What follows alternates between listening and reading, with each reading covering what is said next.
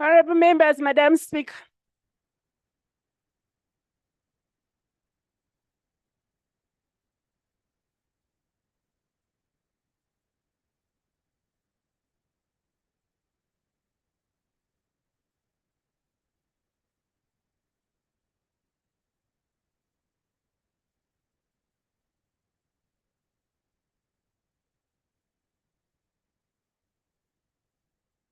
Prayer. Almighty God, who in your infinite wisdom and providential goodness have appointed the offices of leaders and parliaments for the welfare of society and the just government of humanity, we beseech you to look upon with your abundant favor these your servants, whom you have been pleased to call to the performance of such important trusts in this land. Let your blessing descend upon them here assembled, and grant that they may, as in your presence, treat and consider all matters that shall come under their deliberation in so just and faithful a manner as to promote your honor and glory, and to advance the good of those whose interests you've committed to their charge. Amen.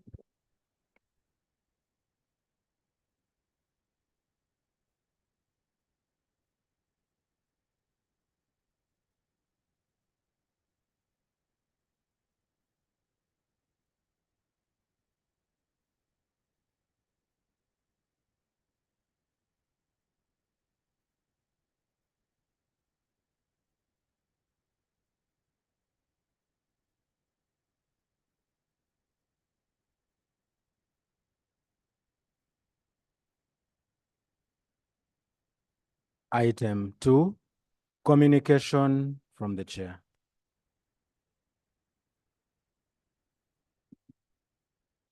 Honorable members, I want to welcome you to this morning sitting.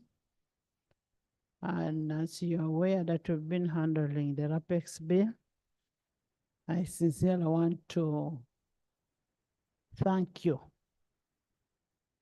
for the commitment you've put into these bills and offsetting the business that has been outstanding. And I want to urge you to continue with that dedication in your work. And we are doing what we ought to do. When we finish the RAPEX bills, if by God's grace we finish today, then we'll start on the tax bills. We need to take our time on the tax bills. Then if we pass one bill on a day, we should be able to pass to handle them systematically. Honorable members, I've been informed of the demise of the former First Lady, that's Nalongo Kasalina Zawede Mwanga, a widow to the 6th President of Uganda, that is the late Paulo Mwanga. On behalf of Parliament and on my own behalf, I relay our condolences to the bereaved family and all the loved ones, and to Uganda, and Uganda at large. May her soul rest in eternal peace, and in memory of the First Lady. Can we stand up and observe a moment?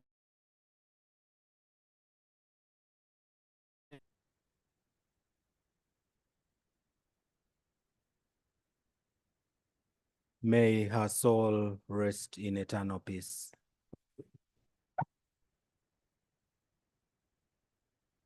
Thank you so much. And we have a very busy order paper. I wish you united liberations. Jonah?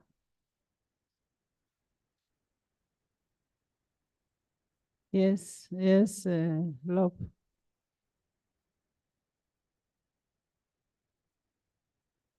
Thank you, Right Honorable Speaker.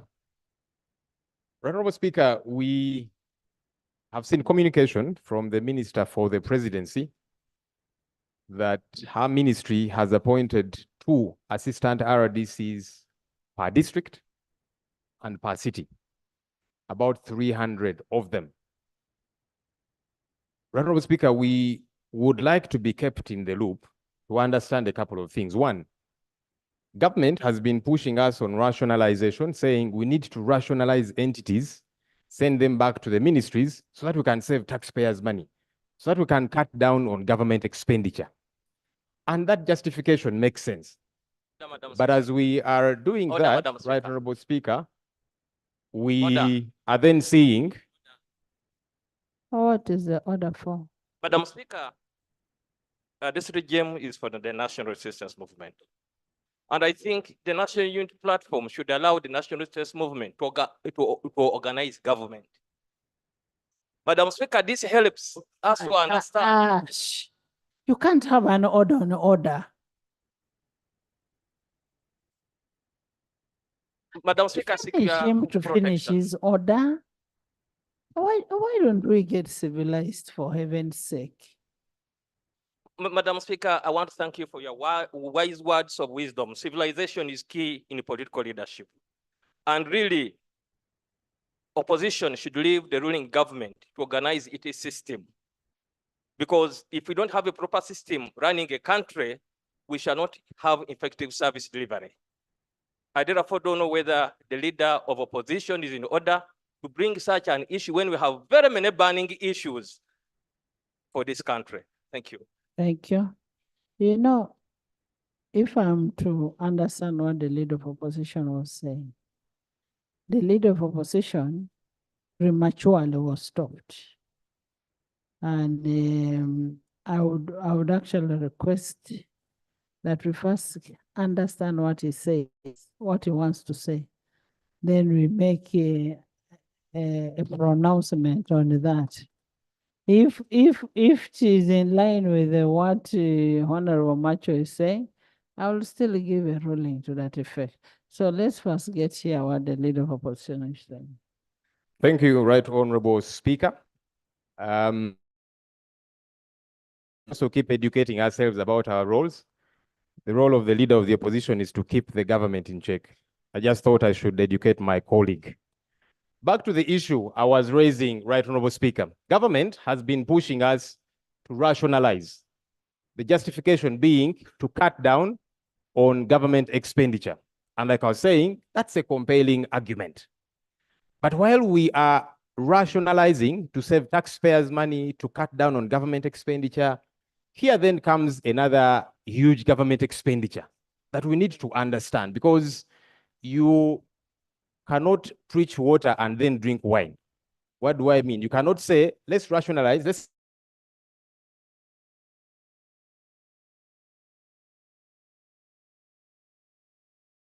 by the taxpayer. What sense does it make, Right Honorable Speaker? What role are the assistant RDCs going to play that RDCs and deputy RDCs cannot play? We need to have a good understanding of that, Right Honorable Speaker. The Minister for the Presidency has said in her communication that the assistant RDCs are going to play 3 roles. Number 1 is to promote patriotism. Number 2 is to carry out mobilization. And number 3, to fight corruption.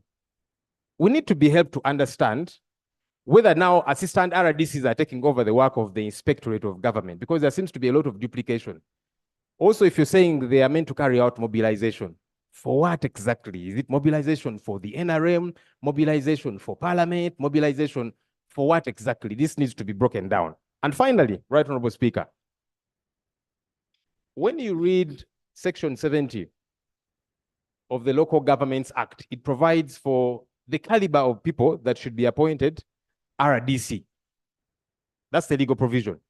But by extension, we can cascade that down to anybody occupying or within the office of the RDC. Section 70 provides that these are meant to be people of high moral integrity, people whose conduct is not questionable. One of the people that have been appointed to this position, which we are yet to fully understand as assistant RDC, is Ewaniga Chisachya-Mukama. This person posted as assistant RDC to Gomba district. Honorable Speaker, in 2021, videos made rounds of this person. Honorable, just a minute. You're raising a very, very important point. Very important point. But I want to ask the government chief whip we have so many ministers under that docket. I don't want him to involve himself. Let him call for us, the minister involved. Because you're going to repeat the same thing. You're going to repeat the same thing. You wait and you bring it as a debate.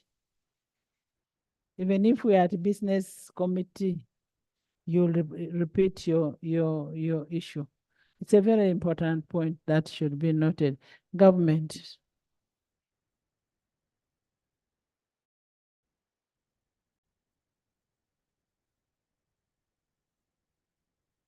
Right Honorable Speaker,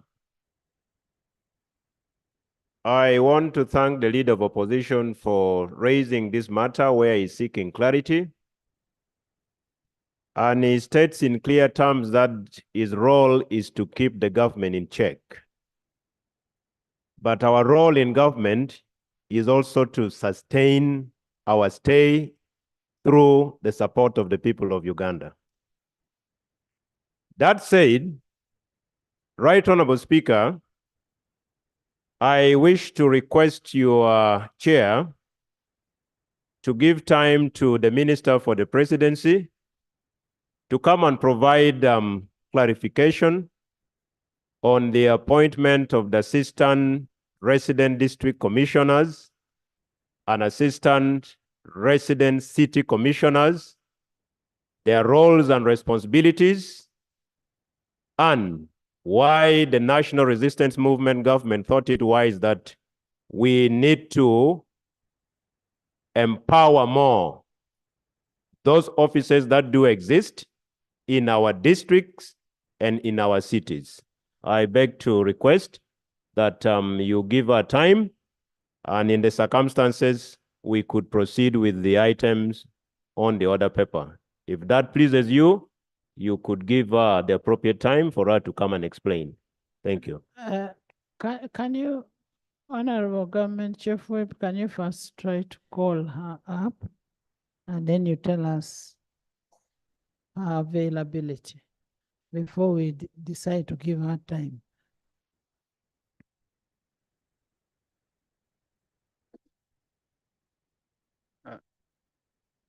Madam Speaker, I just wanted to make a comment on what the LOP has said, but also the House to keep reflecting on this particular issue.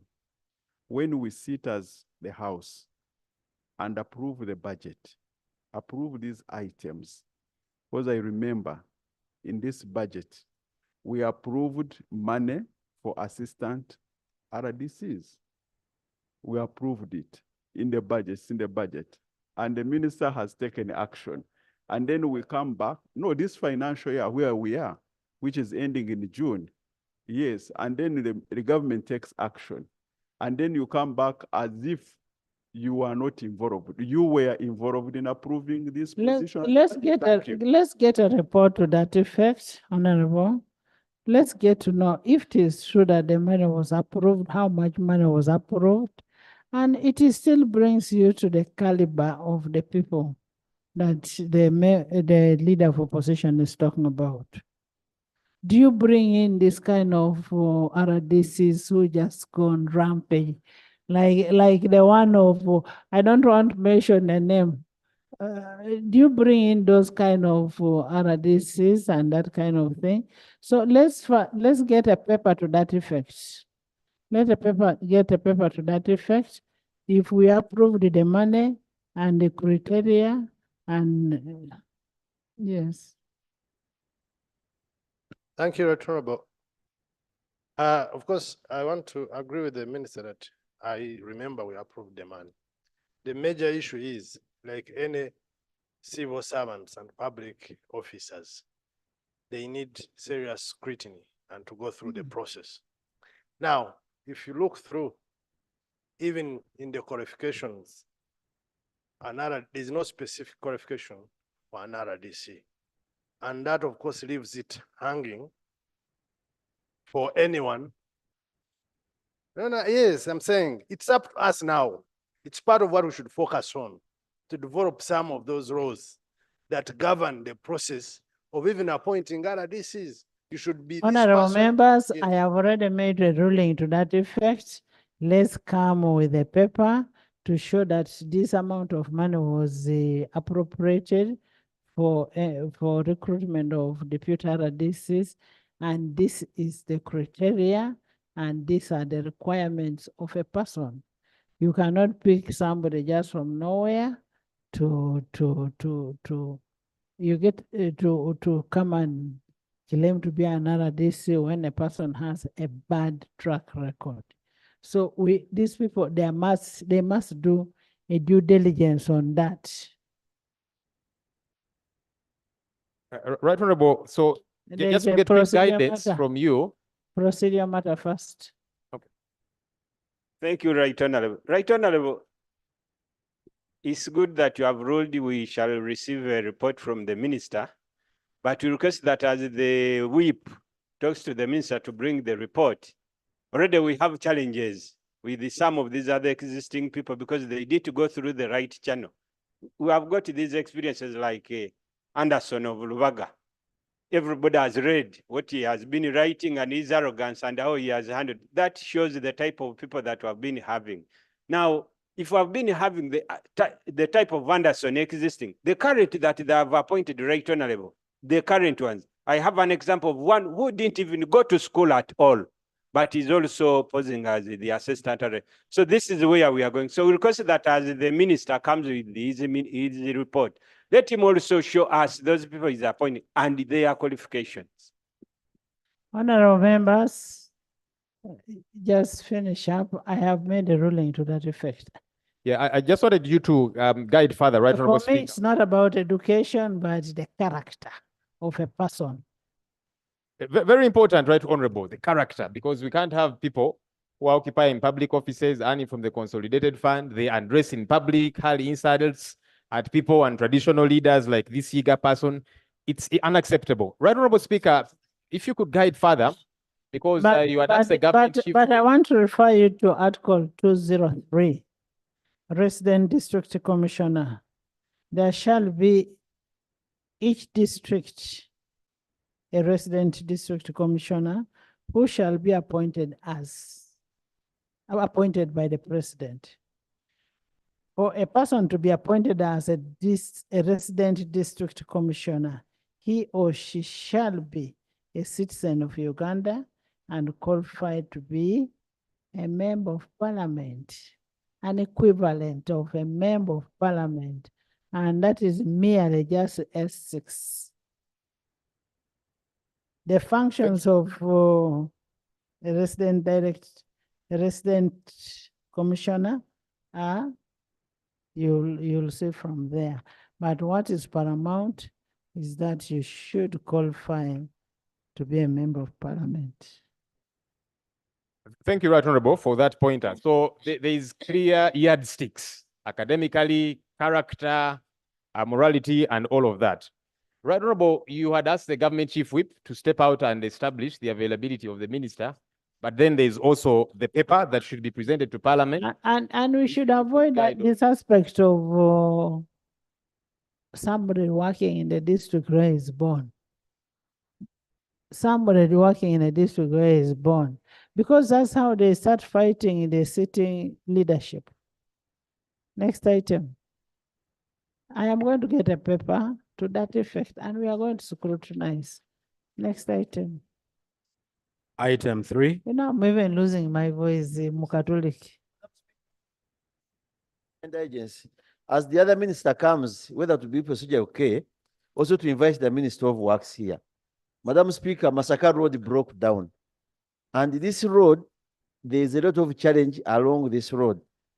And Madam Speaker, they worked on the bridge of Katonga, but ever since they put a provision, they are not doing anything ever since then. It is also sinking day by day. But what is happening, people are suffering. most of this road, most of the parts of this road are breaking day by day, but UNRA is not doing very well. Let's So discuss that when we are discussing the rationalization of UNRA, Yeah, but Madam which Speaker, will be by around midday. We shall discuss that, and you may not put all the blame on UNRA because the money has to be released. They cannot do more than what they can. Honorable Minister, when will the minister bring a report?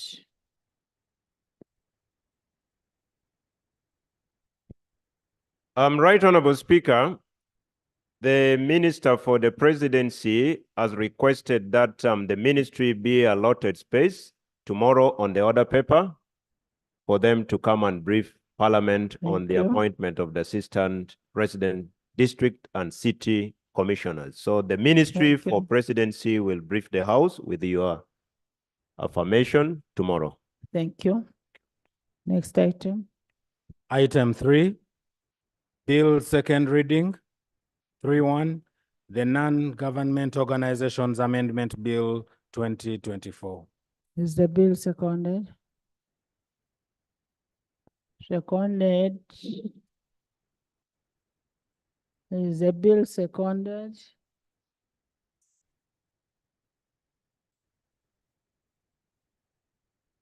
Okay, Minister, first move the bill, then I will want to do to second it. Right, Honorable Speaker and Honorable Members, I beg to move that the bill entitled the Non-Government Organizations Amendment Bill 2024 be read for the second time. Seconded by Nathan Byanyima.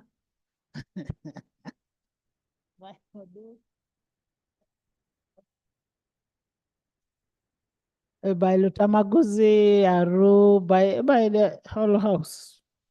Please, would you speak to your motion? Right, Honorable Speaker, the purpose of the bill is to rationalize government agencies and attendant expenditure, public expenditure, but in particular to mainstream the activities of the NGO Bureau into the Ministry for Internal Affairs. Honorable Chair, I am also informed that this bill has a minority report. So we'll hear a summary of both. Right, Honorable Speaker, permit me to lay on table the minutes. The committee sat and processed the bill, and permit me, Right Honorable Speaker, to lay on table the minutes and the copy of the report. I beg to lay. Right Honorable Speaker, I am also duly informed that there's a minority report.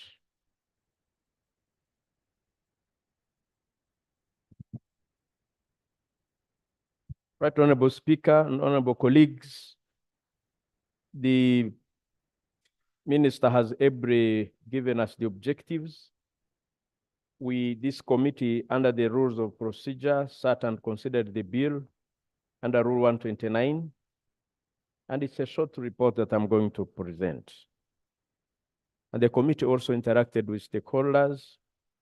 The background of the amendment bill is, the report was uploaded last week, so I have a feeling that honorable colleagues have ably interacted with the report.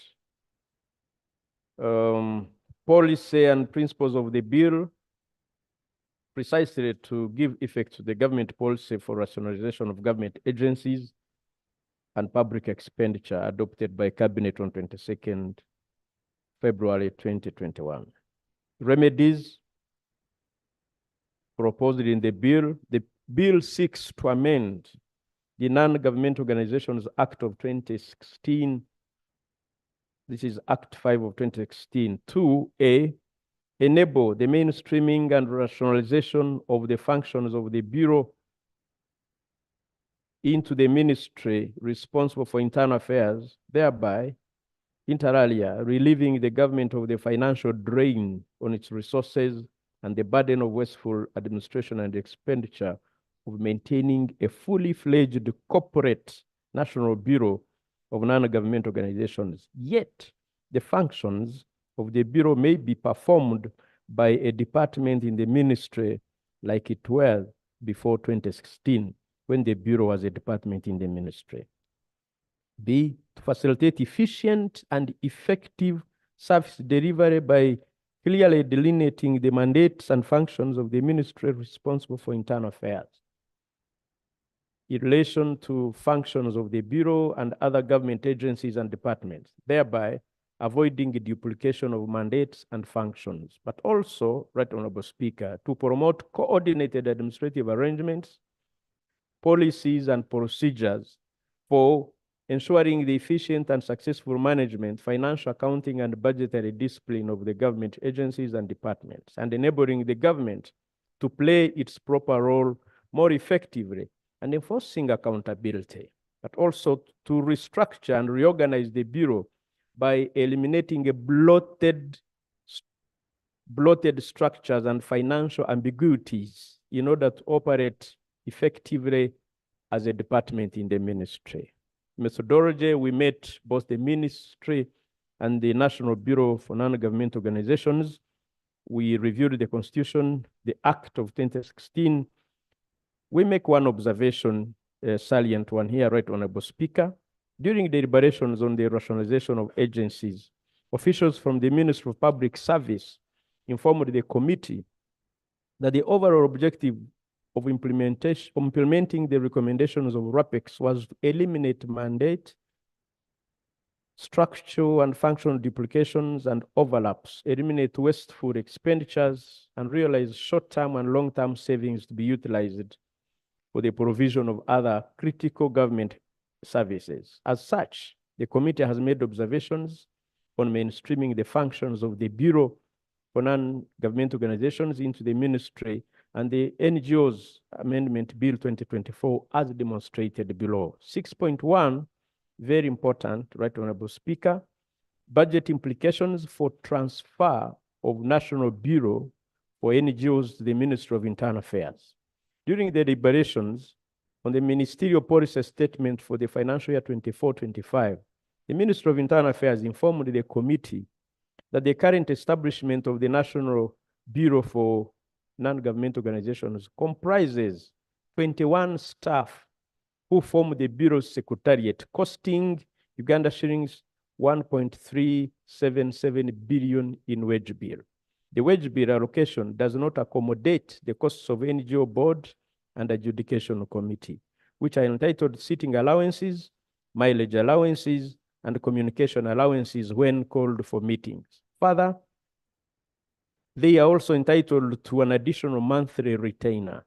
The ministry further informed the committee that the lack of provision for funds for these allowances and the NGO board and adjudication committee had accumulated areas of 1.173 billion. Additionally, the ministry informed the committee that the NTR collected by the Bureau from the NGOs has been growing steadily over the years, as demonstrated in the table below. That was attributed to the increased number of NGOs applying for certificates and permits. According to the ministry, the NGO mandate, the NGO database as of 31st December 2023 indicated a number of 5,916 NGOs duly registered. The committee observes that mainstreaming the Bureau into Ministry of Internal Affairs Department will save the ministry from accumulating areas and costs of facilitating the NGO board and adjudication committee, whose budget is not funded. The NTR collected from the NGO registration will also be mainstreamed in the budget. Our recommendation, Right Honorable Speaker, is that the Bureau of NGOs be mainstreamed as a department in the Ministry of Internal Affairs. 6.2, dissolution of National Bureau of NGOs and composition of the Bureau. The committee observed that the bill proposes to dissolve National Bureau of NGOs established under Act 5 of 2016 as a distinct entity and provides for the existence as a government department within the structure of the ministry responsible for internal affairs.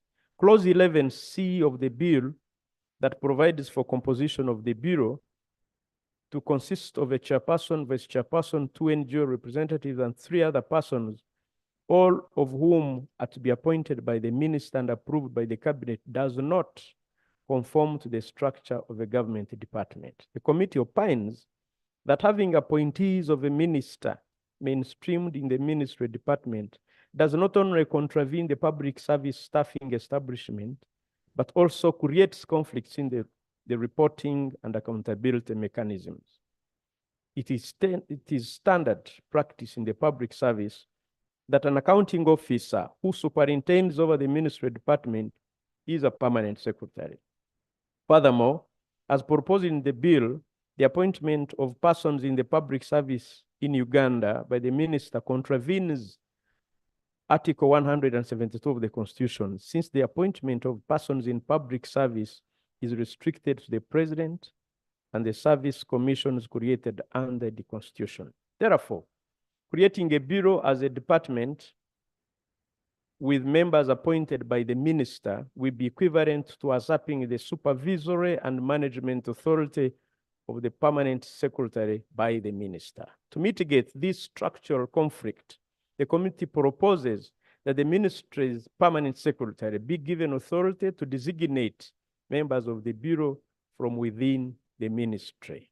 We recommend, Right Honorable Speaker and Honorable colleagues, that proposal in clause 11 be dropped and the permanent secretary be granted authority to designate members of the bureau from within the ministry. In conclusion, the committee reviewed the bill and made proposals deemed fit to achieve the set objectives of RAPEX. Therefore, the committee recommends that the bill be considered for second reading, subject to the proposed amendments attached here to, and any other modifications that this August House may propose and approve. I beg to report. Thank you. Thank you, Chair. And we hear from the minority report. Thank you, Right Honorable Speaker. Right Honorable Speaker, the minority report is brief. I will probably not go through the introduction and the background, because it is also in the main report. Probably I would just say that the bill was established with the most significant mandate of regulating, coordinating, monitoring, inspecting, and overseeing all the activities of the non-governmental organization sector in the country to mitigate serious threats posed on indigenous traditions and practices that undermine sovereignty, peace, and stability.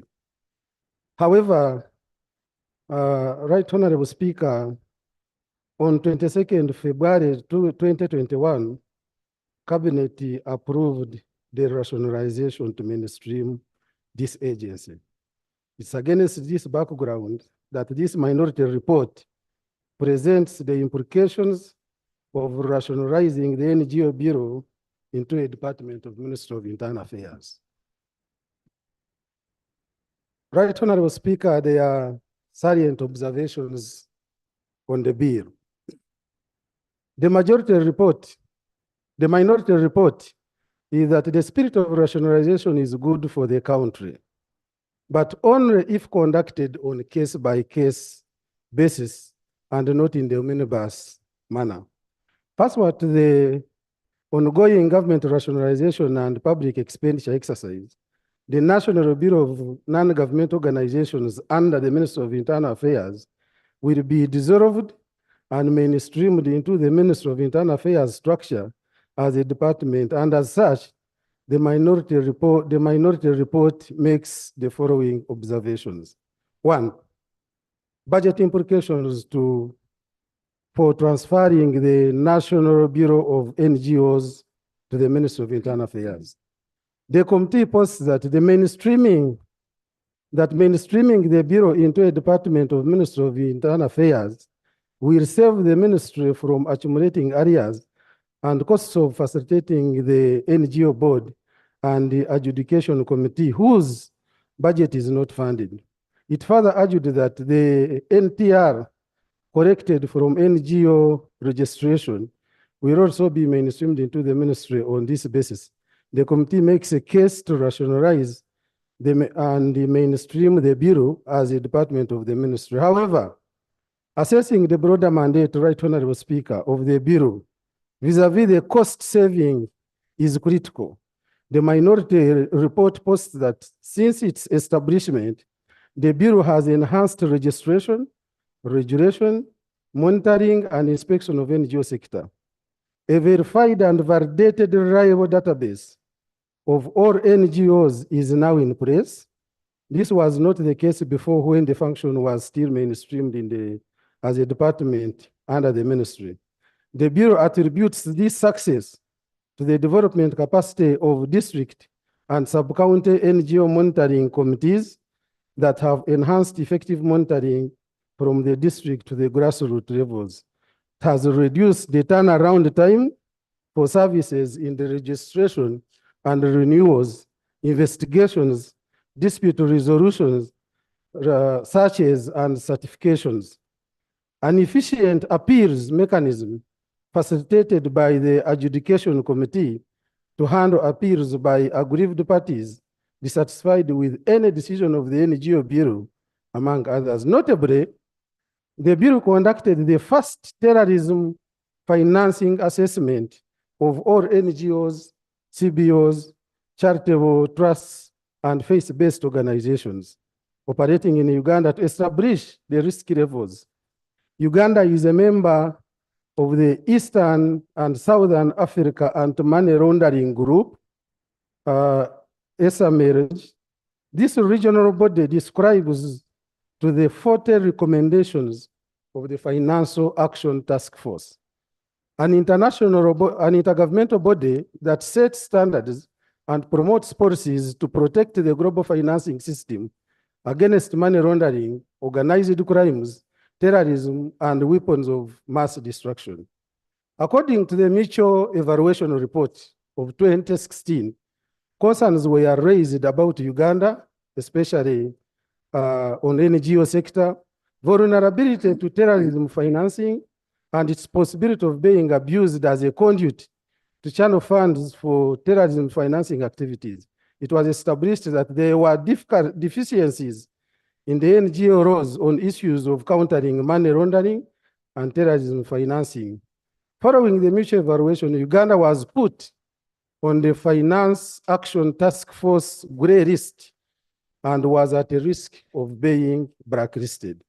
The implications include strict scrutiny of financial transactions originating from Uganda, which results in high transaction costs and delays in completing transactions, difficulty in accessing loans of international lenders, and exclusion from the Society for Worldwide Interbank Financing Telecommunication, all which negatively impacts on Uganda international trade.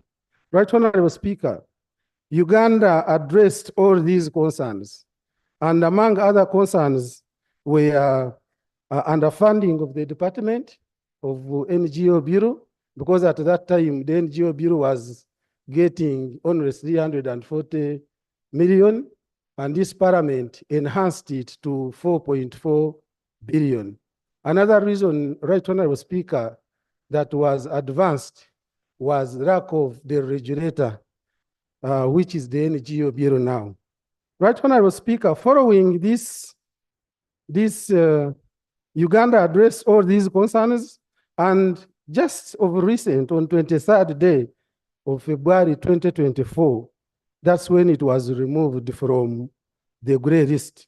Following this decision, the Financial Action Task Force demanded Uganda to remove NGOs from the accountable persons list which is under the second schedule, section 1 of the Anti-Money Laundering Act. Therefore, the minority concerns is that if the NGO Bureau for if the National Bureau for NGOs is dissolved, Yet the NGOs are to be removed from the list of accountable persons. It is not going to be dissolved. It is going to be mainstreamed. But they are These are two different words. no right. There is dissolution and mainstreaming. Right. And when you mainstream, it becomes a department in another, in the main ministry. So when you're talking, talk about mainstreaming, not dissolution. Right, Honorable Speaker, here I'm talking about the board, because they are proposing that the bill is proposing that the board be dissolved. And this is the critical time when the international body is already demanding Uganda as a country to remove NGOs from the list of accountable persons. And there will be a high risk gap created that will undo all the positive contributions achieved by overseeing these NGOs' operations in Uganda. The minority would like to point out the certificate of financial implication issued for NGO Amendment Bill 2024. It assumes that the 26 staff will be laid off, and it is only estimated at 2.7 billion for retrenchment costs. Severance packages will be borne by the government against the estimated savings, and they expected to save 4.4 billion, which is the entire budget for the NGO Bureau, including wage. And this does not address the evident broader mandate to regulate the growing and highly funded sector. Right, Honorable Speaker, attempting to adjourn the case of decentralized departmentalization would imply that the Bureau as a department would have to institute a similar infrastructure to fulfill this mandate at a broader scale, which means that the ministry would have to recruit even more personnel and establish departmental, regional, and district offices, resulting in high wage bill for the government and effectively not achieving the spirit of RAPEX. Also having a department whose decision-making structure is subject to the high technical authority, which is preoccupied with several other critical issues as mandated by law, would create long lead time in decision-making, effective operations, and overseeing activities in NGO. Recommendation: the minority recommends that the current establishment of the NGO, of National Bureau of NGOs, be maintained, considering the vulnerability within the sector and the need to comply with international obligations.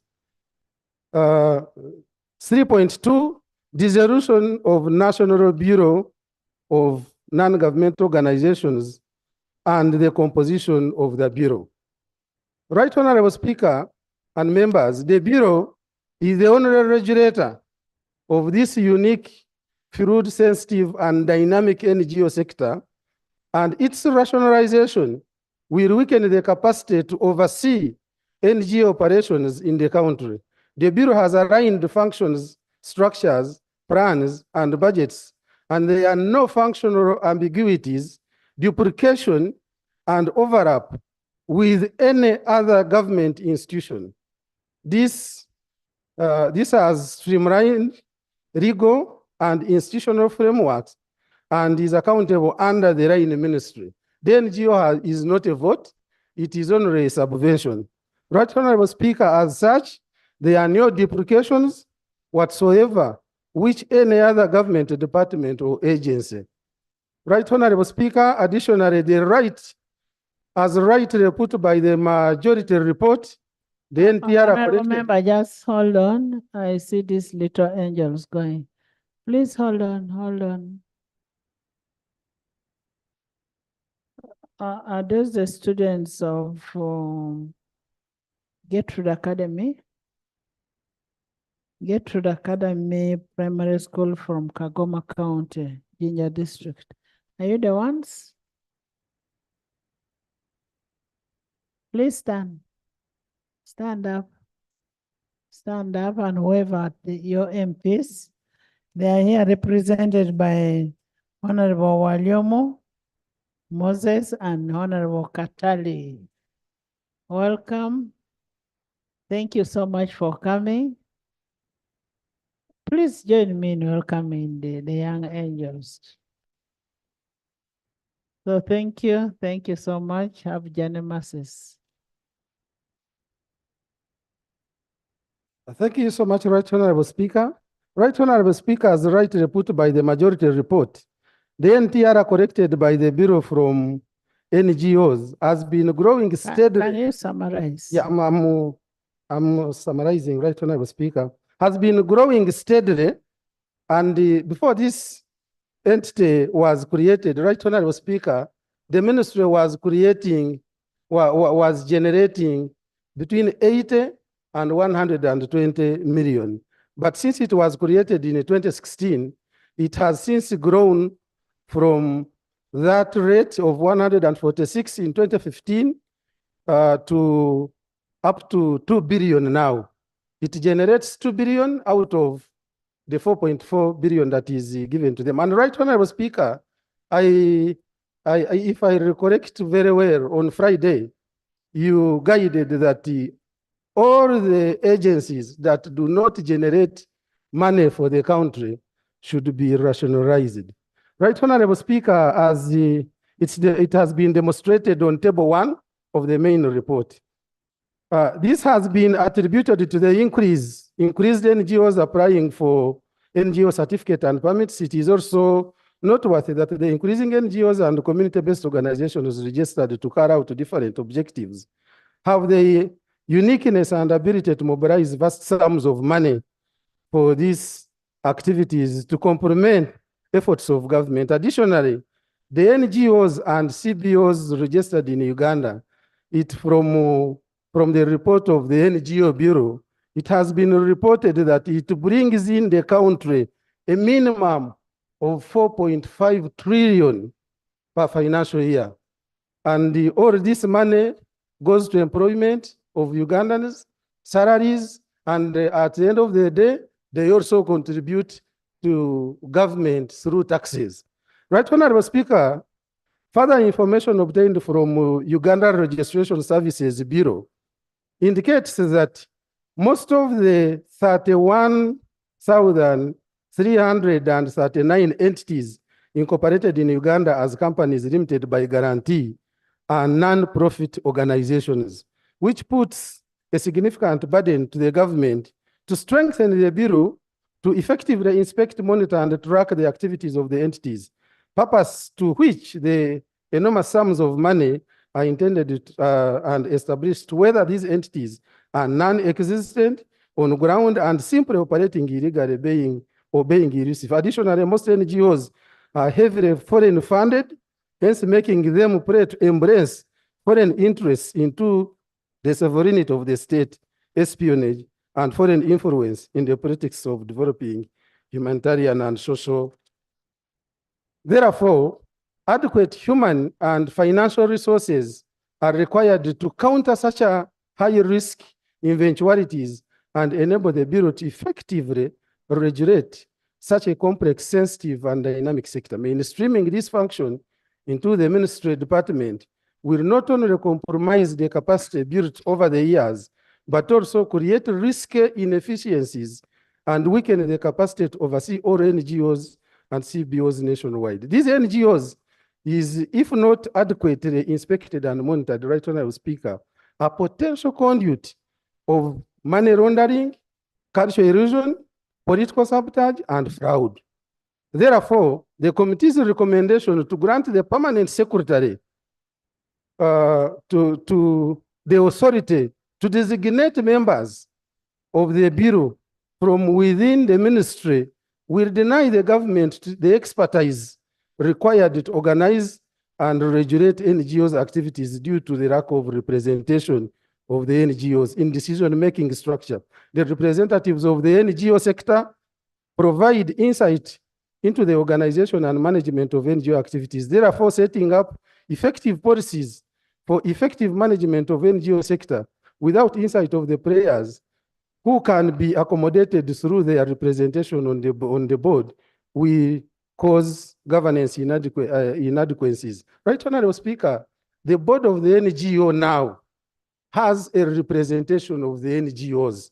And now they are proposing that it should be That's removed. a report, eh? Yes, Right Honorable Speaker, it is minority concern that mainstreaming the Bureau as a department will deny the country the unique specialized expertise required to oversee a rather complex and dynamic NGO sector. The current establishment provides a more robust edge against the high risk associated with the growing NGO sector. The Bureau only requires strengthening and adequate funding, otherwise making it a department will subject its planning and budget to the priority needs of the ministry, which already has a broader mandate. Recommendation. Therefore, the minority recommends that the National Bureau for NGOs be excluded from rationalization because mainstreaming it into the ministry as a department would jeopardize the already built capacity and potentially compromise the country's national security. In conclusion, Right Honorable Speaker, the committee reviewed the bill and made proposals deemed fit to achieve the set objectives of RAPIX.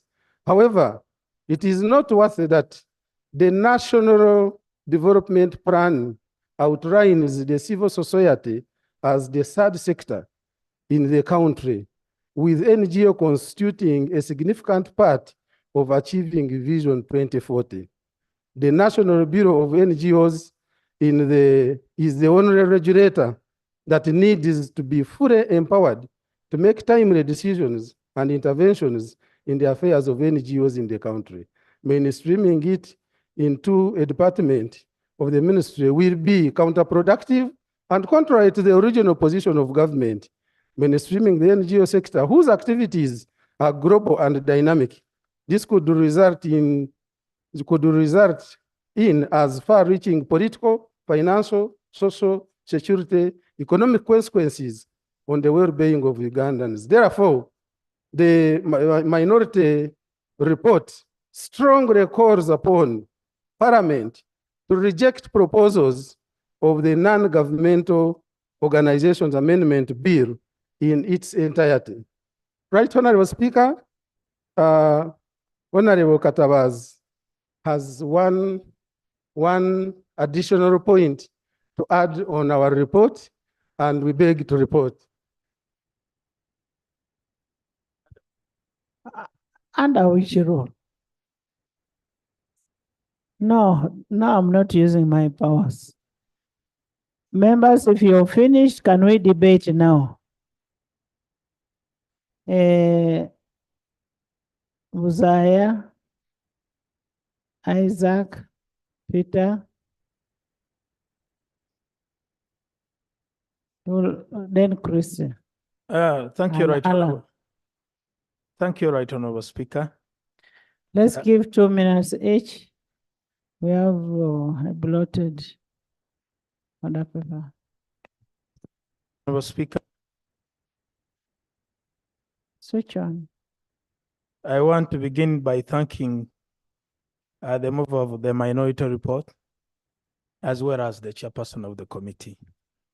Right Honorable Speaker, the rationale for rationalizing these agencies is majorly cost saving and efficiency. Right Honorable Speaker, if you look at the two reports, both from the chairperson of the committee and the minority report, the one of the minority report has given us the multiplier effect of having the bill in existence by giving us statistics of 4.5 trillion that comes into the country as a result of efficiency of the bill. Right Honorable Speaker. How does it come into the country? Is it through these NGOs? Through the windows, not through the main doors. No, I'm saying, how does it come to the country? And I want you people to be very, very careful when you're talking about NGOs. NGOs. This is where money is being laundered into the country. This is how homosexuality money is coming into the country. This is how this money. I want you to be very, very careful when you're talking about this. Thank you, Right Honorable Speaker. Right Honorable Speaker. I am not debating. Right, Right Honorable Speaker. In my constituency, I have a number of NGOs who are actually doing a good job. I have not actually come across any information regarding those that are supporting fun activities in my constituency. However, Right Honorable Speaker, I will agree with the majority report. That is by conceding, Right Honorable Speaker. Otherwise, Honorable members, these reports that we are looking at are basically informative. Next. Yes, Cow. Thank you, Honorable Speaker. First of all, I want to thank the mover of the motion, and I want to support that the NGO should be, the bill should be mainstreamed. The question here is that it has been doing supplementary work for the government, and now it's coming in the mainstream of the ministry. I want to be very brief because when you come to the minority report, it mangles up the objectives and the purpose of the merger. Because when it talks of the budget implication and the financial inflows, it seems to be overlooking the mandate of the finance intelligence, the finance intelligence. We have financial intelligence tracking system in this country, which looks at all the inflows of the funds, and also it knows who's to look at the financial laundering, which can affect the national objectives. So to me, I think that the mainstreaming is very important, and also will improve on the national objectives of this country. When we allow the NGOs to operate separate from the state, then you'll find that the objectives of our nation, protection of our people, will be muddled through. So to me, I believe that the mainstreaming is very, very critical and should be allowed. Thank you, Peter. Peter? Thank you, Right Honorable Speaker. I want to give information to this House that the minority report rightly points out that 4.4 billion shillings was given to NGO for its activities. But I also want to inform this House that 3.4 billion was spent on rent, that the Bureau takes on the entire floor of You're a member of the committee? Yes, so I want to give the information to the yes. That's why I'm giving the information. I'm not debating. I am only giving out the information. No, let him give the information. Second, thank you, Right Honorable Speaker. Secondly, Right Honorable Speaker, he's giving you I'm the giving minority information to the House for the House to make an informed position. Thank you, Right Honorable Speaker. Secondly, for He's Uganda, making a maiden speech. Right Honorable Speaker, secondly, you find that when this House did amend the Anti-Money Laundering Act and Anti-Terrorism Act, this is what helped Uganda to leave the gray list. So that's the information I wanted to provide. Sarah Asomani.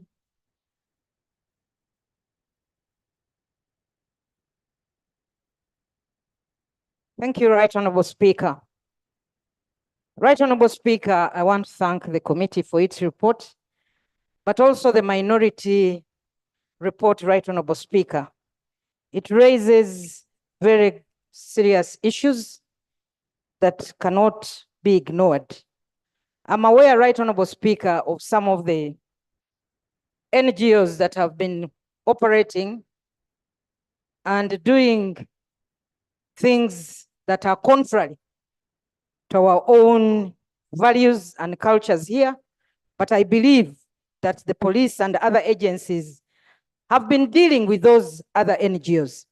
The NGOs, Right Honorable Speaker, employ quite a number of people in this country. But my concern, Right Honorable Speaker, is that there is dual registration. Most of the NGOs register with the NGO board, but also at the same time register with the Uganda Registration Services Bureau. And the certificate of financial implication that was issued, Right Honorable Speaker, does not actually tell us how much we are going to save. Because if you are going to mainstream this into a department, you are going to employ some people to continue handling this work of the NGOs. So I find first and foremost this certificate that was issued defective because it doesn't tell us the actual cost of this entire rationalization. But also, no. Secondly, Right Honorable Speaker, we are looking at 4.4 billion shillings as a savings. According to this certificate, the amount spent on rent is 1 billion shillings, Right Honorable Speaker, not 4 billion, as said by the previous speaker. So I am just wondering, why don't we then allow Uganda Registration Services Bureau to handle this registration of NGOs? Because actually the NGOs do file returns with the Uganda Registration Services Is Bureau. that what is proposed in the bill? It's Is not that there. in the original bill? Do we have powers to make amendment on the floor? Yes. On the case of Sarah. I thought you're more senior than all of us here. Honorable Christine. Thank you, Right Honorable Speaker. Right Honorable Speaker, I'm supporting the minority bill. Right Honorable Speaker, report. Right Honorable Speaker, we are battling with the issue of timely inspection. When you look at NGOs that have annoyed us, that bring in funny money, it will be very difficult for timely inspection of their activities and also timely inspection of fake monies to them. Right Honorable Speaker, look at the NGOs, non-government organizations. We would be strengthening them while taking them away and ensuring that they maintain their watchdog function. Non-government organizations, the moment they are board, which board comprises of a representative from the National NGO Forum, which National NGO Forum has district NGO fora, it will be a very difficult moment once that board is resolved. The touch of the non-governance is going to get lost. Right, Honorable Speaker. So you're saying we should retain it as it is? We should retain it as it is because they are bound by donors. Donors and their specifications sometimes need timely responses. And we know the contribution in terms of fundraising for this nation, especially now that most of the departments don't really matter a lot in some of these international donors' faces. So we would use this hand and strengthen it.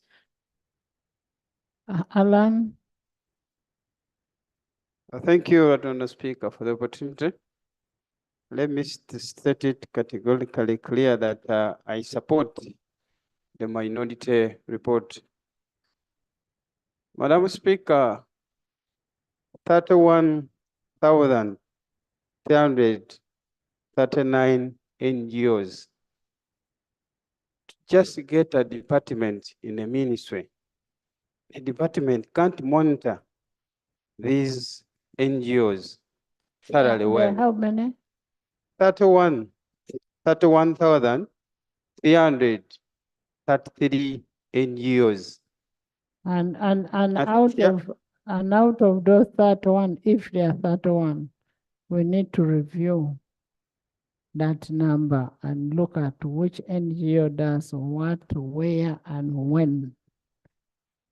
So, Madam Speaker, just a department in the ministry, it is clear you can see that the department can't monitor these NGOs. I therefore support that the entity should remain, should not be mainstreamed. And lastly, when you look at the 4.5 trillion annual remitted to the consolidated, this is a huge amount of money. Therefore, I support the minority report that this entity should not be mainstreamed. Thank you. Thank you, Asmani. Osman. Right, Honourable Speaker, you had given me opportunity earlier, but I think you had forgotten. Right, Honourable Speaker, I want to support the majority view, the report of the committee by the chairperson. I'm not so sure whether we have many experiences dealing with the NGO board. Right, Honourable Speaker, when you look at the arguments being put here, I want colleagues who have dealt with the NGO board to provide information.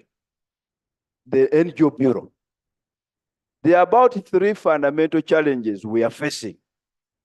Number one, excessive bureaucracy. Right, Honourable Speaker, getting information or renewal of licenses from the NGO Bureau is extremely difficult.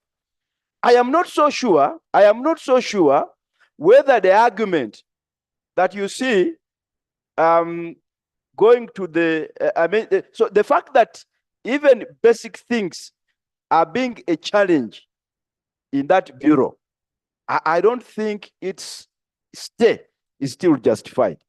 Number two, Right, Honourable Speaker, there has been the argument that you see, the financial argument. And you see, the financial argument has been made across. First, correct. Which report are you supporting? Right, Honourable Speaker. Right, Honourable Speaker. Because what you're speaking is in favor of the main report, majority report. No, exactly. But you're saying you're supporting the minority report. No. I was very clear, Right, Honourable Speaker. And you know I am sober. I was very clear. I support.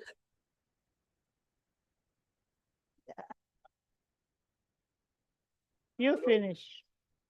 You finish. Right, Honourable Speaker. Right, Honourable Speaker. The argument being raised, which is financial, from the minority report, that argument has been addressed even with the other agencies. And I understand and I've heard here the government being very clear on the ability to address the issue related to finances. But the fundamental issue, Right, Honourable Speaker, is if government is saying they have capacity to accommodate an agency as a department within its systems and procedures, who are you? Who are you? Who are you to say, no, that will not happen? I therefore, Right, Honourable Speaker, I therefore stand here to support the majority view that the NGO board, the minority view, yes, should be rationalized. Mainstream. Yes, there's a motion. Thank you, Madam Speaker. I move under Rule 81 that the question now be put because we have to make a decision as a committee. Honestly, we have the same arguments. So the best is that we put the question be put and we decide by a vote. Thank you so much, Madam Speaker. Thank you. Seconded. Seconded by Peter, by Singiro, Isaac, Madam Speaker, some of us want to bring our experience. Manuel. Manuel, by Olanya, by the whole front bench, by General. Congratulations, General, for becoming a presidential advisor. Yes. By Hanifa. Honorable, you'll vote to the question. You know what we have always done? We vote to the question. If you don't want it, I put a question that the non-governmental organization Amendment Bill 2024 be read for the second time. Those in favor say on the control line. The ayes have it. The Non-Governmental Organizations Amendment Bill 2024, Bills Committee State.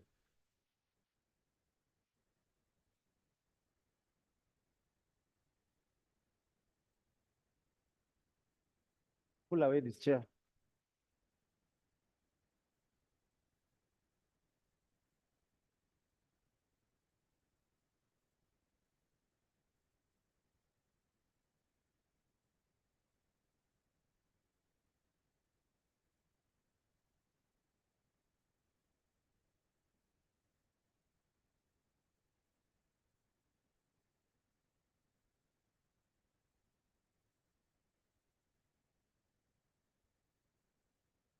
New clause.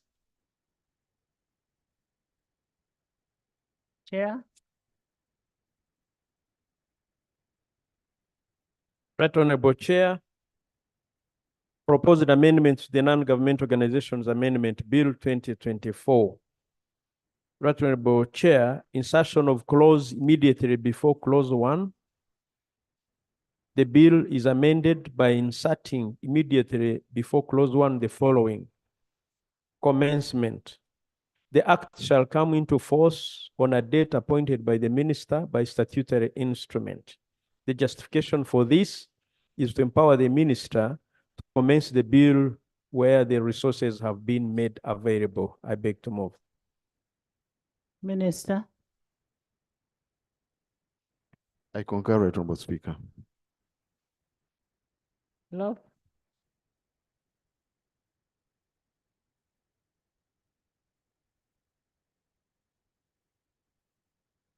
This particular one is not controversial, Right Honorable. I put a question that the proposed new clause stands part of the bill. Those in favor say on the contrary, nay. The ayes have it. Clause 1. Clause 1, I put a question that clause 1 stands part of the bill. Those in favor say on the contrary, nay. The ayes have it. Clause 2. I put a question that clause 2 stands part of the bill.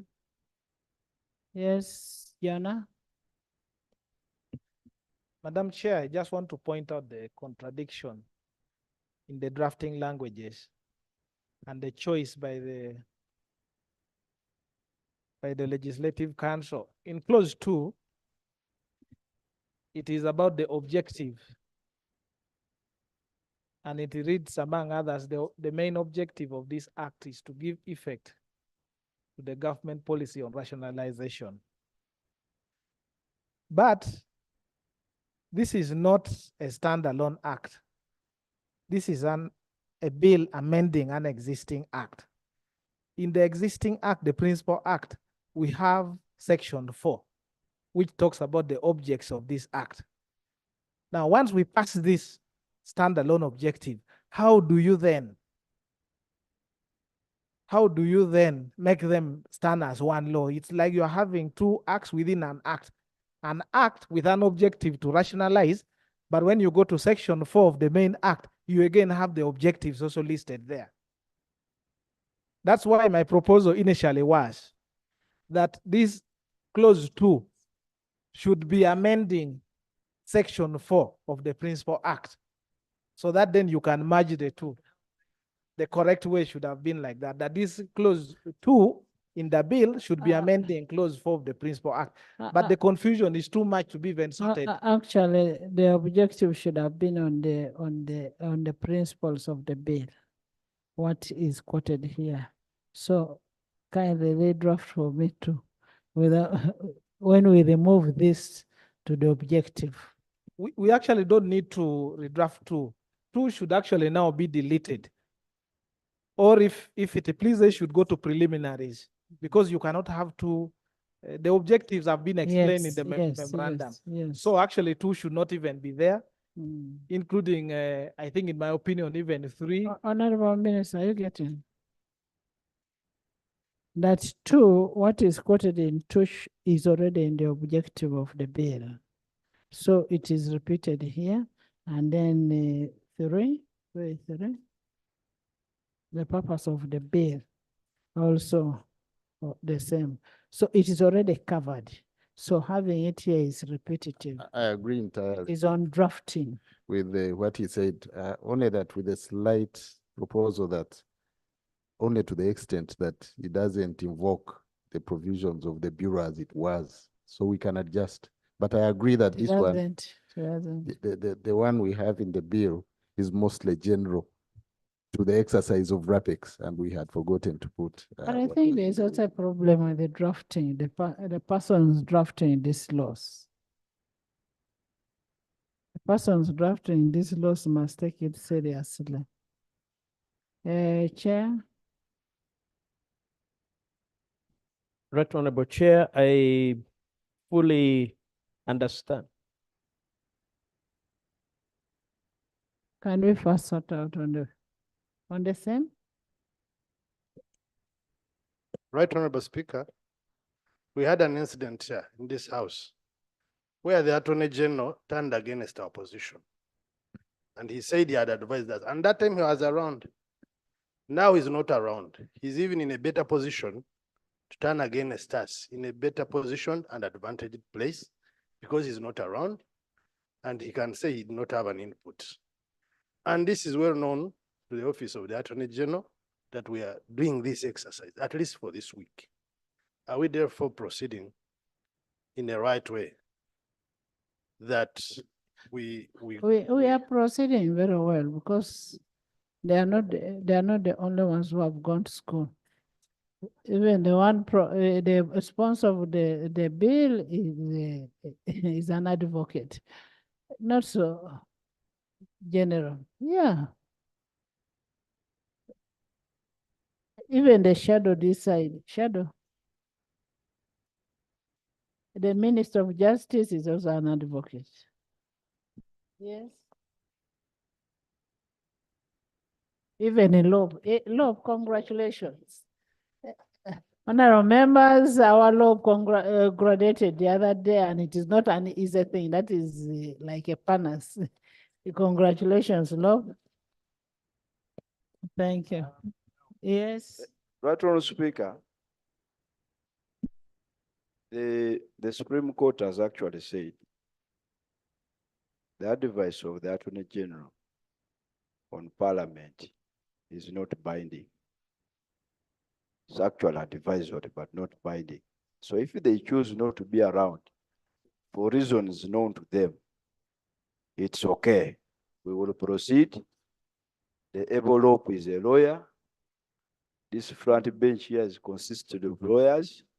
We will proceed, Right Honorable. So you have guided well, Right Honorable Speaker. Even the chair. By the way, the chair of the committee has a first class in the law. Yes. So we are proceeding well. Honorable member, are you okay with the deletion? The minister, are you okay with the deletion? I pronounce I'm okay with the amendment proposed. Thank you. By Honorable Dur. I concur with the I put a question that clause to be deleted as proposed by Honorable Dur. Those in favor say on the contrary, nay. Those in favor say on the contrary, nay. The ayes have it. Clause 3. Clause 3, same. Clause 3, Right Honorable Chair. Same. Purpose of the amendment of the Act 5 of 2016. Clause 3 is amended in subclause 2 by deleting the following words: Board of Directors of the justification for this, Chair and honorable colleagues, is to remove the reference to the Board of Directors since it's not a distinct legal entity. I beg propose. Jonah?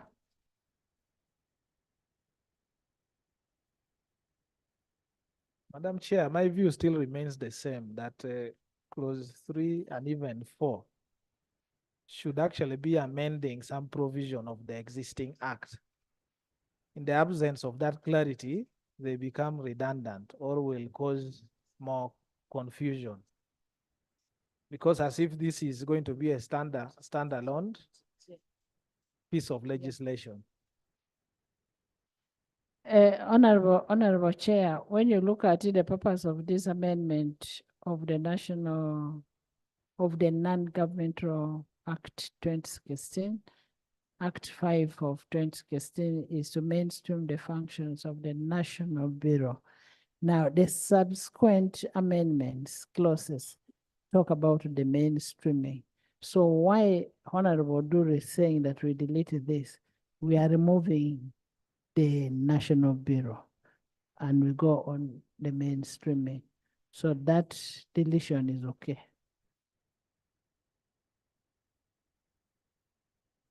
It becomes consequential to the to two.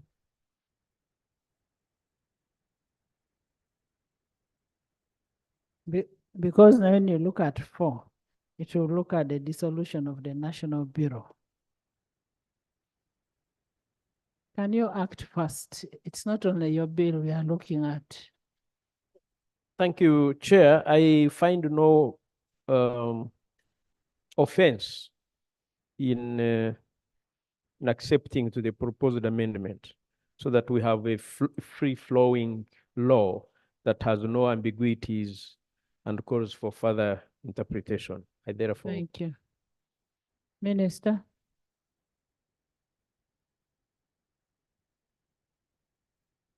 Right, Honorable Speaker. Thank you. I put a question that clause 3 be deleted as proposed by Honorable Du. Those in favor say on the contrary, nay. The ayes have it. Clause 4. Clause 4.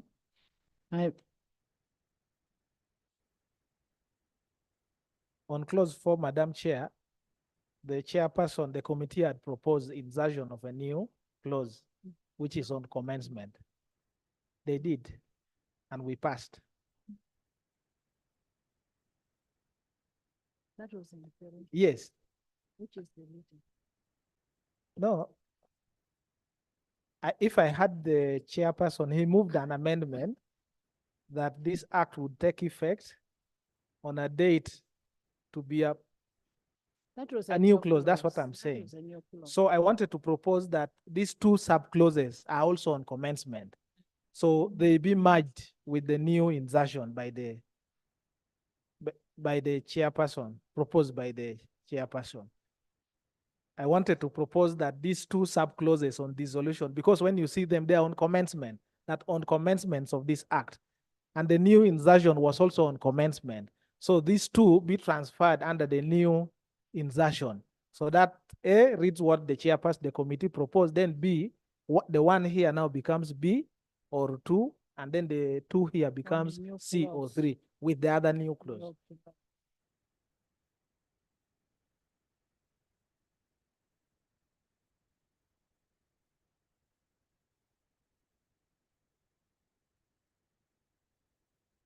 I'm not really committing. Madam Chair, if we pass this if we pass it, the principle here, the drafting team can then ensure that the spirit is captured. Yes. Yeah, so we pass okay. it as it is, but then it comes under commencement. Yes, the drafting team should put it together. Clause 4, I put a question that clause 4 stands part of the bill. Those in favor say on the contrary, nay. The ayes have it. Clause 5. Clause 5. Chair, clause 5, amendment of long title, Act 5 of 2016. Clause 5 is substituted with the following. 5, amendment of long title to Act 5 of 2016. The long title to the Non-Government Organizations Act 2016 herein after referred to as the Principal Act is amended by repealing the phrase provide for the Board of Directors. to make provision for the corporate status of the National Bureau for Non-Government Organizations activities, provide for the board of directors, to provide for the establishment of branches for the Bureau. The justification is to harmonize the long title in the Principal Act with amendments proposed in the bill, including the repeal of the corporate status of the National Bureau for Non-Government Organizations activities, branch offices, and dissolution of the board of directors. I beg to move. Jana?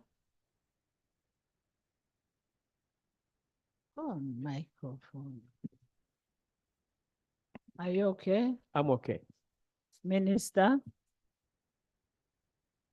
I'm okay, Right Honorable. Jana also on the phone, on mic?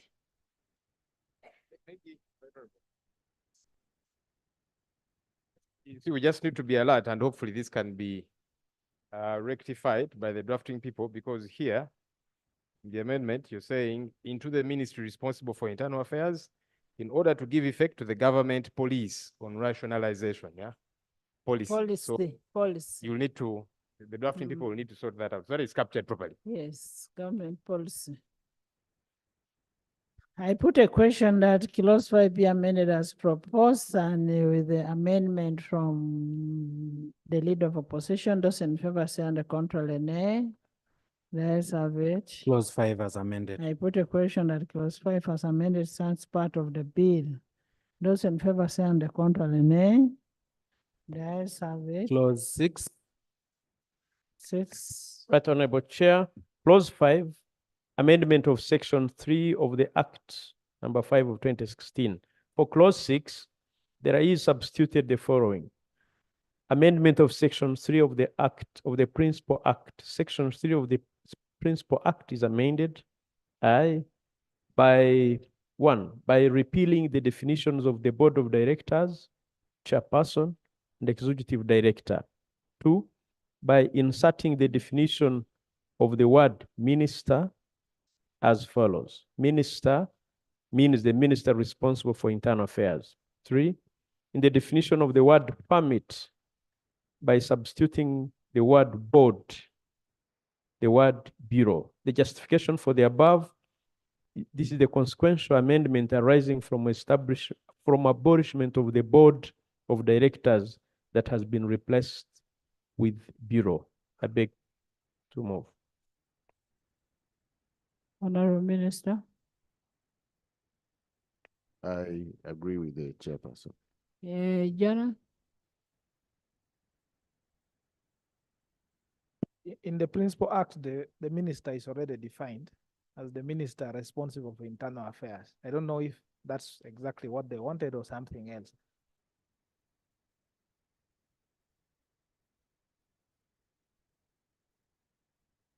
Yeah.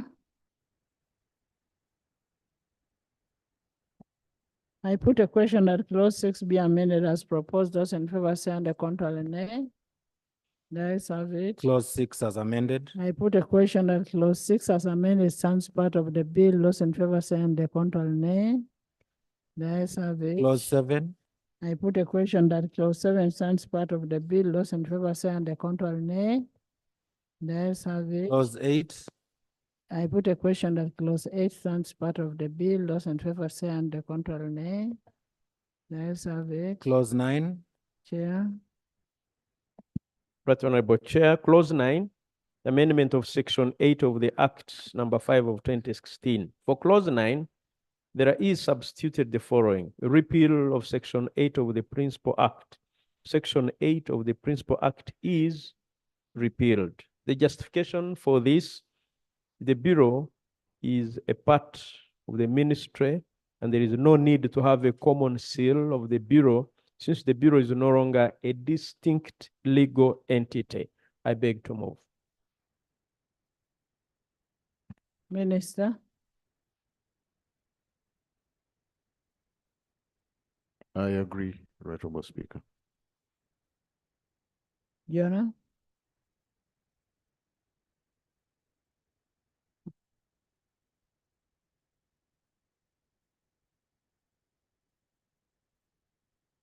Madam Chair, Under 9, I have nothing useful to add. Okay. I put a question that clause 9, I didn't hear from the minister. Minister? I did consent, Right Honorable Speaker, but I was conferring with the chair. The amendment of section 8 here retains the word secretary because to substitute for ED. But I take strong exception against the wording of the amendment as is. I agree with the principle, but the wording needs to be corrected because ED will be replaced by a commissioner, according to public service.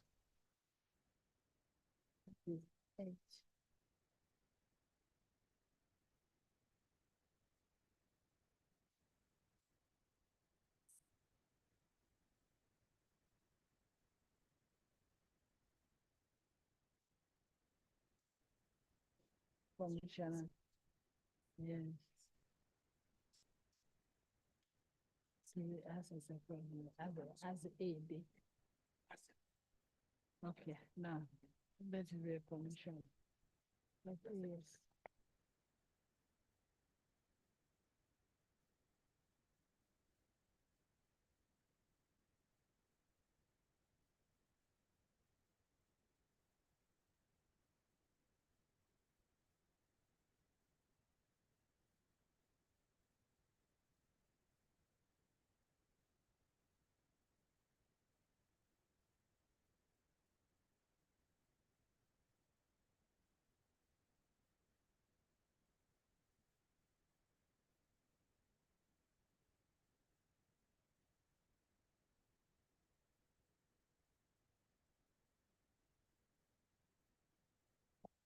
Honorable Minister, the bill is yours to come as a secretary. So you can designate. There's no problem. You can designate administratively as a commissioner.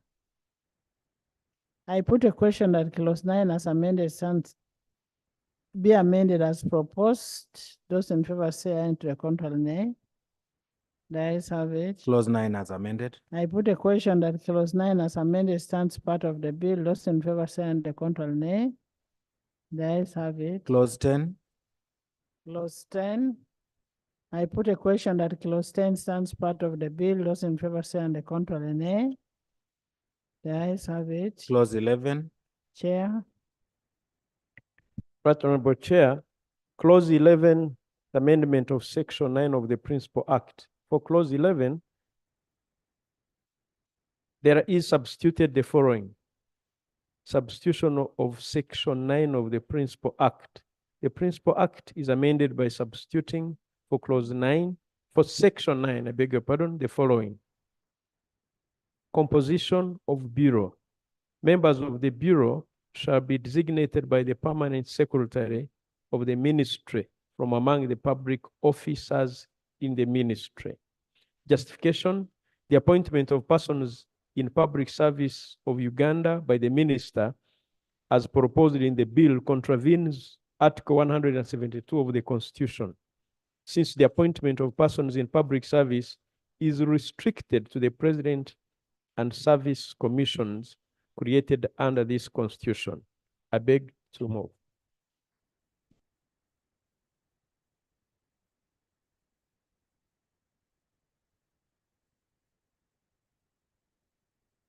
Minister. I concur, Right Honorable Speaker. Jana. Madam Chair, I beg to disagree because these are not strictly public servants in my understanding. This is an ad hoc team that is assembled together to help the minister exercise oversight over the NGOs. And when they are required, they will be asked to come and sit, because as you see, there are already 2 representatives from the non-government organization sector that are going to sit on it, and 3 other persons that may come from out. So my understanding is that this is not strictly an appointment or recruitment into government service. This is The designation. yes, to help the minister exercise the function. For example, if there are complaints, they sit, they recommend. It's not like full-time employment. Let me put it like that. I don't know if it. That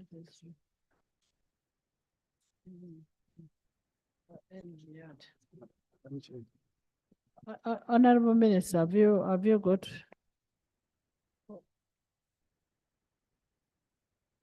I get the logic of the Honorable Duru because of the composition comprises also members of representatives from the NGO forum. And to that extent, qualifying it to public service may be problematic. So we can leave out public servants and just say designated by the PS. We leave the bill the way it is. Yes. We leave until 11. I put a question that clause 11 stands part of the bill. Those in favor say and the contrary nay. The ayes have it. Clause 12. Clause 12. Right Honorable Chair, clause 12 deals with amendment of section 10 of the Principal Act. For clause 12, substituted the following: repeal of section 10 of the Principal Act. Section 10 of the Principal Act is repealed. The justification for that is that the tenure of office of the members of the Bureau is provided under the instruments of the appointment, since they are public officers, and the Bureau is a government department under the ministry. I beg to propose.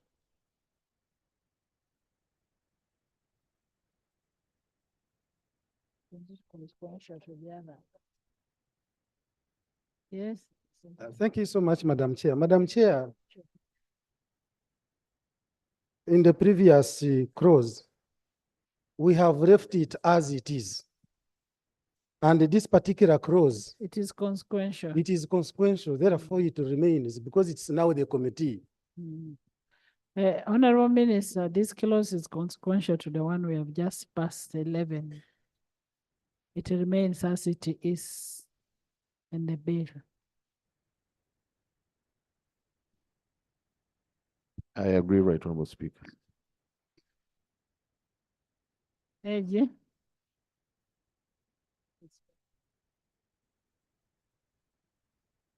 I agree, Right Honorable.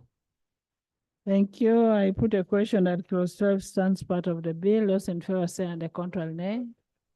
The ayes have it. Clause 13.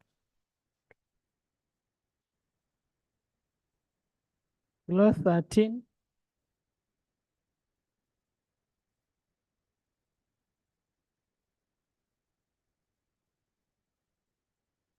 Clause 13. I put a question that clause 13 stands part of the bill. Those in favor say and the contrary nay. The ayes have it. Clause 14. Chair. Right Honorable Chair, clause 14, amendment of section 12 of the Principal Act. Clause 14, there is substituted the following: repeal of section 12 of the Principal Act. Section 12 of the Principal Act is repealed. And the justification we are putting across is that the Bureau shall conduct meetings in accordance with the manner in which the meetings are conducted in the ministry. I beg to propose. That is consequential to 11, so it doesn't need to change.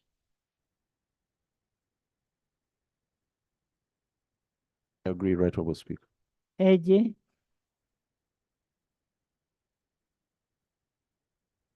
We concede. Thank you. I put a question that clause 14 stands part of the bill. Those in favor say and the contrary nay. The ayes have it. Clause 15. Clause 15, I put a question that clause 15 stands part of the bill. Those in favor say and to the contrary nay. The ayes have it. Clause 16. 16, Chair. Clause 16, the amendment of section 14 of the Principal Act. For clause 16, there is substituted the following: Amendment of Section 14 of the Principal Act. Section 14 of the Principal Act is amended by A, substituting, excuse me, substituting for the word Board of Directors, wherever the word appears in the provision, the word Bureau, and B, inserting immediately after subsection 2 the following.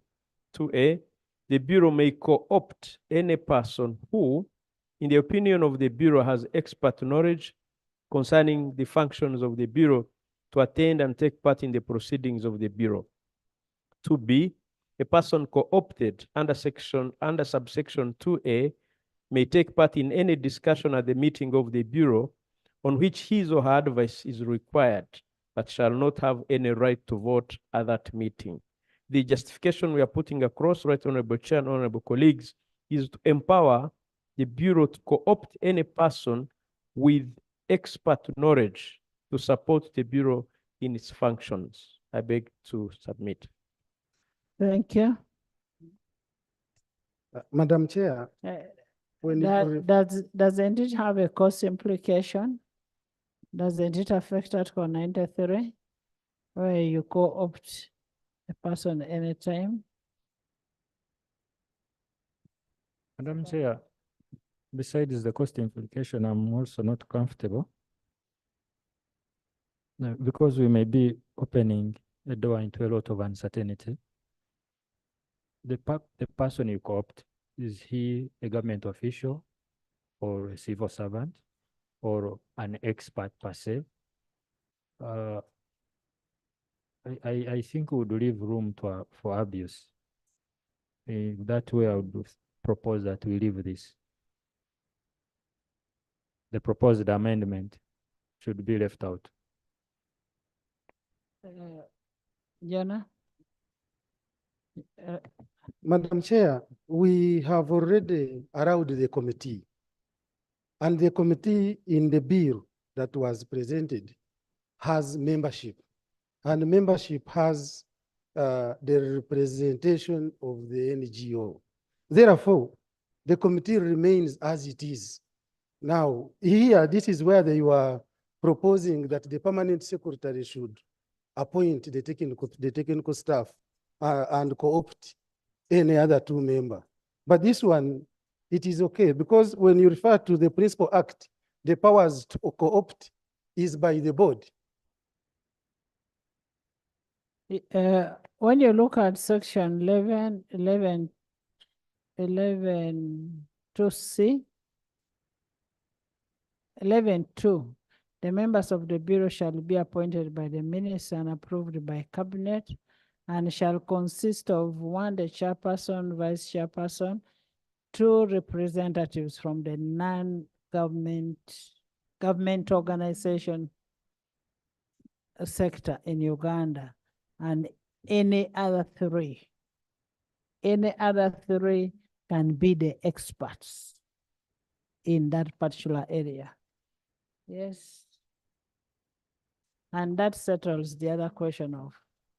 Yeah, Madam Chair, for me, I would persuade the chair to drop the amendment because under paragraph 5 of the schedule 2, regarding the meetings of the board that will now be replaced with the wording meetings of the Bureau. Under paragraph 5.2, it says power to co-opt. So in the schedule, there's already that power to co-opt. So when the board is sitting and maybe when the Bureau is sitting and maybe the organization that has applied is in the area of, say, oil and gas, then they can invite a person with expertise in oil and gas to come and sit. So paragraph 5.2 of the schedule takes care of his proposal. Thank you.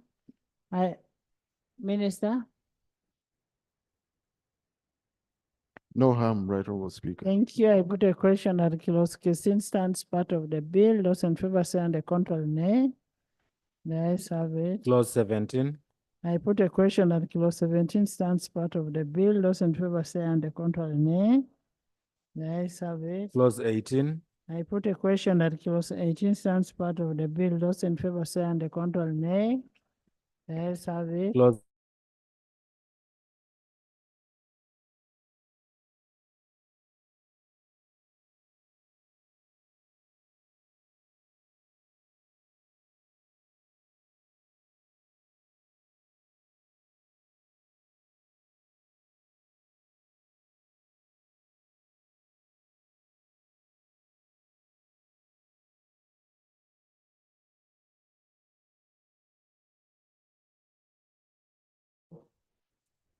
shall have a secretariat headed by the permanent secretary or any other person nominated by the permanent secretary from within the ministry. 2, by deleting the proposed subsection 2, 3, and 4. The justification we are putting across: 1, to designate the permanent secretary of the ministry as the permanent secretary of the bureau. 2, the proposed designated of the functions of the permanent secretary of the bureau is the administrative functions ordinarily carried out by the permanent secretary of the ministry. I also propose to insert a new clause immediately after clause 24. Okay, after 24, the bill is amended by inserting immediately after clause 24 the following. That's any. No, that's it. First we deal with that. I beg to report. But when you look at your justification to designate the permanent secretary of the Ministry of Works as a permanent secretary for the bureau, the permanent secretary should be the one appointing a commissioner responsible as a secretary. So you're now making a permanent secretary to be responsible, which is wrong. And that is premised on section 11. Right, Honorable Speaker, he specifically said, or a person designated, so by the PS. To designate the permanent secretary of the ministry as a permanent secretary of the bureau. I'm reading from this text, not from what he said. The proposed designation of the function of the permanent secretary of the bureau is an administrative function called ordinarily carried out by the permanent secretary of the ministry. Yes. Madam Chair, again, the same bill proposes that the bureau be headed by the secretary. The same. And now why do we say the permanent secretary? So I propose that we leave him a secretary. We leave him a secretary as it is in the bill. Yes. Right, Honorable Speaker, the purpose of this bill is to avoid bureaucratization, because as is, it was like replicating the bureau into the ministry with all that paraphernalia of stuff. So what we are saying is that it is a department run by the PS. Yes. And by staff of the ministry. Yes. So that is what the original bill says, not the amendment. What? Beg your pardon? The amendment is creating another layer, but PS, secretary, but if you took the original bill, what the original bill wants, then you'd achieve what you want. Thank you. The original bill actually made a provision for a secretary. Yes. Now we thought that was actually a contradiction.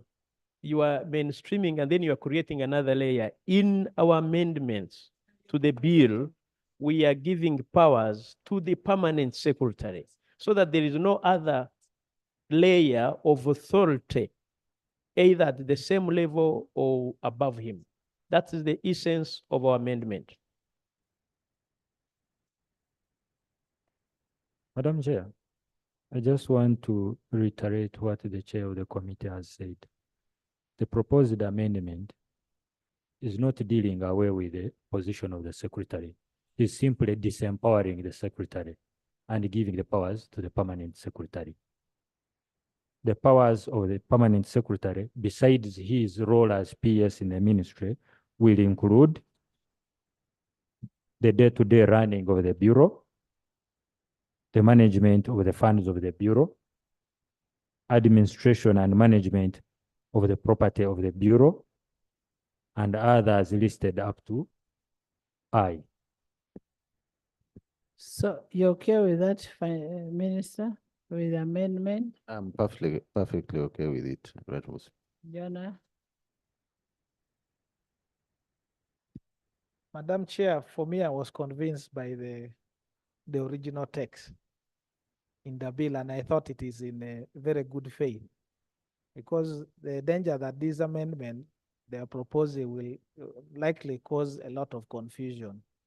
We have already agreed that this is going to an equivalent of a department. And every department is headed by a head of department. maybe just as a recap, section 20, that is the Secretariat of the Bureau. Secretariat of the Bureau. The Bureau shall have a secretariat in the ministry, which shall be headed by the Secretary, whose office shall be a public office within that ministry. Remember, the person who is heading at the technical person in charge of that ministry is the PS. Now, this person, the secretary, is going to be under the PS. Yes. So that's what you wanted. But I don't know why you're changing. Which is better? It is just like a clerk of parliament is the technical head of the institution. All these people work under him. When you start calling him a clerk, it is the other clerk you're calling. He's working for and on behalf.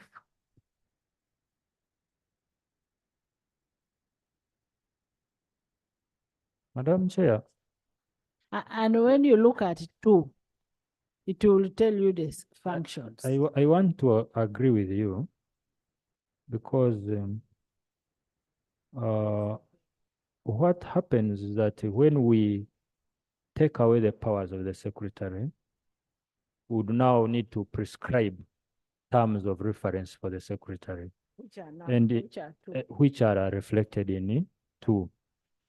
So maybe we can maintain the PS in his supervisory role and let the powers envisaged in clause 2, subclause 4 to A to I remain with the secretary.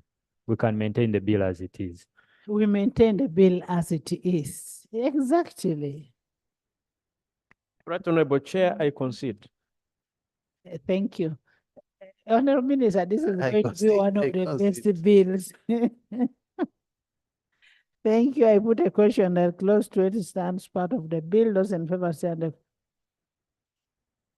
stands part of the bill. Those in favor say and the contrary nay. The ayes have it. Clause 21. I put a question that clause 21 stands part of the bill. Those in favor say and the contrary nay. The ayes have it. Clause 22.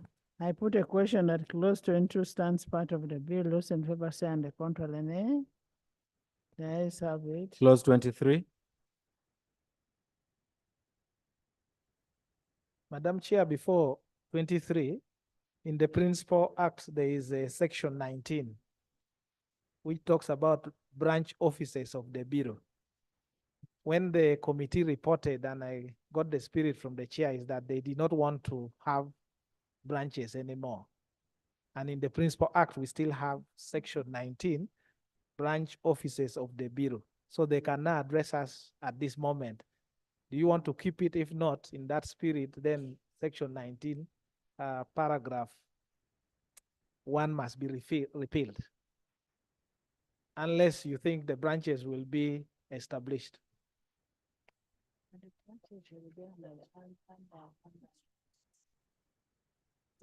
Madam Chair, further to that, these district branches are the ones that deal with the registration, monitoring, and inspection of these NGOs in the districts. The community-based organizations. Therefore, it is very paramount that this clause be maintained, and we have branches in the districts. That is okay, just like the passport offices have branches. The branches will be retained, Right Honorable Speaker. Thank you.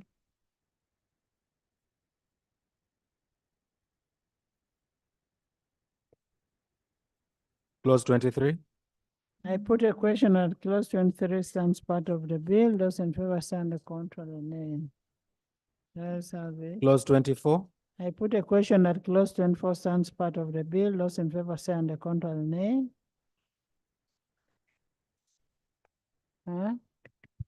24. Yeah, Right Honorable Chair, after clause 24. I hadn't finished 24. The ayes have it. So new clause. Right Honorable Chair, we propose to insert a new clause immediately after clause 24. The bill is amended by inserting immediately after clause 24 the following: repeal of Schedule 2 to Principal Act. Schedule 2 the Principal Act is repealed. This is a consequential amendment to the establishment of a bureau as a government department and clause 14. I beg to propose. Yes. Madam Chair, we have already replaced the board with the committee. And Schedule 2 of the Principal Act talks about the meetings. And it is meetings, quorum, power to co-opt. And if we delete that, then that means we shall not have served the purpose. So, Madam Chair, I propose that we maintain. We retain. Yes.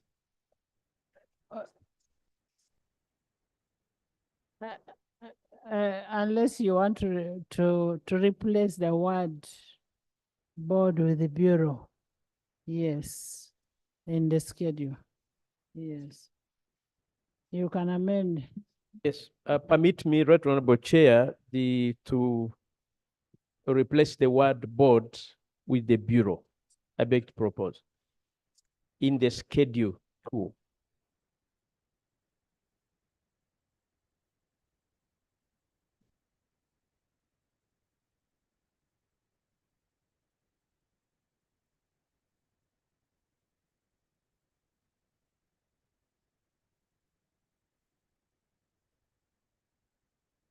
Honourable members, I put a question that Schedule 2 be amended as proposed by the chair. Those in favor stand the contrary, nay. Ayes have it. Schedule 2 as amended. I put a question that Schedule 2 as amended stands part of the bill. Those in favor stand the contrary, nay. The ayes have it. Title. I put a question that the title stands part of the bill. Those in favor stand the contrary, nay. The ayes have it.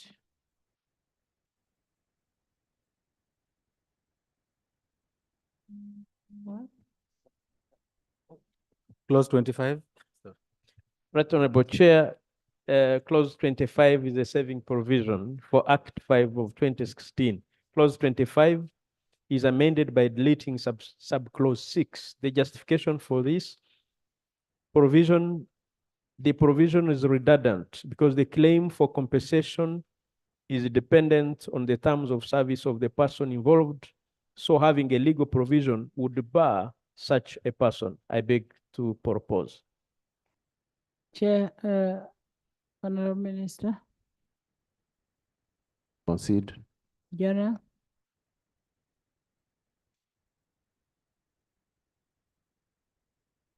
Madam Chair, it's going to be a little bit problematic because we still have sections of the law that has not been repealed. I hope I can find, for example, section 58, which will not be touched.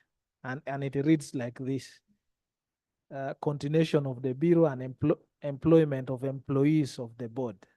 Notwithstanding the repeal in this section, the board established under the NGO Act cap shall continue to operate until the minister appoints.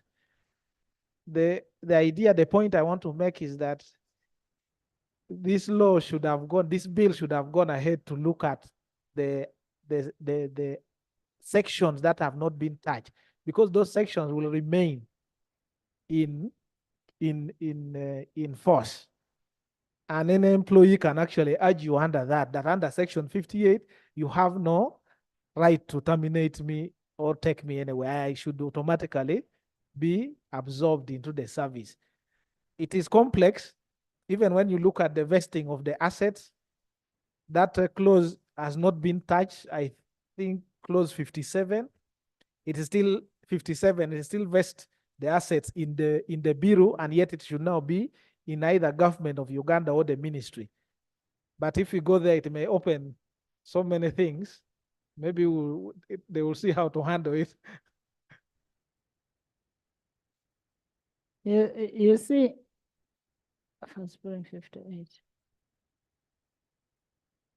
Under 58, 58 says, every person who immediately before the commencement of this act was employed by the board becomes an employee of the Bureau and shall continue to be employed by the Bureau.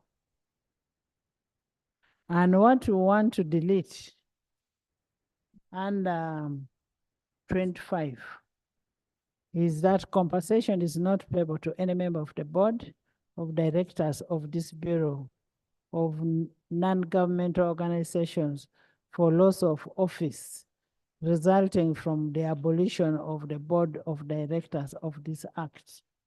Now, in the other section, you're saying automatically you become an employee. Now here you're saying that if we lay you off, because you don't claim for any compensation.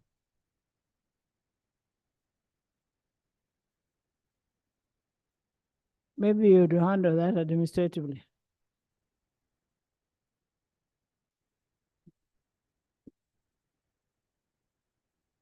AJ? Madam Chair,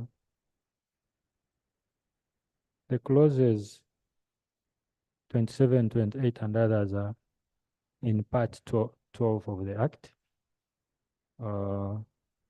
They are headed savings and transitional.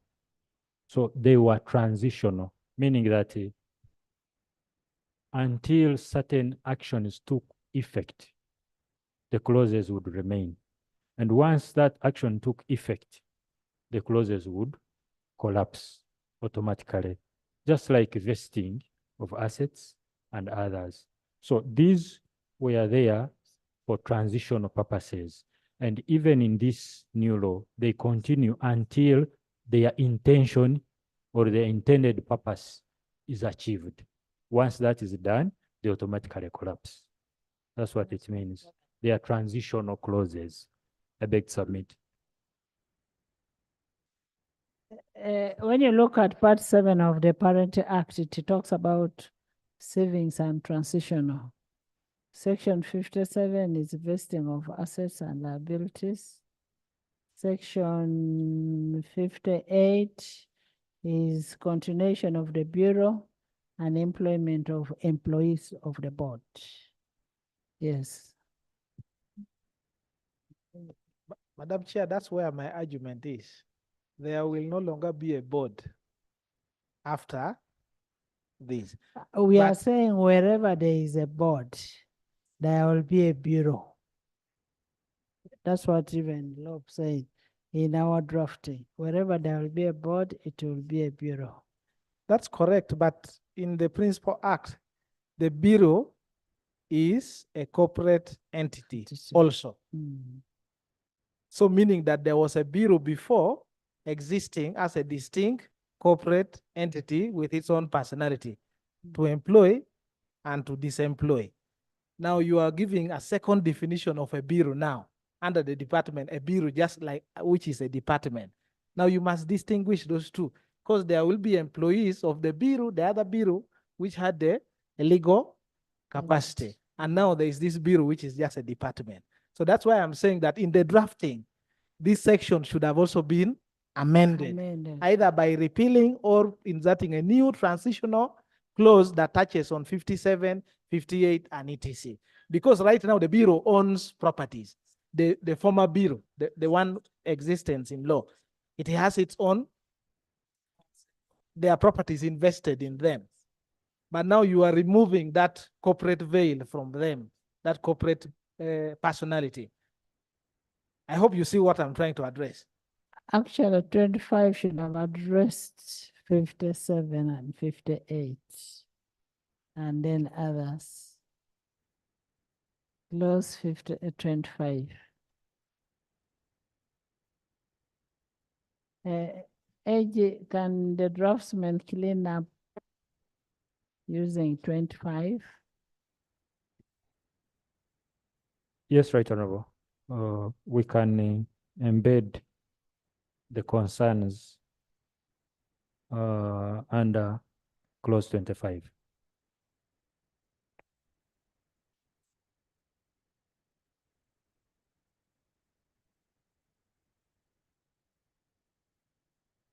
Chair, we will have a redraft of clause 25 to embed the concerns raised by Honorable Dur. Thank you.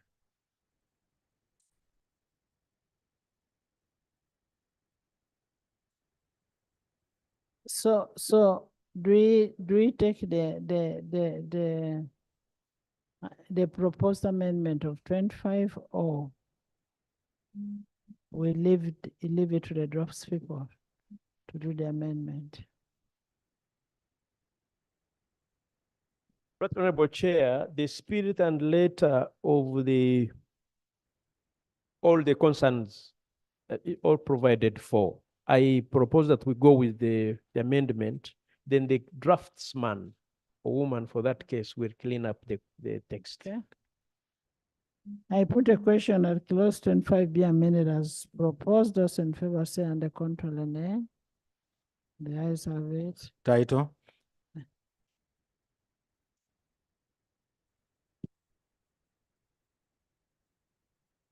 I put a question that the title stands part of the bill. Those in favor say under control and nay. The ayes have it. Motion for resumption of the House. Minister. Right, Honorable Speaker, I beg to move that the House do resume and the Committee of the Whole House reports thereto. I put a question that the House resumes and the Committee of the Whole House reports thereto. Those in favor say under control and nay. The ayes have it.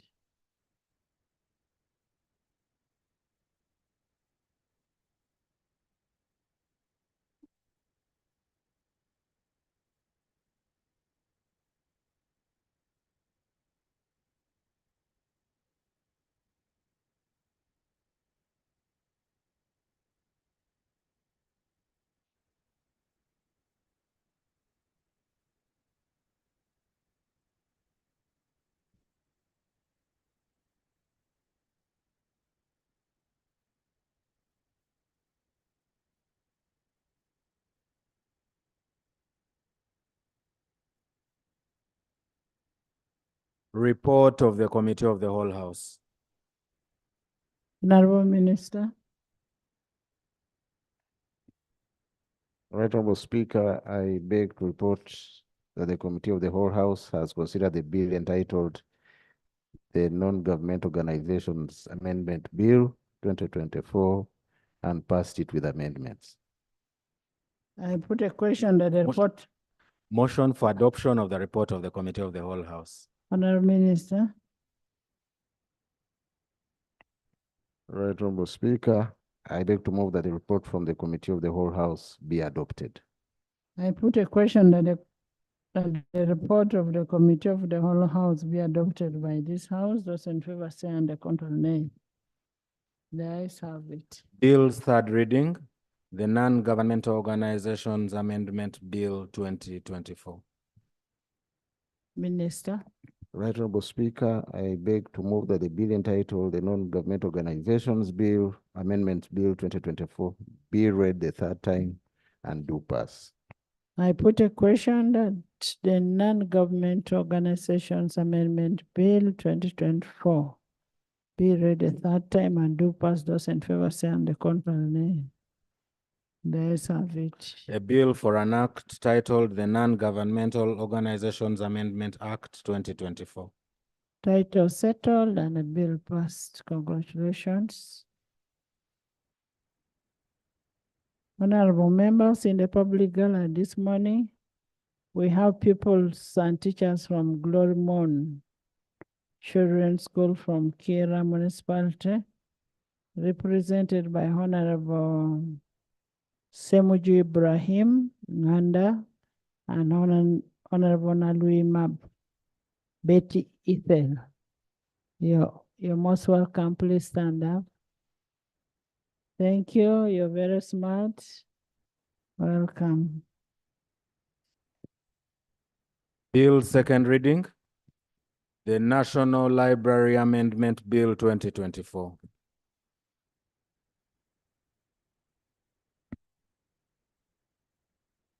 Honorable Minister.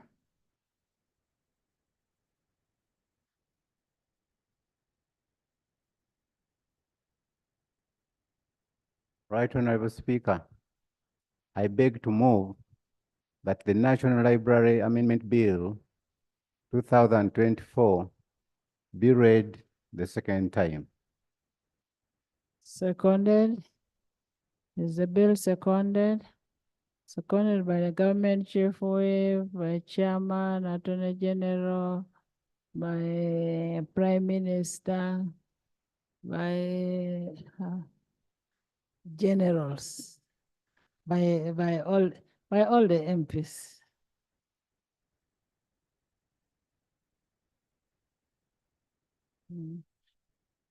Could you speak to your bill before we hear from the chair?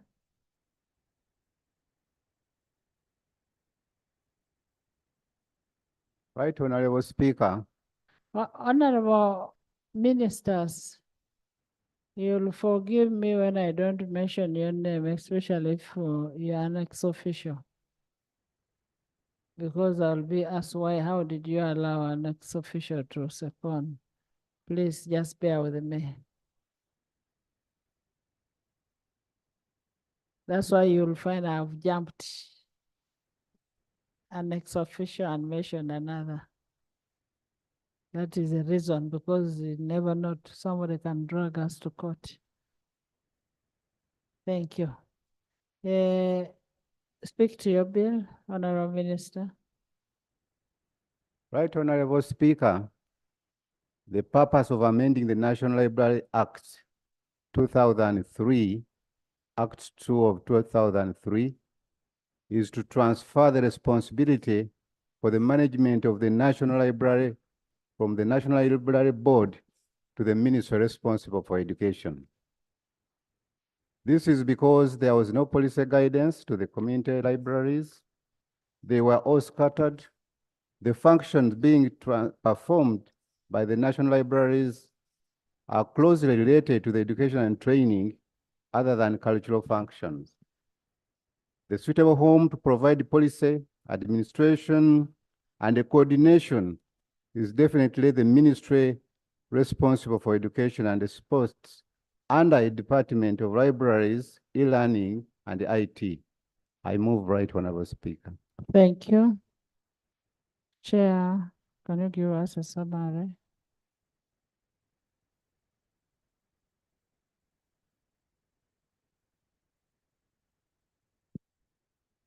Right Honorable Speaker and honorable members, I hereby present a report on the Committee on Education and Sports on the National Library Amendment Bill 2024. Madam Speaker, allow me, before I proceed, to lay on the table a copy of the report and the minutes. I beg to lay. Madam Speaker and honorable members, as you already guided, you allow me not to consider the section on policy and principles, defects in the law, because these ones already mentioned in the other bill, they're similar information. Briefly, Madam Speaker, the objective of the bill is to give effect to the government policy for rationalization of government agencies and public expenditure adopted by Cabinet on 22nd of February 2021. And this one is already also being explained before. On the methodology, we held meetings with the Minister of Education, the National Library, reviewed the Constitutional Law of the Republic of Uganda 1995 as amended, the National Library Act, and the written memoranda from National Library. Madam Speaker and honorable members, Speaker, allow me to take you through the brief background, very brief. The National Library of Uganda, established by the National Library Act 2003, replaced the Public Libraries Board, established by Public Libraries Act 1964. The National Library of Uganda is responsible for standards, guidelines, and advocacy for libraries and distribution of over 30,000 books to over 50 public libraries and to community libraries across Uganda. And Madam Speaker, the other details are as indicated in the report which was uploaded. And the minister has ably talked about the purpose of the bill. So allow me to go to salient observations of the committee. The committee had an interaction with the director and other staff of the Secretariat of the National Library Board of Uganda and analyzed their written memoranda, in addition to interacting with the ministry. The National Library of Uganda welcomed the bill. However, they had concerns about repealing of Section 9 of the Principal Act and saving provisions that relate to staff and payment of terminal benefits. The National Library stated that the staff were worried about continuity of National Library operations when the bill comes into force. The committee analyzed the above observation, but specifically on B, we observed that the National Library of Uganda was established and was under the Committee of Social Services. According to Certificate of Financial Implication, the bill is envisaged to result in saving to government through a reduced wage bill and personnel-related costs amounting to Uganda shillings 1.282 billion in financial year 2024-2025 and 1.622 billion in financial year 2022-2026. The details are indicated in the table, Madam Speaker, on the next page. The committee further observed that the National Library of Uganda has been a subvention under the Ministry of Gender, Labor and Social Development.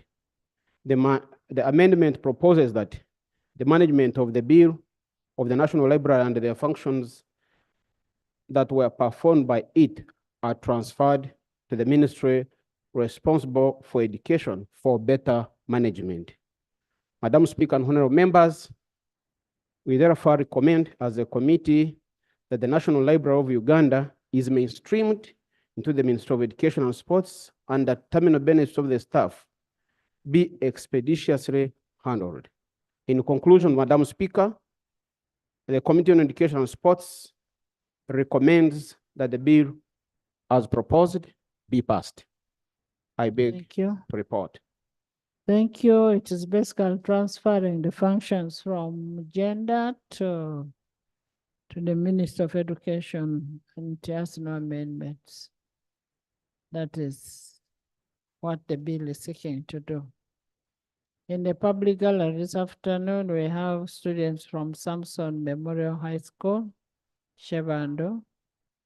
They are represented by Honorable Shamim Malende and Leader of Opposition, Honorable Joel Senyonyi. You're most welcome. Please stand up. Stand up. You're welcome. Thank you. Thank you for coming.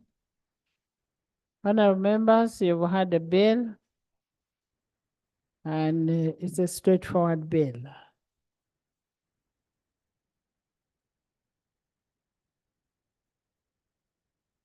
Yes, Dennis.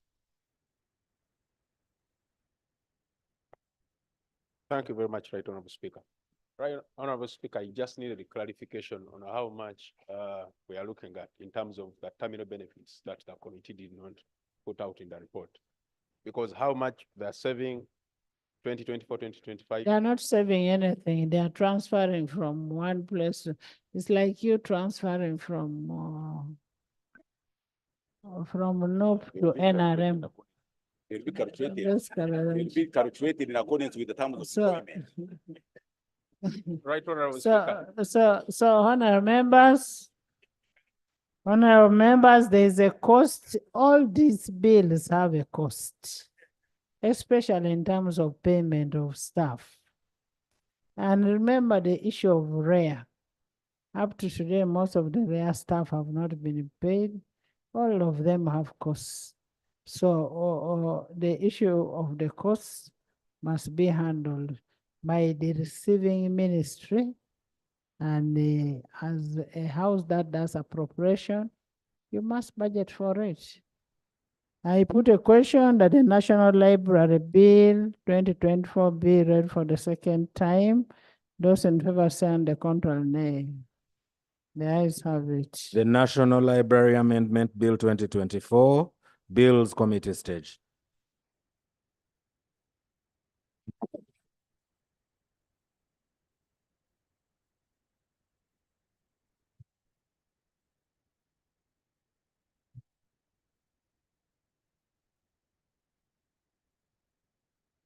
Clause 1. I put a question that clause 1 stands part of the bill. Those in favor say on the contrary, nay. The ayes have it. Clause 2. I put a question that clause 2 stands part of the bill. Those in favor say aye to the contrary, nay. The ayes have it. Clause 3. I put a question that clause 3 stands part of the bill. Those in favor say on the contrary, nay. The ayes have it. Clause 4. I put a question that clause 4 stands part of the bill. Those in favor say on the contrary, nay. The ayes have it. Clause 5. I put a question that clause 5 stands part of the bill. Those in favor say on the contrary, nay. The ayes have it. Clause 6. I put a question that clause 6 stands part of the bill. Those in favor say aye. The contrary, nay. The ayes have it. Clause 7. I put a question that clause 7 stands part of the bill. Those in favor say on the contrary, nay. The ayes have it. Clause 8. I put a question that clause 8 stands part of the bill. Those in favor say on the contrary, nay. The ayes have it. Clause 9. I put a question that clause 9 stands part of the bill. Those in favor say on the contrary, nay. The ayes have it. Clause 10. I put a question that clause 10 stands part of the bill. Those in favor say on the contrary, nay. The ayes have it. Clause 11. I put a question that clause 11 stands part of the bill. Those in favor say on the contrary, nay. The ayes have it. Clause 12. I put a question that clause 12 stands part of the bill. Those in favor say on the contrary, nay. The ayes have it. Clause 13. I put a question that clause 13 stands part of the bill. Those in favor say on the contrary, nay. The ayes have it. Clause 14. I put a question that clause 14 stands part of the bill. Those in favor say on the contrary, nay. The ayes have it. Clause 15. I put a question that clause 15 stands part of the bill. Those in favor say on the contrary, nay. The ayes have it. Clause 16. I put a question that clause 16 stands part of the bill. Those in favor say on the contrary, nay. The ayes have it. Clause 17. I put a question that clause 17 stands part of the bill. Those in favor say on the contrary, nay. The ayes have it. Clause 18. I put a question that clause 18 stands part of the bill. Those in favor say on the contrary, nay. The ayes have it. Clause 19. I put a question that clause 19 stands part of the bill. Those in favor say on the contrary, nay. The ayes have it. Clause 20. I put a question that clause 20 stands part of the bill. Those in favor say on the contrary, nay. The ayes have it. Clause 21. I put a question that clause 21 stands part of the bill. Those in favor say on the contrary, nay. The ayes have it. Clause 22. I put a question that clause 22 stands part of the bill. Those in favor say on the contrary, nay. The ayes have it. Clause 23. I put a question that clause 23 stands part of the bill. Those in favor say on the contrary, nay. The ayes have it. Clause 24. I put a question that clause 24 stands part of the bill. Those in favor say on the contrary, nay. The ayes have it. Clause 25. I put a question that clause 25 stands part of the bill. Those in favor say on the contrary, nay. The ayes have it. Clause 26. I put a question that clause 26 stands part of the bill. Those in favor say on the contrary, nay. The ayes have it. Title. I put a question that the title stands part of the bill. Those in favor say on the contrary, nay. The ayes have it. Motion for resumption of the House. Minister.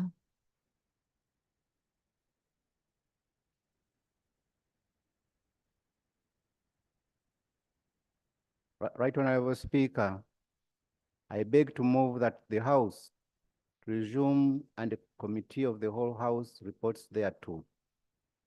I put a question that the House resumes and the Committee of the whole House reports thereto. Those in favor say aye and the contrary nay. The ayes have it.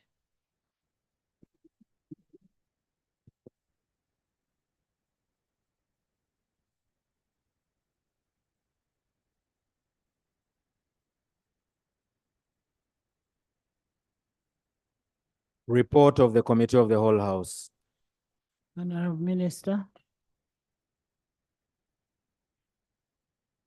Right Honorable Speaker, I beg to report that the Committee of the whole House has considered the bill entitled the National Library Amendment Bill 2024 and passed it without amendments.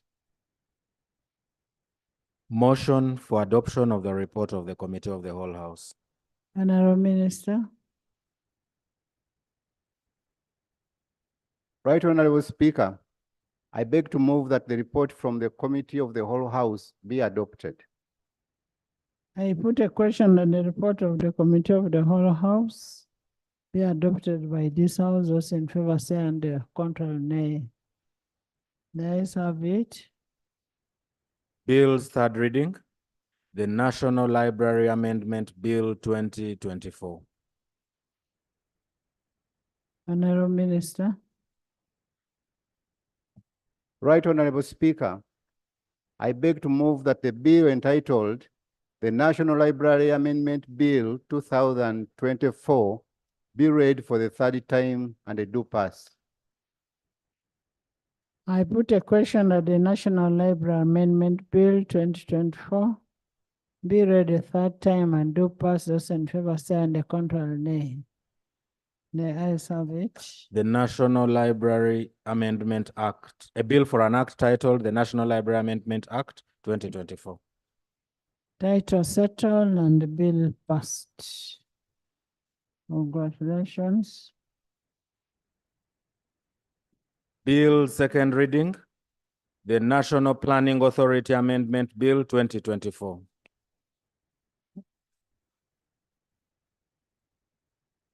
Madam Yes. Speaker, the minister is going out on the procedural matter. I would wish him some, if with your powers, Madam Speaker, whether it will be procedure okay for the minister to make commitment as per the report that they will clear these people who are leaving the job. Can he put it on record? Because he knows I'm a minister as well. And I will come back here to ask the same thing.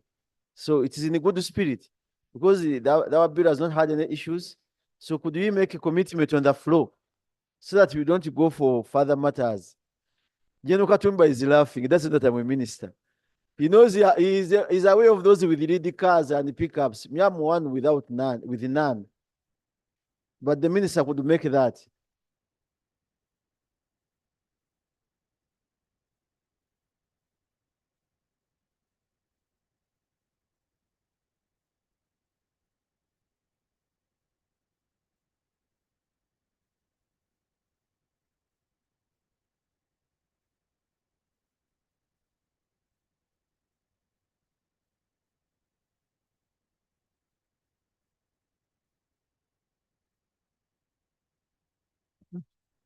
Honorable,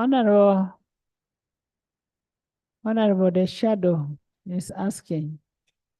Kindly just give him comfort,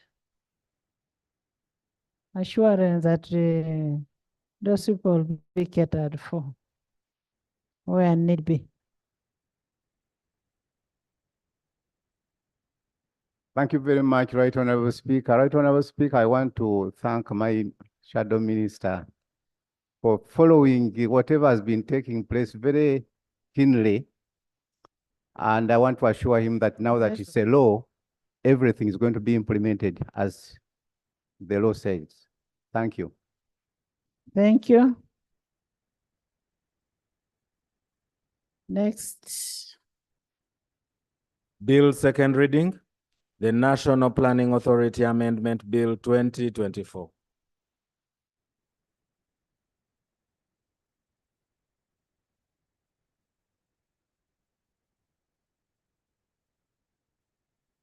Honorable Speaker, I beg to move that the National Planning Authority Amendment Bill 2024 be read for the second time. I beg to move. Thank you. Seconded. Seconded by Loy, by Acrobat. By Tony, by Isingiro, Iganga, Dubai, Solomon. It's called Honorable Olobo Dubai.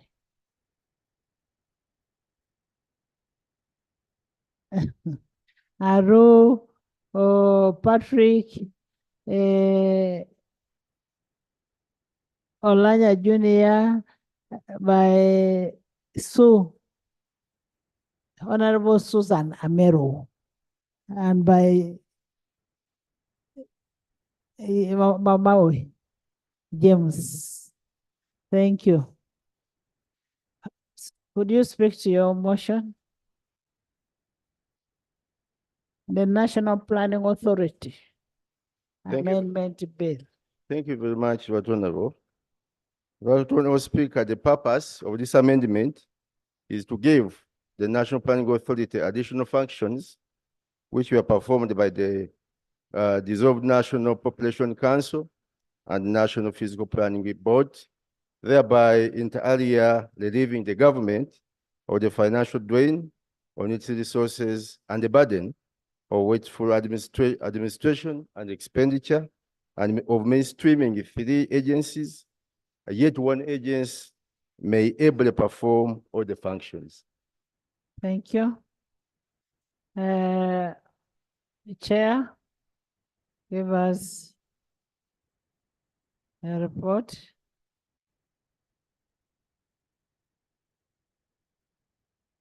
Right Honorable Speaker and colleagues, the committee has considered and hereby reports on the National Planning Authority Amendment Bill 2024. Right Honorable Speaker and colleagues, I hereby lay the minutes, the acts thereof, presentations and supporting documents in the original reports. I hereby lay. Please lay.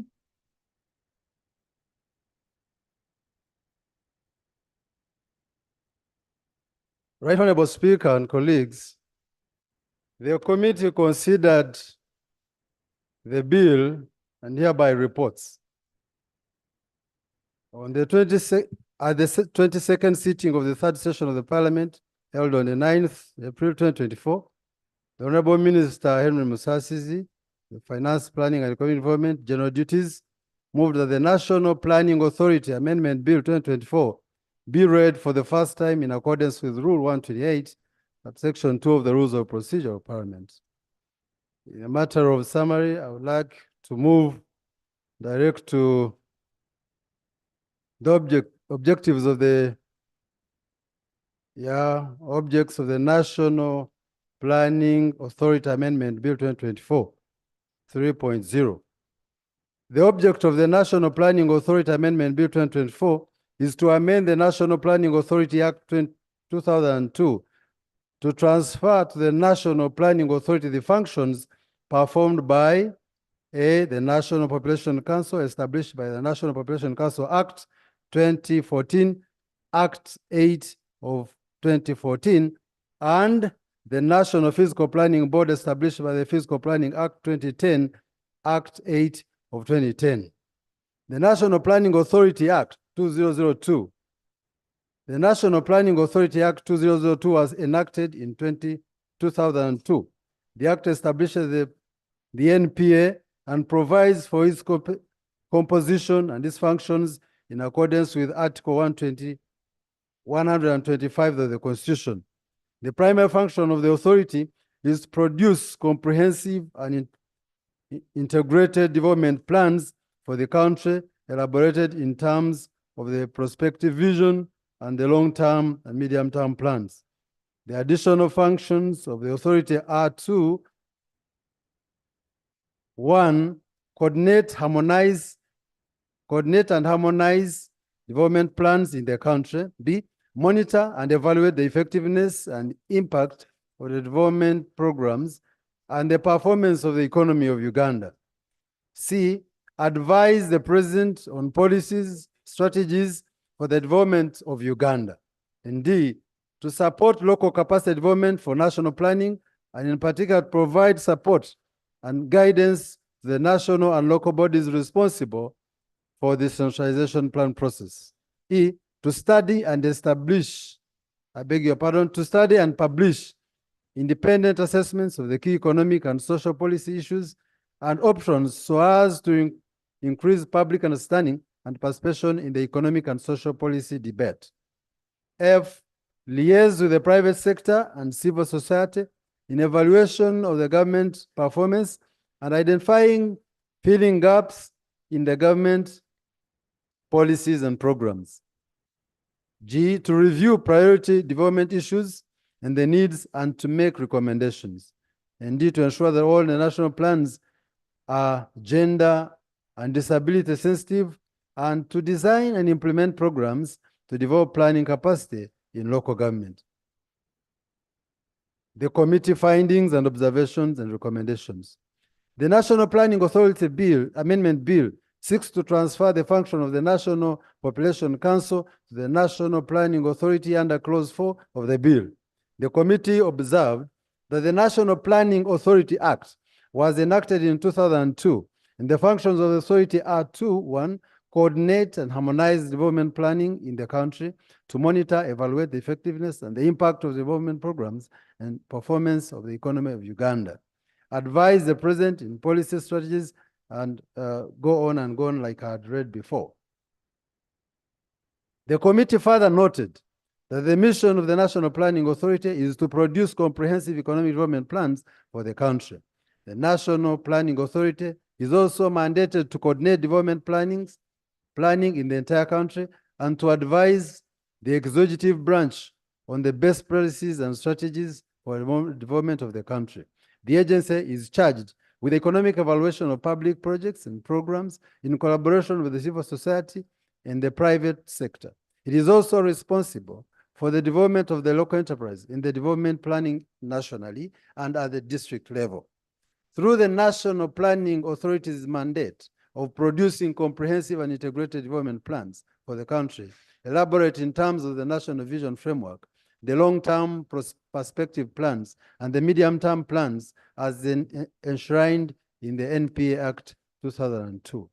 The authority has continued guiding the country in its different development agendas aimed at achieving socio-economic transformation for all Ugandans. Over time, the NPA has been at the forefront of guiding socio-economic development of the country in accordance to international, regional, and national development agenda.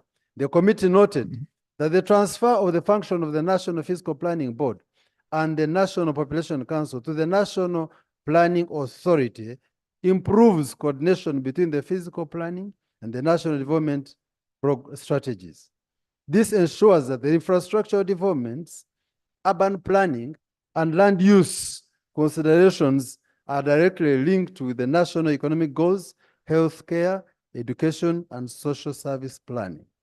The committee further noted that the transfer of the functions of the National Physical Planning Board and the National Population Council to the National Planning Authority promotes a holistic planning approach. Integrating physical planning with broader economic planning encourages a more holistic approach to sustainable development. It ensures that the physical infrastructure development support broader economic and social goals are achieved. The committee observed that the transfer of the functions of the National Physical Planning Board to the National Planning Authority achieves the government policy of rationalization. The functions of the National Planning Authority shall be efficiently and effectively achieved and also relieves the government of the financial drain on its resources and the burden of wasteful administration and expenditure. The committee further observed that the outputs of the National Population Council and the National Fiscal Planning Board shall best be integrated in the plans of different sectors under the supervision of the National Planning Authority. Therefore, the committee notes that the bill does not have commencement date for the bill. The absence of the commencement date means that the law will commence on publication, and yet the agency may need more time to adequately prepare for the rationalization policy. This is therefore, and I beg your pardon, there is therefore need to provide in the bill a commencement date to accommodate the period for rationalization period.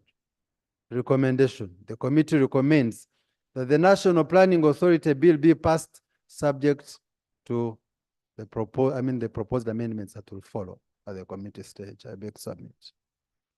Thank you. Yes, proceed, yeah. Thank you very much, Right Honorable Speaker. Right Honorable Speaker, I thank the chair and his committee for this report. However, Right Honorable Speaker, we are guided by our rules, but also the laws that we pass in this House.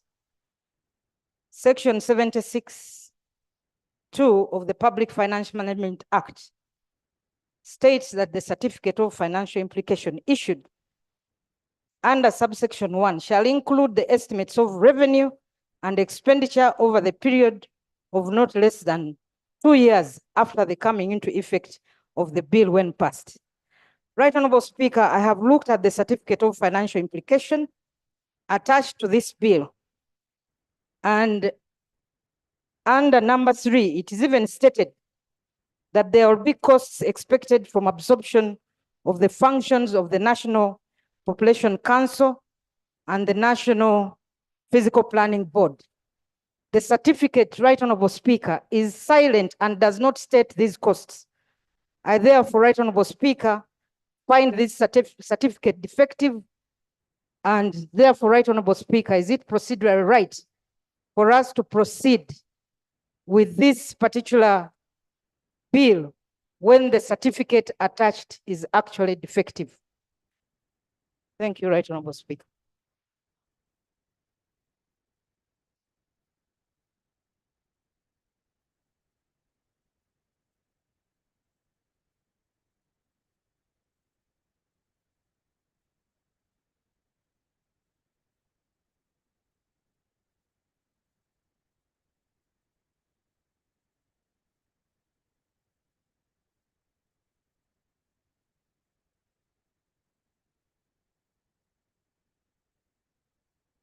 Right Honorable Speaker and colleagues, the certificate of financial implication was presented, and under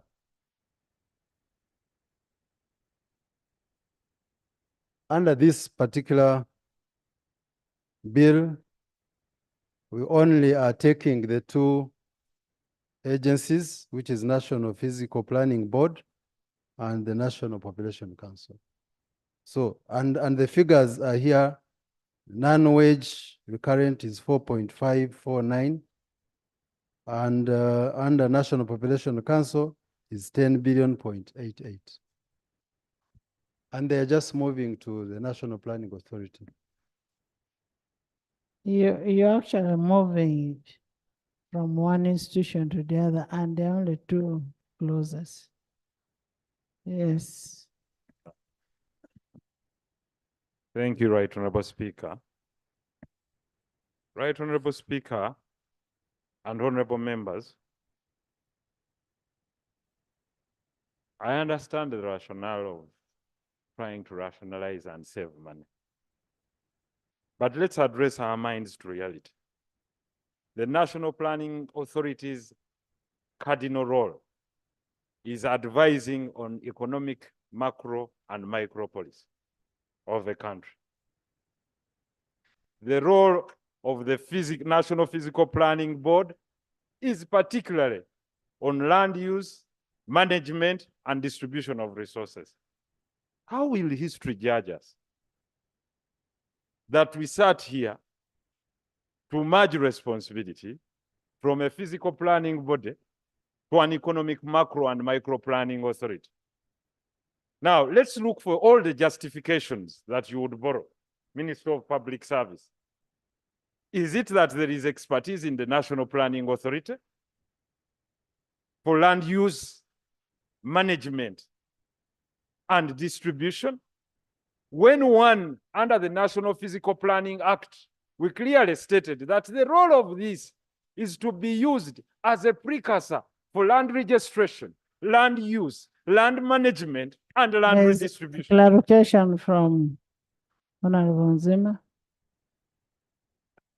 Thank you, Madam Speaker. Madam Speaker, the clarification I wanted to seek from Honorable Nsereko is that I wanted to know if you were saying National Physical Planning Authority joins the National Planning Authority. Are we saying we are taking away their responsibility? Or we are saying they should come and operate under the same umbrella?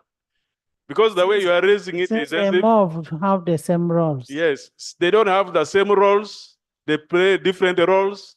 I thought what we are saying is instead of them operating under different roof, they should come and operate under the same roof.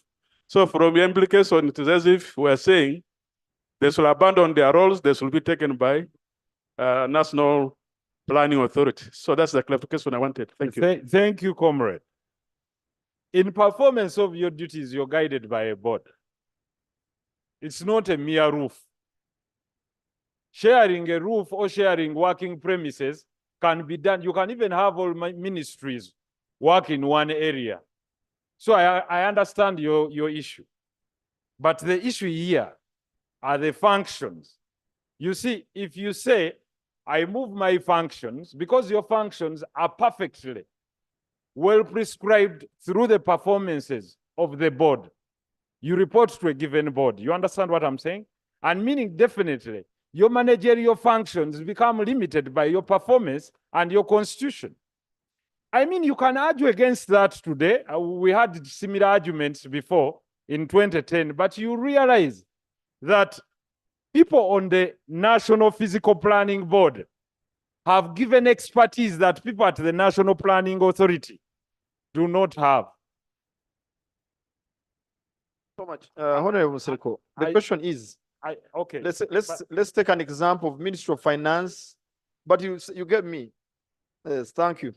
We are taking an example of Ministry of Finance, Planning and Economic Development. The function of finance, the function of planning, the function of economic development, they are all under one ministry, one leadership, one permanent secretary, and different departments or different state ministers. But they are all doing these three functions under one roof.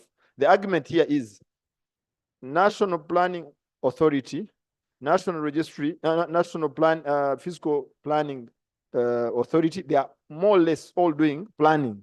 So we are saying, can they be under one roof and do their planning, but still maintain their independent roles or functions as stipulated in the Act?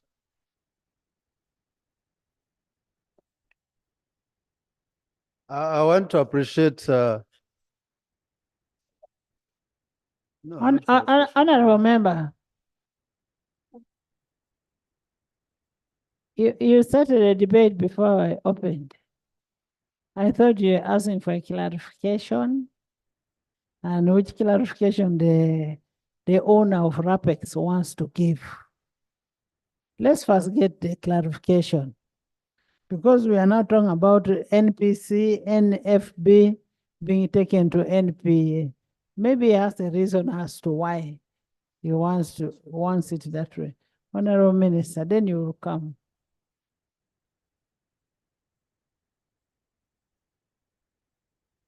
Thank you very much, Right Honorable Speaker. And I would like to also thank Honorable Nsereko for raising some of these issues.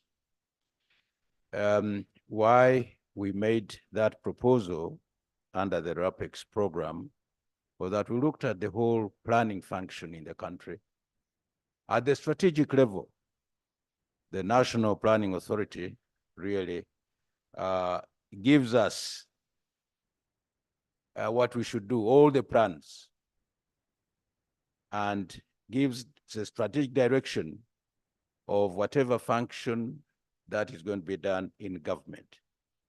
Then after that, the other ministries or agencies or departments really break down this strategic plan into plans that are manageable and executable in their various ministries and departments.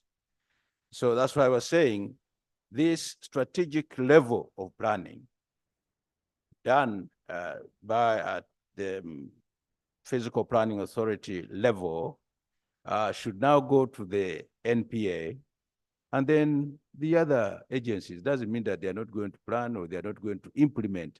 Most of these other agencies are actually now the operational agencies, translating the strategic plans into actions which lead to the development of the country. In other words, strategic level means a master plan, the whole bigger macro idea of a plan, which is going to be reduced into implementable, actionable programs.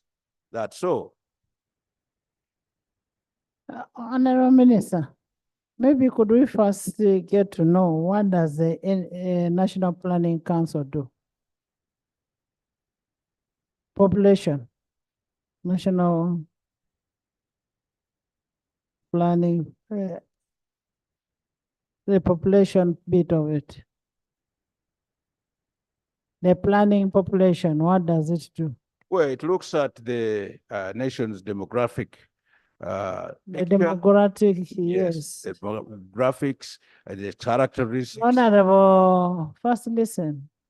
It helps you. its characteristics, and definitely the trajectories that the population is likely to take. And then after that, other aspects regarding the improvement and the development and the visions of the population done by the various ministries that are concerned with that subject. Then what about the fiscal planning? The physical plans, this is largely in the Ministry of Lands, Housing, and Urban Development, all those physical plans and how they are executed, and the actual even implementation, the actual oversight over these things. These are left to the Ministry of responsible for physical planning, that is Ministry of Housing, Lands, and Urban Development. So why are you moving it away from lands and housing? We are looking at the strategic level.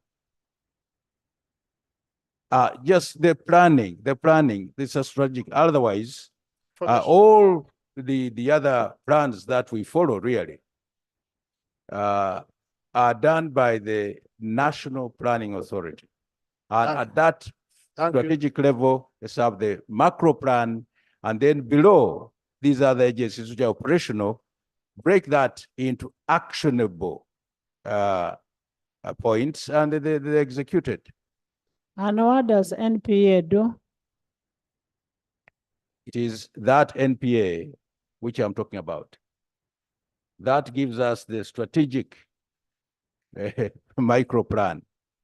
And then below, we have these other agencies translating the strategy. So you want, honorable members, let's hear what the minister says.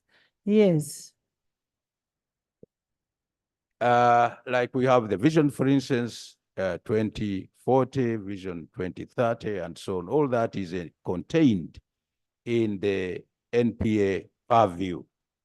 And then below that, we have the various agencies, the departments, which reduce this strategic plan into actionable plans, and they are executed for the overall development of the country. A clarification from infrastructure. Thank you, Right Honourable Speaker. Right Honourable Speaker, I think now the word that has confused us and led us where we are is planning. Now, we have Honorable Speaker, this one has really confused us because National Planning Authority is at policy level, formulation. Strategic. Now, you are talking about physical planning, board. It has even a component of enforcement. That is at a lower level. Enforcement up to sub-county, from national to sub-county. You're talking about a country whose land use is one of the most disorganized. People build on trenches, and you are saying you want NPA. now, you want to take it to NPA, you are getting it from lands. Now, this word planning, we should condemn it. It has really confused us. So I want to move right on, Speaker, that we clearly look at this word. I'm not against mainstreaming it, but my concern is where are we taking it? Because we are really moving as a misguided missile on this. We should reconsider our position. But yes, Herbert, Richard, Youth. Thank you, Right Honorable Speaker. Right Honorable Speaker, the information I wanted to give. The National Planning Authority has a major mandate of making comprehensive, integrated development plans. And I want us to mark the word integrated and comprehensive.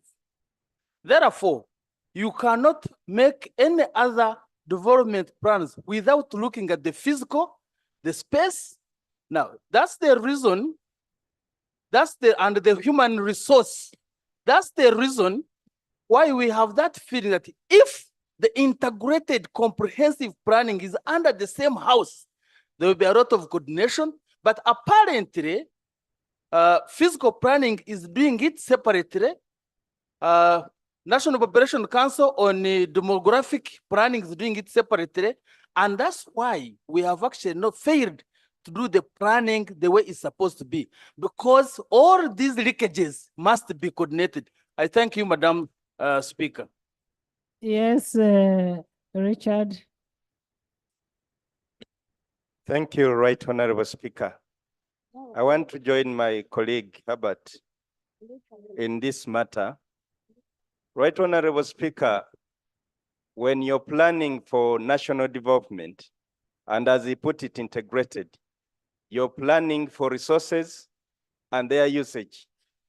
And to plan for resources, you need to know the population that you're looking at. You need to look at the resources and even the use of such resources.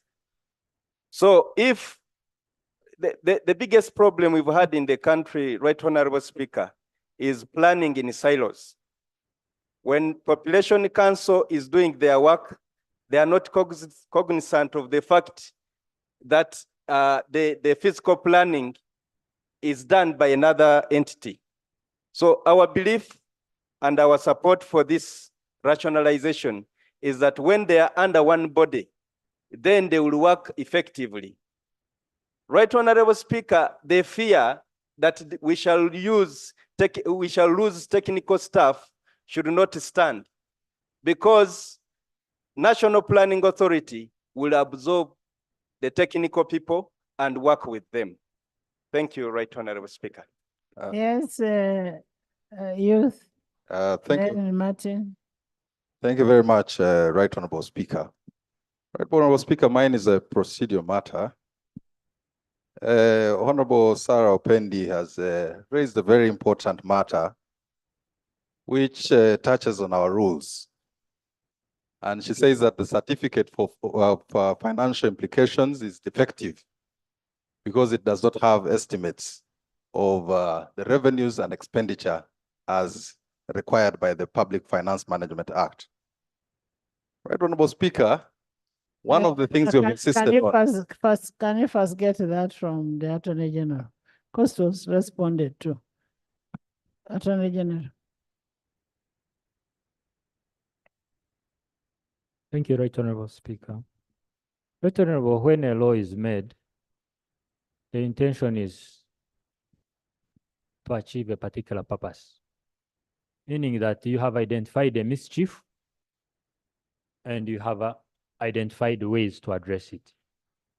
I want to read an extract from a report of the function analysis for the merger of the NPA and the National Fiscal Planning Board under the National Planning Authority. Just one paragraph, Right Honorable. It says, the functions of the National Physical Planning are aligned to those of the National Planning Authority and operationalized under the Department of Infrastructure, Industry, and Physical Planning. Therefore, the coordination of strategic physical planning functions, that is, development of the country's master plan at national level, will be the responsibility of the National Planning Authority, and the operational physical planning functions, the approval of detailed plans for the local governments, will remain the responsibility of the Ministry of Lands and Urban Development. I Yes. beg to submit. Thank you. Honorable You first do it. Right, Honorable Speaker, after listening to the Deputy Attorney General and the contributions from Honorable Abbott and Honorable Wanda, it can only be fair for this House to promote integrated planning. Planning, even at a family level, if you do it in a disintegrated manner, that place, that home will be disorganized. Government should be given credit for thinking through this aspect of planning and accepting to bring it into one house. The clarification given by Honorable Deputy Attorney General would put this House at a comfort zone to make a decision, even right now, to support the move so that we all, if you are a planner, people are worried about the physical planning, it's all planned, but we are talking about not getting enough because of poor planning. And we all know where this all is going to lead because we have a ministry in charge of planning and finance. Right, Honorable Speaker, it would only serve this House the right to take a decision because it's much more clearer now than it has ever been. Thank you. Thank you.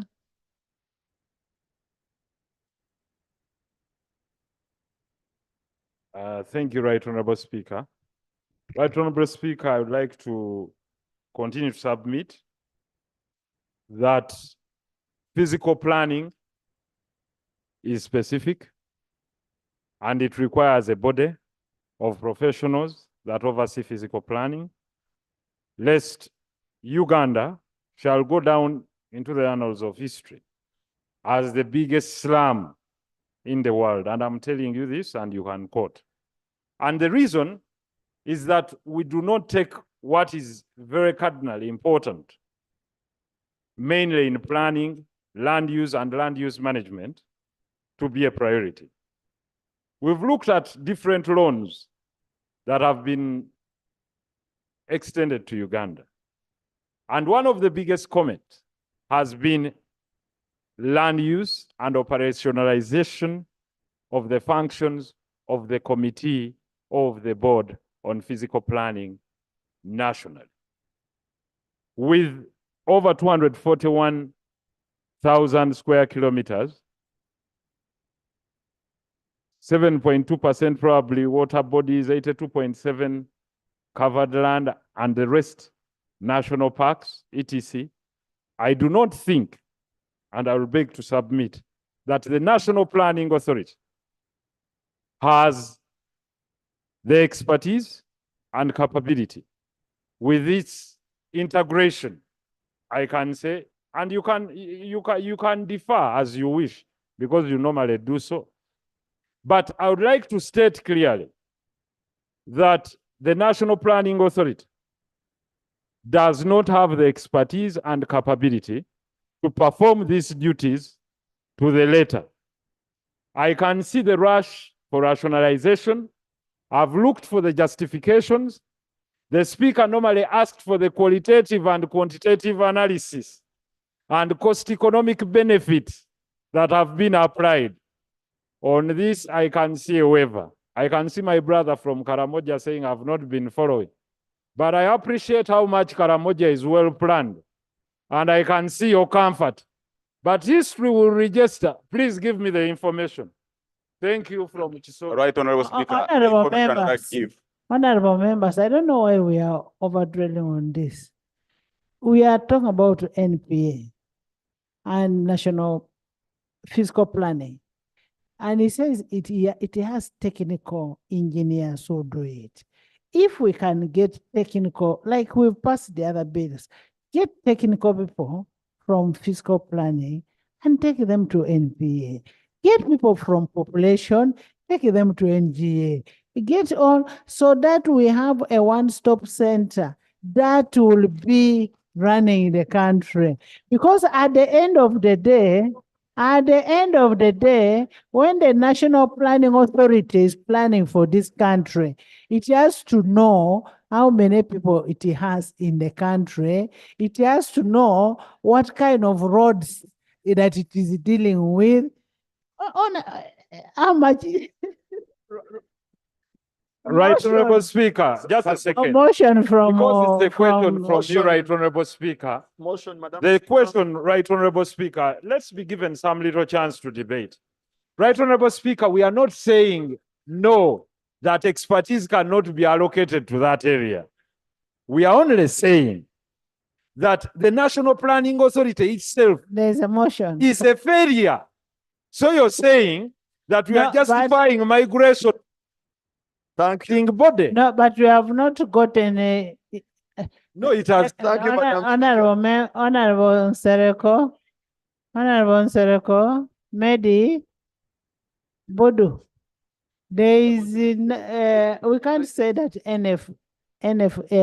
NPA has failed.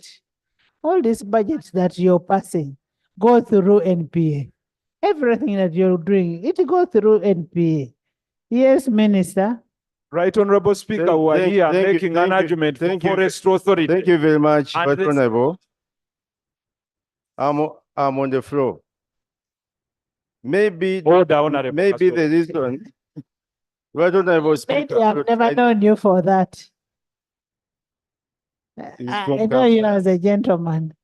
Is from Kampala. Right Honorable Speaker, maybe maybe the reason why Honorable Nsereko is choosing NPA or being a failure is because we have been having planning in silos. Don't answer, Honorable Yeah. Nsereko. So now we want to Defend bring your position.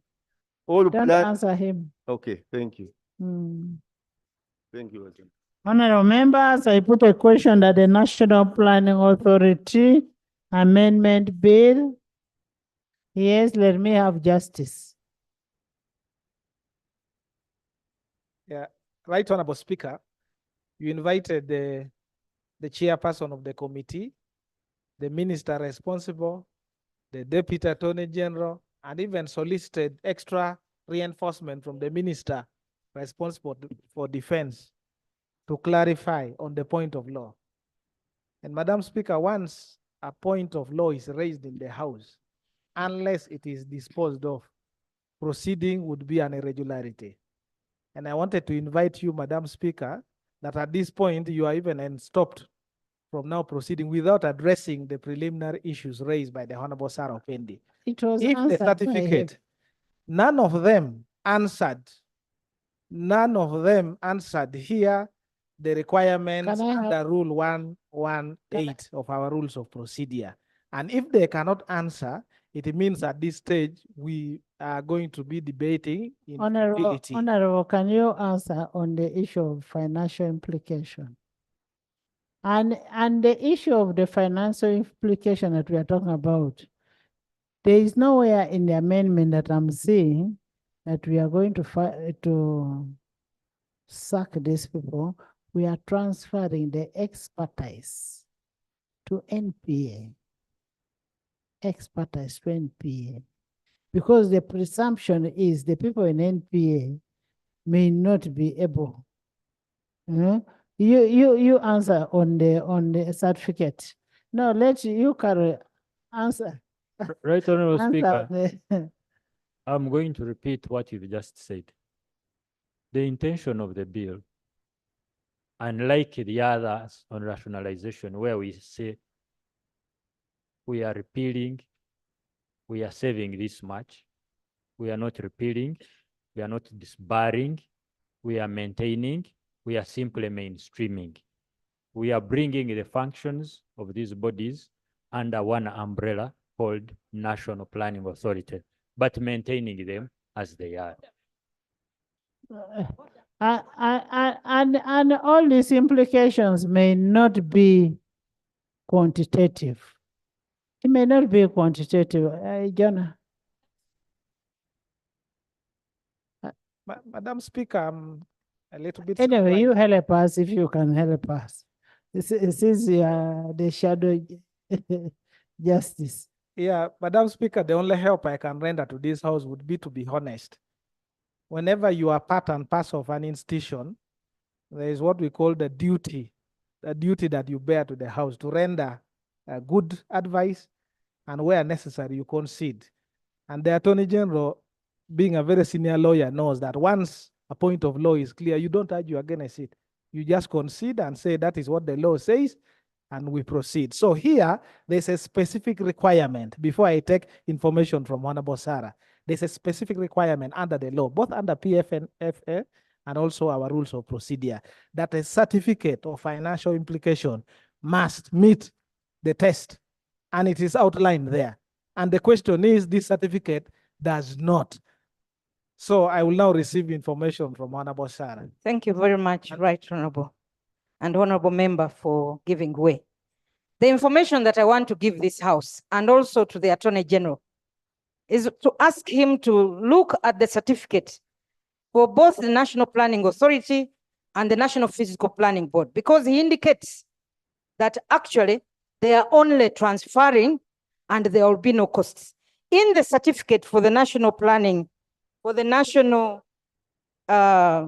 this is Population Council, for example, expected savings, there will be, the bill is envisaged to result in savings of 11.22 billion to government through reduction in administrative and personnel related costs. So you are definitely going to reduce personnel. This is a savings this other side, contrary to what you had said. Now, when you look at the certificate for the National Planning Authority, which is going to receive both the Physical Planning Board and the National Population Council, it is actually silent. It says that there will be costs associated with receiving these two entities, but they are silent on the cost. And this is the procedural matter that I had actually raised. It is, the certificate is defective. We cannot proceed to bill's second reading. Right Honorable Speaker, let us not attract litigation.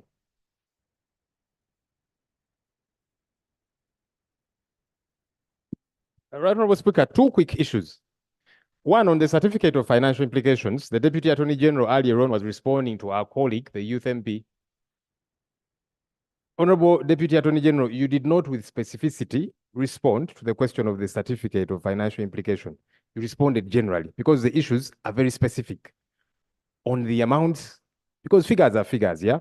So maybe you need to compose yourself and respond, because you did not, you spoke very generally, not specifically to the question. Number two, Right Honorable Speaker, I'm actually a little bit alarmed that government is saying that part of the reason there's been challenges with planning is because these entities are in different locations, so they are not in sync. That has alarmed me, because I did hear that from the Honorable Kasolo, that now that they get to be under one roof, they will be listening to each other a lot more. I would expect a different and even better reason. You know, all the while, as I have been saying, the compelling argument has been on cutting down government expenditure. But now if you're saying that, you see, they are not listening to each other because they're in different locations, then you need to be better organized as government. That would mean for me that even under one roof, there will still be challenges. You will say, you see, this is a desk on 3rd floor, the other one is a desk on 1st floor. I think let's be a lot more compelling in our arguments. We want to cut down on government expenditure, yes, but we want to make sure there is efficiency. And that efficiency question is not coming through properly, Honorable Kasolo. And that's why some members are saying, wait a minute, can we be convinced properly? Because there's physical planning board here, there's population council, there's national planning authority. In the ideal situation, I want to see how we lessen all government expenditure. I want to see how instead of having 80+ ministers, we have 10. In the ideal. Because then you're cutting down and then ensuring efficiency. So that's something that you colleagues on the front bench are not addressing, and yet you need to address it and convince members realistically. Thank you, Right Honorable, for giving way. The issue of efficiency is very important, and we should take it seriously. Clarification, right? Honorable members, Clarification. you have even just come here, let me first have Honorable Nambose. Thank you, Madam Speaker. Madam Speaker, we all appreciate the need to rationalize and to cut expenditure. But there are some things, Madam Speaker, that cannot be put together just for the sake of it. For example, even if we are to combine ministries, we would not put the Ministry of Education under energy. Madam Speaker, fiscal planning is a function that involves day-to-day activities that run up to local authorities. I want to know this National Planning Authority under the Ministry of Finance, how it will be able to supervise and monitor activities of physical planning that run up to local physical planning authorities, Madam Speaker.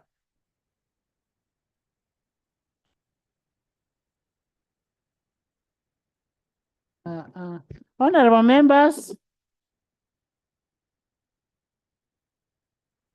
I am not standing over. When you look at the financial implication for Fiscal Planning Amendment Bill 2024, the figures are here. The non-wage recurrent is 4.5 billion. Are we together?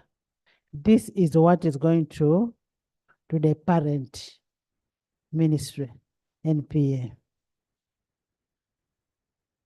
Then, when you look at the National Population Council Act, what is also going to NPA? The figures are 11.92 billion.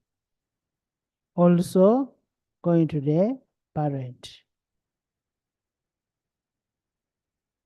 Now, I don't see where the argument is coming from, unless if you wanted just these same figures to be copied, Chairman, you have something, and then Minister of Defense. Yes, Right Honorable Speaker and colleagues, it is this same House that requested for individual certificates for entities being merged. And Right Honorable Speaker, you've rightly put it. The entities that are being merged are those that have financial certificates of financial implication. The other one is just on the receiving end, and there's no change. Yes. Right Honorable Speaker, I would like the chairperson of the committee to clarify the following. Under Rule 118, taken from the PFMA, the certificate of financial implication issued under Subrule 1 shall indicate the estimates of revenue and expenditure over the period of not less than 2 years after coming into effect of the bill. Would the chairperson tell us the figures, the revenue estimates, and also the expenditure estimates, since he has examined that certificate? And if he does that, then we can then proceed. Would the chairperson or any of the members of the front bench come and tell us those estimates? And these estimates are figures as provided for in the law. And from the Attorney General, I wanted this clarification from you. By practice, the Attorney General and the Deputy Attorney General are senior members who should guide the House. Where there is a breach of law, the Attorney General cannot be seen to be siding with the violation of the law. And I invite the Deputy Attorney General to at this time become the Attorney General of this country. And having recognized that there is a problem with this, he should actually be conceding. Madam Chair, sorry, Right Honorable Speaker, I've listened to Odur. Honorable Odur. Honorable Odur. You do not expect me to concede unless I'm convinced. We have 3 certificates that must be read together. And the 2 certificates have given the figures. And like the speaker has read, the certificate of financial... First of all, before you read them, under the Fiscal Planning Amendment Bill, fiscal planning, the saving that will be made. Remember, it is the fiscal planning that is making a saving. The saving that will be made will be the 4.54 if you took this to the National Planning Authority. And I'm reading according to the documents. Then under the National Population Council, when you repeal that, you're making a saving of 11.9, which will be transferred to the NPA. Now here brings in law and accounting. When there is a debit this side, there should be an equal credit. No, Moses, not so. Moses, yes. Right Honorable Speaker, I agree with you on the certificate of financial implication for Population Council. It is indicated 11.92. I have with me the certificate of financial implications for the National Planning Authority. And number 3, subtitle, funding and budgetary implications. There will also be costs expected from absorption of functions performed by the National Population Council and National Physical Planning Board into the structures for National Planning Authority. What are those costs, Deputy Attorney General? Because you mentioned them, and this is a certificate signed by the Honorable Matia Kasaija, Minister of Finance, Planning and Economic Development. In the other, you've given us a breakdown. But in this one, you've just given us a heading. What are the costs? Because you're conceding that there will be costs expected from the absorption. What are which ones? There are figures. Yeah, thank you very much, Madam Speaker. I just want to illustrate this in a very simple way. If you're carrying one exercise book there with you, and I'm going to give you the 2 that I have, okay? That's the additional weight that will come to you. So that's the cost that will actually arise. That will be there for NPA. The cost that is transferred from these other entities that are brought to them. That's the simplistic way I could illustrate it. Yeah, thank you. Honorable Harvard, Honorable Zijana, I will come to you. Right Honorable Speaker, we need to understand that the technical and professional within these 2 entities which are being rationalized will be absorbed by the National Planning Authority. That's the assumption we have. And they will go with salary-related costs, which are personal. However, institutions have non-salary-related costs. If you're having 2 institutions, issues like rent, issues like internet, issues like electricity, issues like water as issues you would actually save if you integrate the two institutions. Therefore, we believe, or we are sure that staff who are technical from the Physical Planning Authority and the National Population Council will be absorbed to take the expertise to National Planning Authority. However, the non-technical staff who may be lost, that's the administrative staff who may be lost.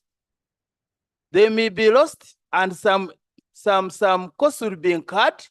However, the non-personal costs, which I have mentioned, will be saved. And I think for that matter, we shall be making a big saving while consolidating and integrating the planning. I thank you, Right Honorable Speaker. Right Honorable Speaker, thank you so much for the opportunity. She says she was coming to me, so it's me. The Attorney General has admitted, Right Honorable Speaker, that there are 3 certificates of financial implication. 2 certificates indicate the anticipated revenue and expenditure. The 3rd certificate does not. And that is the defect we are talking about. Okay. I'll wait. The attention of the chair.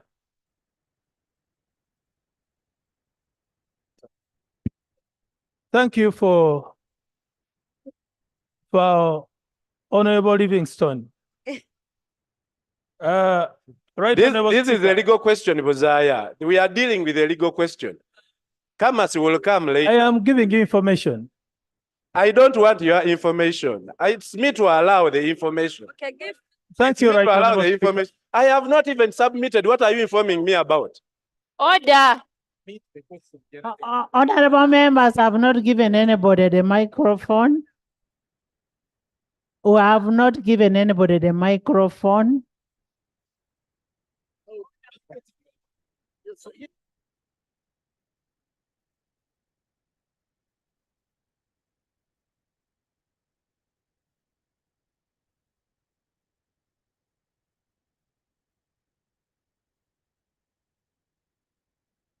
Order. Order, right. Order.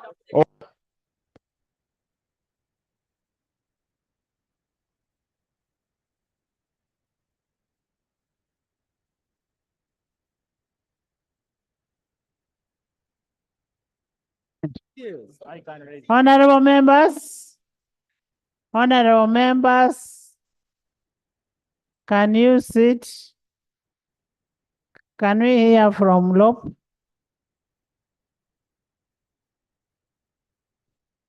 Right Honorable Speaker, this house is a legislative house, and it's important that as we make laws, we follow the law. That's very important. Otherwise, we shall look shabby. People are taking us to court over procedural issues, over legal matters. The defect there is with the certificate of financial implication of NPA, as I have stated. You are not alluding to the figure. In the other ones, you are clarifying properly. So for Population Council, you've given us a figure which is going to be saved, 11.9 billion. Okay, granted. Maybe on another day we can interrogate how you did come to that, but want to take it as it is. For Physical Planning Board, you've given us a figure, 4.5 billion shillings to being saved. What you're saying, way forward. What you're saying is that those savings will offset the costs of the NPA. And now we are saying, what are those costs? Can they be adumbrated too? That's something we must cure. We must find a cure to that because it's a legal question. It's not just a political one. Yeah? It's a legal one. As you have indicated what's to be saved the other side, here you're mentioning this is going to be, okay. Thank you. Lop, I've never interrupted you. And this one is just the flow. I agree with you in many aspects, especially on the costs that are being saved. And on those costs, you are not asking the certificate. You're not inquiring. about the details of those costs. Some are categorized as non-wage. If you are asking NPA to also put the expected costs, that you break this down, you would apply the same system. Because the assumptions in the legislation, you have assumptions that yes, when you do all this, there will be some cost. And that's the cost that Lop, Honorable Sarah, and Honorable Dur, they are saying we must indicate them here. NPA is a parent organization which is not being merged. They are staying with all. If you want to know the costs in the NPA, you have to interrogate what is in the budget of NPA. Because the clarification I wanted to seek from you,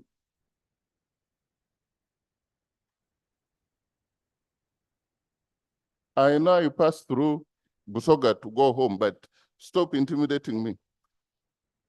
Now, the clarification I want is that, no. The Right Honorable, protect me from my good friend.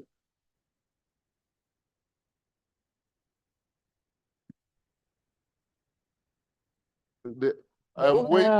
The rules are clear. Just get his order. Yeah. Thank you very much, Right Honorable Speaker.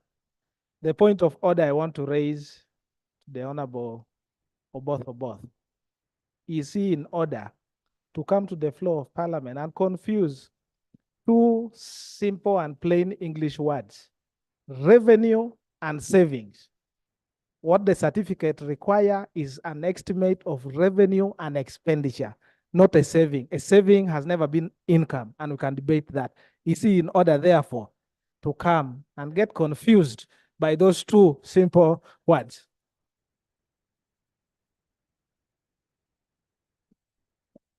A revenue and a saving? Honorable members, I am even surprised that even the team is confusing the whole a revenue, a saving, vis-a-vis expenditure. When I take you away from Parliament, when you lose your seat from Parliament, we are having a saving. A saving because we are not going to pay you anymore. When we get people from the Fiscal Planning Authority, we are going to have a saving in the Fiscal Planning Authority, which saving is going to be transferred to NPA. That will become a cost in NPA. I am speaking now from the financial aspect. You get it, eh? We have had a saving. We have a saving from the council, and we have the saving from the population council. What we are saving after merging them is a saving, not a revenue. It is a saving. But it is going to be an expenditure on the other side, because you're taking the people from here to NPA, and NPA will pay them the equivalent. I don't know.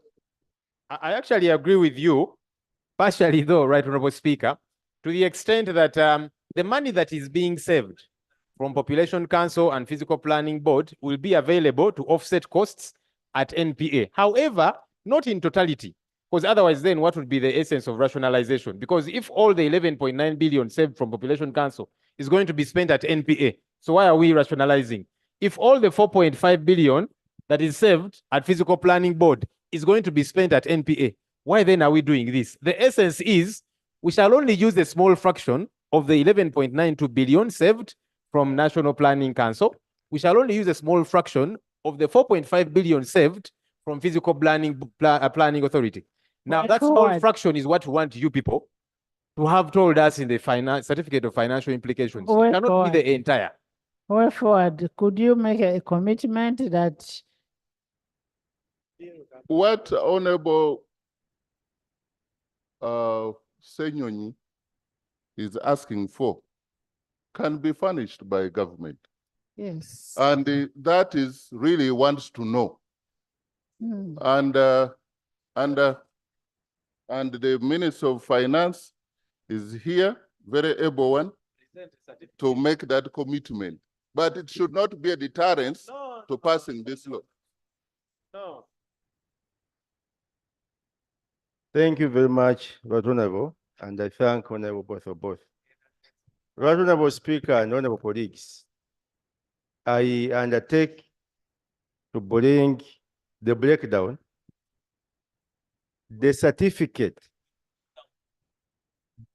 indicating the breakdown of the savings and the expenditures from the monies that we shall have saved from National Population Council and the National. So I undertake to bring the additional information indicating the breakdown of the savings.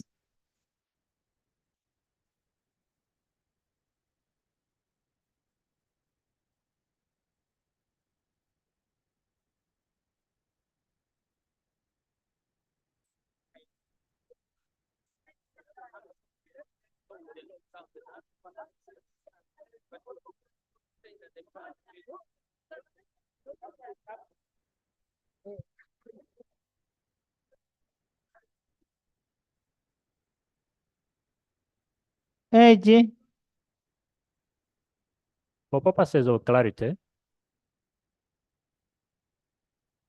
we do acknowledge the arguments made by the other side. Justice, Honorable Dur. We will make an addendum to clarify the anomaly. In the meantime, it is our humble request that the House proceeds. Lob.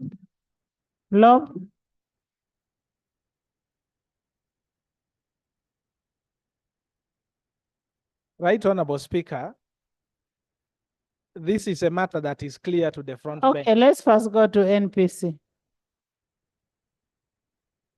We are not withdrawing the bill. Let's handle NPC. Let's handle the board, and then we come back to this one. Bill second reading, the National Population Council Amendment Bill 2024.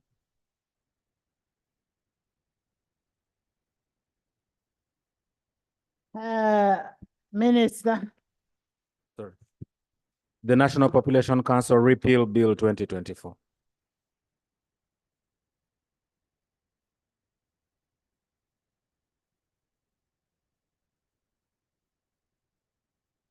Right Honorable Speaker, I beg to move that the bill entitled the National Population Council Repeal Bill 2024 be laid the second time. I beg to move. Seconded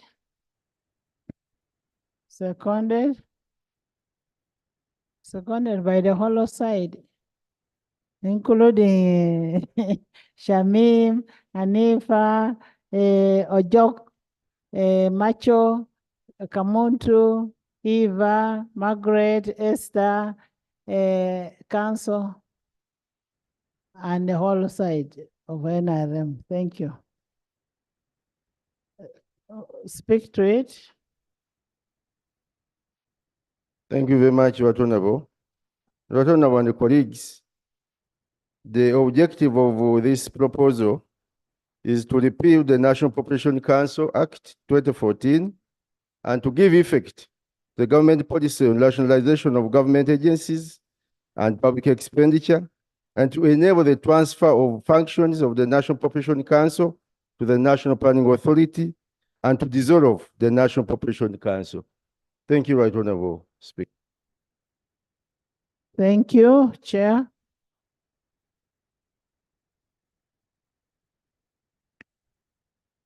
Right Honorable Speaker, I had earlier laid the details of the minutes and all the necessary submissions that were made during the interaction, and I hereby report. Right Honorable Speaker, honorable colleagues, at the 22nd sitting of the third session of the Parliament held on the 9th April, as earlier said, the National Planning Authority, the National Population Council Amendment Bill 2024 was for the first time in accordance to Rule 129, 128, subsection 2 of the Rules of Procedure tendered to this Parliament. And relatedly, pursuant to Rule 129, subsection 1 of the Rules of Procedure of Parliament, the bill was referred to this Committee of Finance, Planning and Economic Development, and hereby reports the object of the National Population Council Amendment Bill 2024. The object of the National Population Council Act 2014, repealed Bill 2024, is to repeal the National Population Council Act 2024 and to give effect to the government policy of nationalization of government agencies and public expenditure, and to enable the transfer of the functions of the National Population Council, the National Planning Authority, and to dissolve the National Population Council. The National Population Council Act 2014 provides for establishment, composition, functions, and administration of the National Council and its Secretariat. The main function of the Council is to formulate policies to give strategic direction on the implication of the objectives of the National Population Policy. The National Population Council Act 2014 repealed Bill 2024 seeks to repeal the National Population Council Act 2014 and effectively ensure that there is no duplication of roles by transferring the functions of the National Population Council established by the National Population Council Act 2014, Act 8 of the 2014, to the National Planning Authority established by Act 15 of 2002. Under Clause 6 of the bill, all the properties, assets, rights, obligations, liabilities of the National Population Council shall vest in the National Planning Authority. Proceedings commenced by or against the Council may be continued by or against the National Population Council. Effectively, the member and staff of the Council serving immediately before the commencement of the Act shall be paid their terminal benefits as per the terms and conditions of their service, and may be redeployed to serve in the public service subject to availability of positions. The committee's findings, observations, and recommendations. The National Population Council Act 2014 repealed Bill 2024 seeks to transfer the functions of the National Population Council to the National Planning Authority. The National Population Council Act 2014 was enacted to provide for establishment, composition, functions, and administration of the National Population Council and its Secretariat, with the main function of the Council being to formulate policies to give strategic direction on the implementation of the objectives of the National Population Policy. The Council shall, to the greatest extent possible, cooperate with the government, the line ministries, local governments, institutions, and civil society organizations in carrying out its functions under this Act.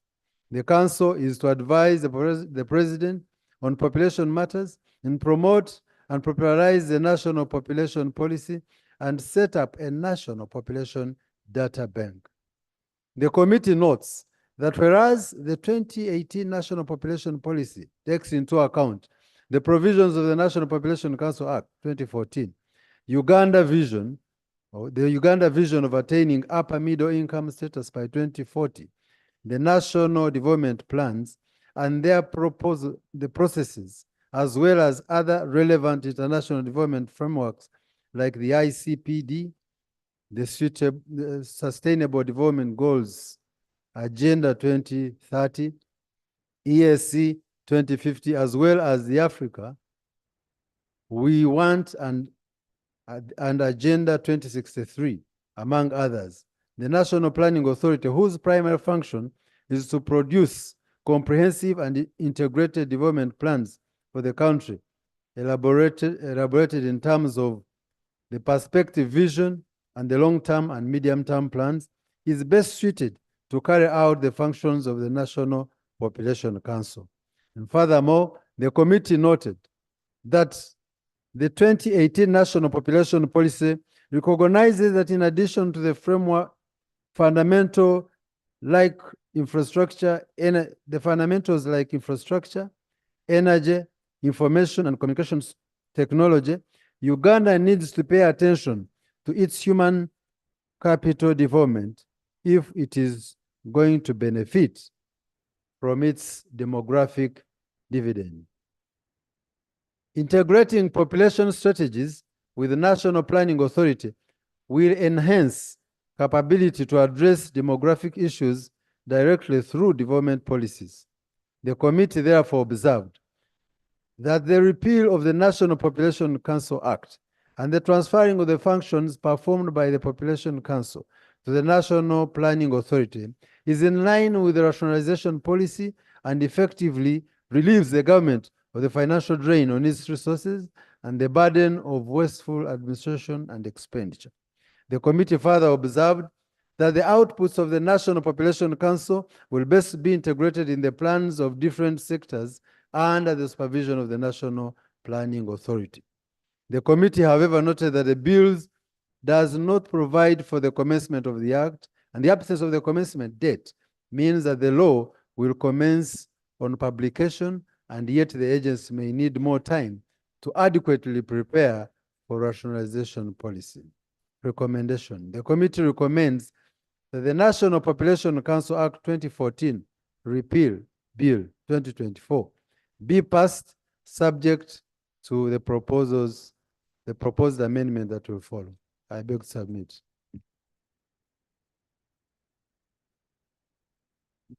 Thank you so much. Can we have the other one also be moved? So that we discuss all of the three at a go. Bill second reading, the National Physical Planning Amendment Bill 2024. Minister.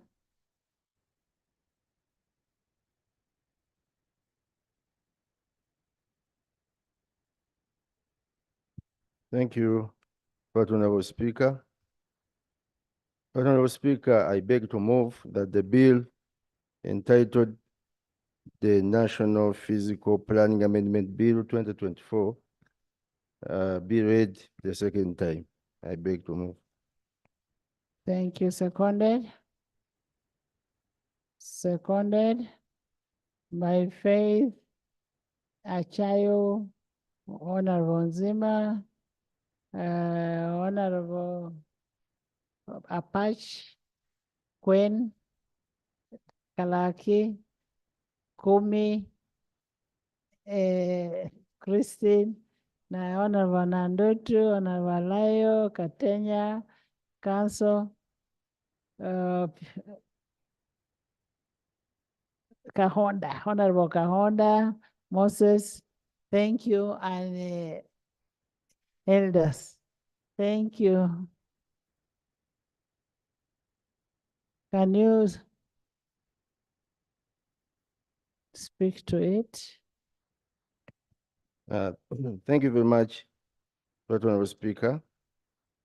Honorable Speaker and honorable colleagues, the objective of this amendment is to give effect to the national policy of rationalization of government agencies and public expenditure, and also to enable the transfer of functions of National Physical Planning Board to the National Planning Authority established by the National Planning Authority Act 2002, and also to abolish the National Physical Planning Board.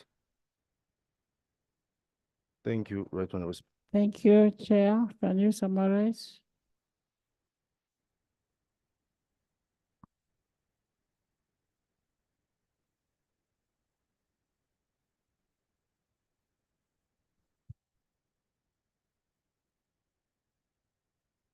Right Honorable Speaker, the committee, as earlier said, recommends the National Planning Council be absorbed as suggested, rationalized to the National Planning Authority with all the advantages that we see in integrated planning of the National Planning Authority. Thank you. Honorable Minister, you've heard, Honorable Lee.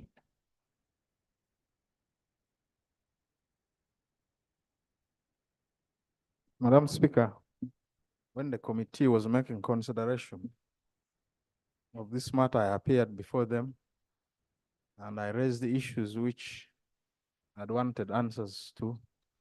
And it seems those issues have not been substantially addressed. One of the issues I raised was that the structure, the current structure of the National Planning Authority cannot allow this board to fit in. And we would have needed assurance from the movers of this bill that the current structure, if this board goes to the planning authority, will be a structure which has been approved by the public service. And that means the financial certificate, which is the minister was asked to bring, would align to the structure. So in the event that is not proved, it would be important the House is addressed on that. Secondly, Madam Structure, the National Planning Authority, sorry, no, excuse me, Madam Speaker, the National Planning Authority is responsible for economic planning, and physical planning is a function to do with the land use planning, which is anchored on the Land Act and the land policy.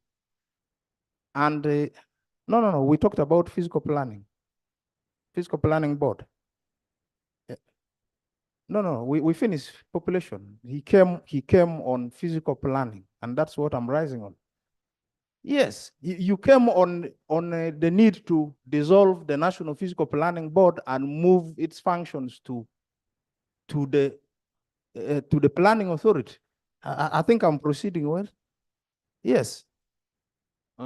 Madam Speaker, you need to protect me because it seems the matters I'm raising cannot be...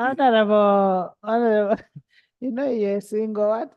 Minority holder. Yes. Honorable Lee, we've discussed that. We only have one item that we need to resolve, as it was raised by the Shadow Minister of Constitutional, and that is under Section 76 of the Financial Management Act 2015, which stipulates the cost estimates of the bill. It requires the Minister of Finance to accompany the bill with a certificate indicating the estimates of revenue and expenditure of a period of 2 years after coming into effect of the bill. The period, the previous three bills have some little details which are lacking regarding the certificate of financial implication as per Section 76 of the Public Finance Management Act. I will therefore request the technical team and the minister that as we stand over the three, as we wait for you to bring the three certificates, we'll give you a special consideration when you return in the next 1 hour to reintroduce your bills and then go to the question direct. So I am requesting that you go and bring the certificates as we continue with the other bills. Then we'll introduce and pass it without going to the committee. Most obey. Can we go to the next bill? Next bill, the Tier 4. I'm waiting for your certificates. Bill second reading. The Tier 4 Microfinance Institutions and Moneylenders Amendment Bill 2024.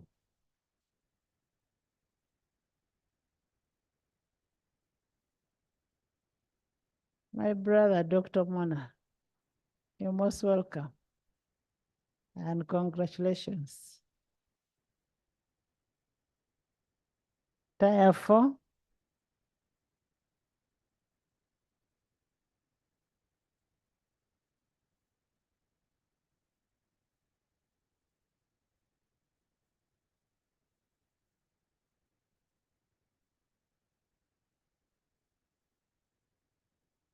Right Honorable Speaker, I beg to move that the bill entitled the Tier 4 Microfinance Institutions and Moneylenders Amendment Bill 2024 be read the second time.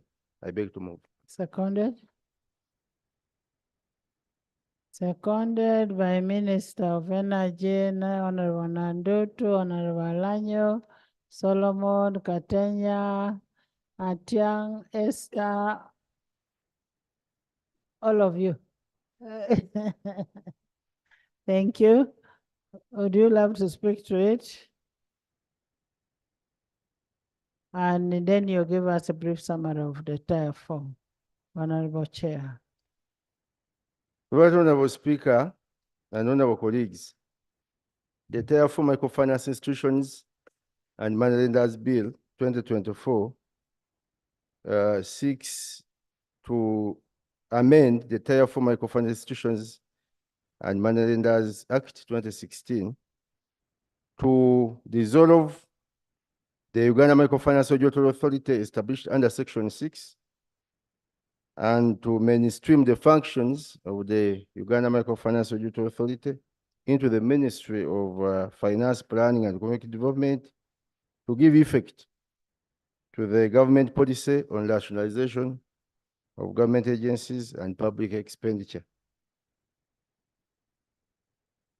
Right Honorable Speaker, I beg to move. Thank you, Chair.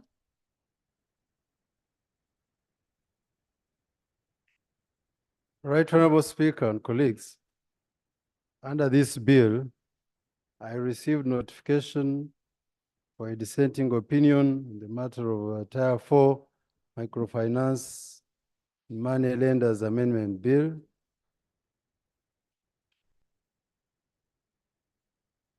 We've had a discussion with the dissenting opinion owners, and I hereby lay, but let me go ahead and read the report. Right Honorable Speaker, honorable colleagues, as earlier said, this bill was passed on to the committee, and the committee attended to it and hereby reports. The objective of rationalization policy of government was earlier said, but the object of the Tier 4 Microfinance Institutions and Moneylenders Amendment Bill 2024 is as follows: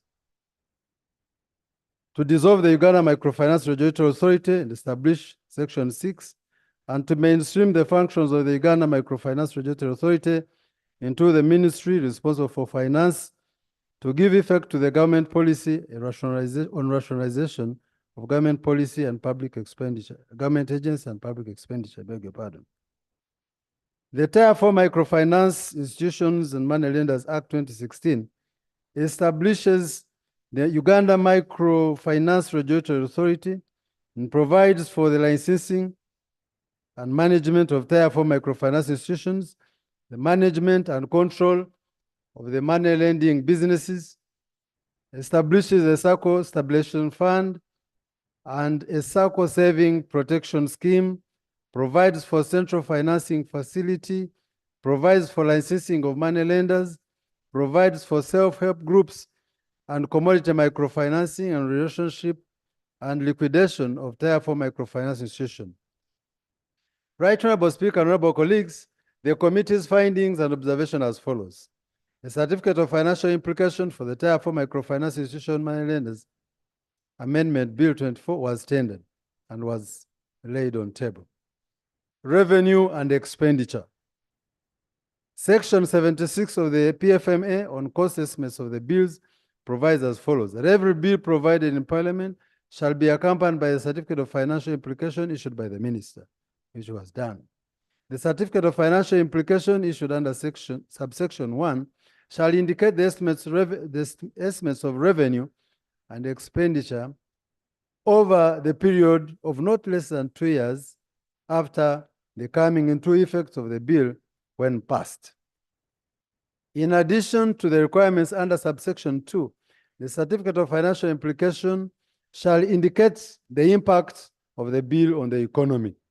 The committee observed that UNRA generates non-tax revenue from its regulatory functions that include annual license fees, application fees, search fees, alteration fees. UNRA makes the assessment for Tier 4 microfinance institutions and money lenders who then pay the respective NTR to UNRA for services of UNRA as provided for in the law. The certificate of financial implication as laid does not illustrate any additional anticipated revenue to be generated by the ministry after mainstreaming the functions of UNRA. The Ministry of Finance, Planning and Economic Development anticipates the direct cost of the bill to be Uganda shillings 1.896 billion, meant to cater for retrenchment costs and severance package for the 25 staff, and will not be absorbed in the rationalization structure. In the rationalized structure, I beg your pardon. However, the committee observed that the Ministry of Finance failed to illustrate the revenue and expenditure associated with the bill when passed as required by law. The committee further observed that whereas the Ministry of Finance proceeded with rationalization policy on the basis that all the contracts of the staff would expire at the end of June 2024, the committee established that all employment contracts for the staff of UNRA are still running until 2027 and 2029 for the executive director. The committee further observed the provision of 1.896 billion to cater for retrenchment costs and the severance package for the staff provided in the certificate of financial implication is significantly lower than the expected aggregated wage for all the staff of UNRA whose contracts are running for at least 3 to 5 years more, 5 more years from 2024. On the basis of the annual wage bill of UNRA for financial year 2023-24 of 2.17 billion, the provision of 1.896 in the certificate of financial implication does not reflect the true liability of government in terms of retrenchment costs and severance package for the staff with active employment contracts. It is further the observation of the committee that the certificate of financial implication as laid did not provide sufficient information on the current resource on UNRA, which shall be moved from vote 162 to vote 008, where the functions of the regulation of the sector is being mainstreamed. The details of the certificate should have included the new wage and the operational funds that the new unit or department in the ministry responsible for regulation would require. Expected savings to government. Right Honorable Speaker, honorable colleagues, the Ministry of Finance envisaged the bill to result in savings of 6.7 billion to government through reduction in administrative and person-related costs following its implementation as shown on the diagram below. The Uganda Microfinance Regulatory Authority's total budget, according to estimates laid in Parliament, is projected to be Uganda shillings 12.6 billion in financial year 2024-25. However, the proposed allocation in the Appropriation Bill 2024 indicates that UNRA's budget will decline to 7.6 billion. The committee notes that the current wage bill for the in-post personnel employed by UNRA is 2.17 billion. The certificate of financial implication indicates a saving on wage of 2.17 billion. If this was the correct figure, it would imply that all the current employees of UNRA would have their employment terminated, and the current staff of the ministry would undertake the scheme of the work of UNRA, as per the figures explained above. The committee observed that the Ministry of Finance does not provide the details of the actual expenditure lines where the anticipated savings are expected. Therefore, the committee compared the provisions of the total expected savings in the Certificate of Financial Implication of 6.7 and the total budget of UNRA in Appropriation Bill 2024 being 7.6. It has established, therefore, that if the 6.7 billion was the correct figure as reported, the mainstreamed budget for both wage and non-wage would only be the saving of 900 million. The 900 million would probably not be sufficient to cover the wages of the skeleton staff structure without any operational funds to regulate the entire industry. The committee observed that whereas the object of the bill is to, among others, rationalize agencies, stroke authorities, and public expenditure, thereby relieving government of the financial drain on its resources and the burden of wasteful administration and expenditure in the case of UNRA, it has enabled government to collect. In the case of UNRA, it has enabled government to collect tax revenue as indicated in the table below. Right Honorable Speaker, since UNRA established the total revenue collection from UNRA's licenses for 5 financial years amounts to 386 million, I beg your pardon, 386 billion, 347 million, 700.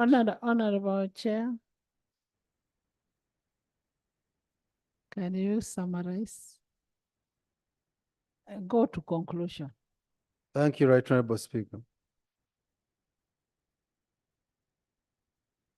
You just go to conclusion.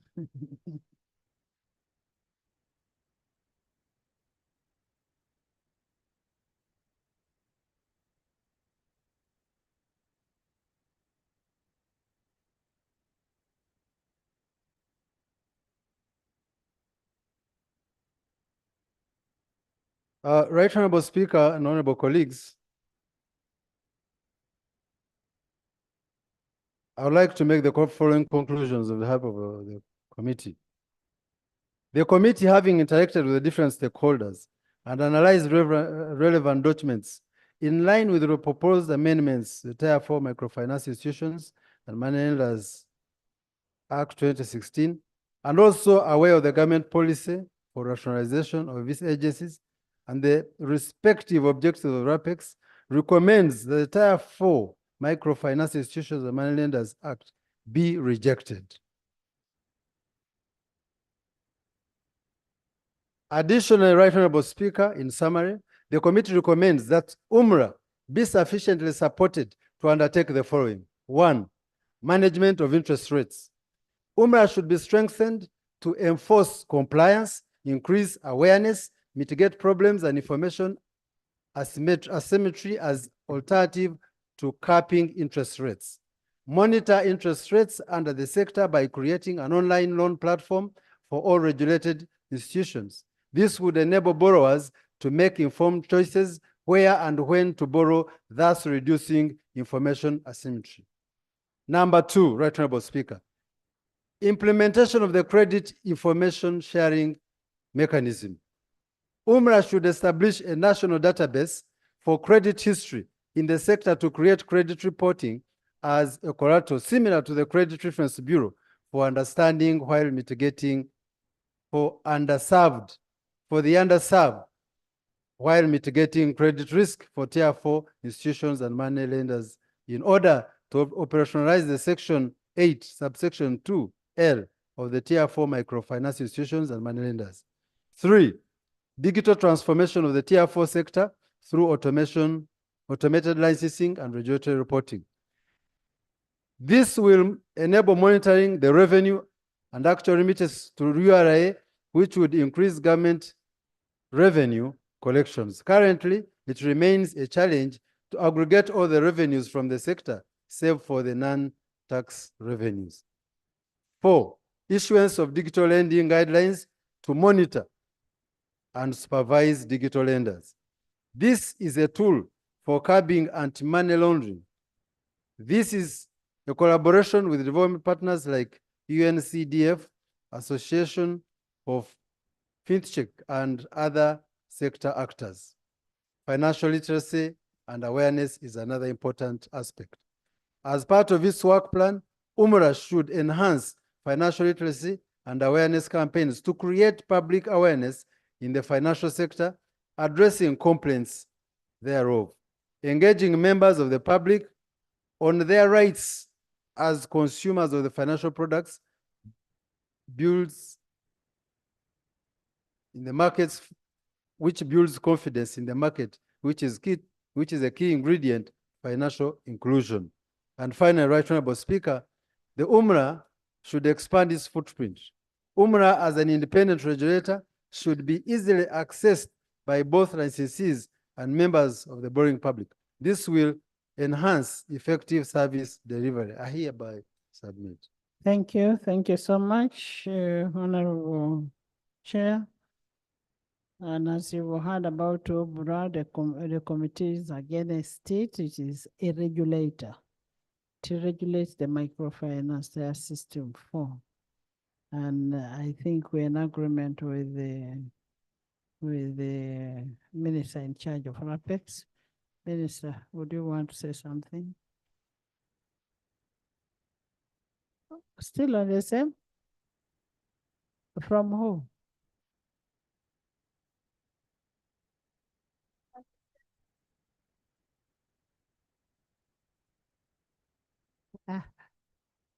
Honorable Faith. Right Honorable Speaker. Faith. First, so you're in agreement with the rationalizing overall as a regulator? Madam Speaker. Why don't we hear from the minister first? He has something. The minority report is a 7-member minority report. You table the minority report and refer to him. It's not mine alone. You table it. The minority report was tabled by the chair, but it has not been read.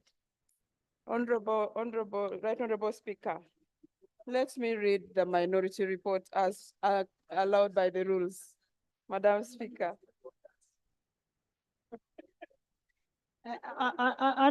Honorable Faith. Yes. Just go straight to your point of departure. Correct. Right Honorable Speaker, I want to thank you for the opportunity. The areas of dissent are few. One of them, on the performance of Uganda Microfinance Regulatory Authority over the last 5 years. Right Honorable Speaker, while the 10th Parliament envisioned that UNRA would help provide for the licensing of Tier 4 actors, management and control of money lending business, establishing a SACCO protection fund and a SACCO saving protection scheme, it is worth noting that for the last 5 years, UNRA has not delivered on its mandate with the exception of issuing licenses to money lenders, a duty that can effectively be handled by any government department. UNRA has been concentrating on registration of people or firms interested in the money lending business and has made this its core mandate, yet it is only a process to the core mandate of regulation. UNRA has not demonstrated even the willingness to handle the other regulatory core mandates of financial stability and consumer protection. While UNRA slept on the job, the money lenders enjoyed a field day running the industry on their own to the extent of making citizens sign sale agreements of property in the guise of a lending agreement. Therefore, taking advantage of the illiteracy and vulnerability of our people, Parliament of Uganda exists to protect the citizens, and we are glad this amendment has come. The rosy picture highlighted by the majority opinion has come at a cost of life and property of some Ugandans who have lost all their assets to the moneylenders. Right Honorable Speaker, UNRA has continued to provide a perfect cushion for moneylenders to defraud unsuspecting Ugandans. What is Uganda shillings 330 billion revenue compared to millions of Ugandans who have degenerated into poverty? What is the revenue that comes at the cost of blood of Ugandans who succumbed to depression, having been tortured by moneylenders? Therefore, leaving the status quo is collusion to loot poor Ugandans. Number two, on the dissenting view, the regulatory function, Right Honorable. You are aware, you are alive to the fact that a number of members have submitted to this House matters of national importance concerning money lenders who storm lower local governments and defraud our people, including taking national IDs. For instance, Right Honorable Speaker, in this House last year, the Honorable Kibalia Henry Morris, the MP for Bugabula South in Kamuli District, he submitted to this House a report on the dubious acts of moneylenders in his constituency. While these issues have been raised in the House, the supposed regulator went silent as the loot continued. Additionally, Right Honorable, while UNRA was also intended to support SACCOs, the Ugandan SACCOs have been on their own. If it wasn't for the work of commercial officers in local governments, the SACCOs would have fallen in the temptation to defraud Ugandans as well. There is no sign that UNRA, in its current state, will rise up to the task and be effective and efficient. For instance, one doesn't need money to issue a statement to the public. And so the excuse of limited funding as a justification for inaction cannot suffice. Number three, on lending rates. While Section 90 of Tier 4 Microfinance Institutions and Moneylenders Act 2016 stipulates that the minister, with guidance by UNRA, shall set the guidelines for lending rates. UNRA has continuously advised to the contrary and has therefore made it impossible for lending rates to be regulated. As a result, some lenders charge up to 30% per month. This is 360% per annum, the highest in the world. And the exploitation must stop, Madam Speaker. The majority opinion recognizes this anomaly, but was shy to give a befitting recommendation. Number four, on the administrative processes of rationalization. Right Honorable Speaker, the majority opinion has pitched justification on the cost and process of administering rationalization, rather than the efficiency in the outputs expected of a regulator. Therefore, in our opinion, this Parliament should not be burdened by the administrative processes of rationalization. For example, settlement of staff obligation, the cost of deployment, as this is a role the executive can execute effectively. To assume that the Ministry of Finance, Planning and Economic Development cannot handle these administrative processes is to undermine the basic capacity of any government ministry in Uganda. Finally, Right Honorable, number five, rationalization of a supposed regulator. While it might look unthinkable, rationalizing a regulator. However, over the years and prior to 2016, all ministries that had a regulatory function did have departments in charge of regulation. For instance, Ministry of Energy and Mineral Development has continued to effectively regulate the mining sector, a sector more highly rated in terms of net value than even micro-lending sector. This is evidence that a government ministry can carry out this function with ease without the excessive expenditure. Right, Honorable, 2 recommendations only from us.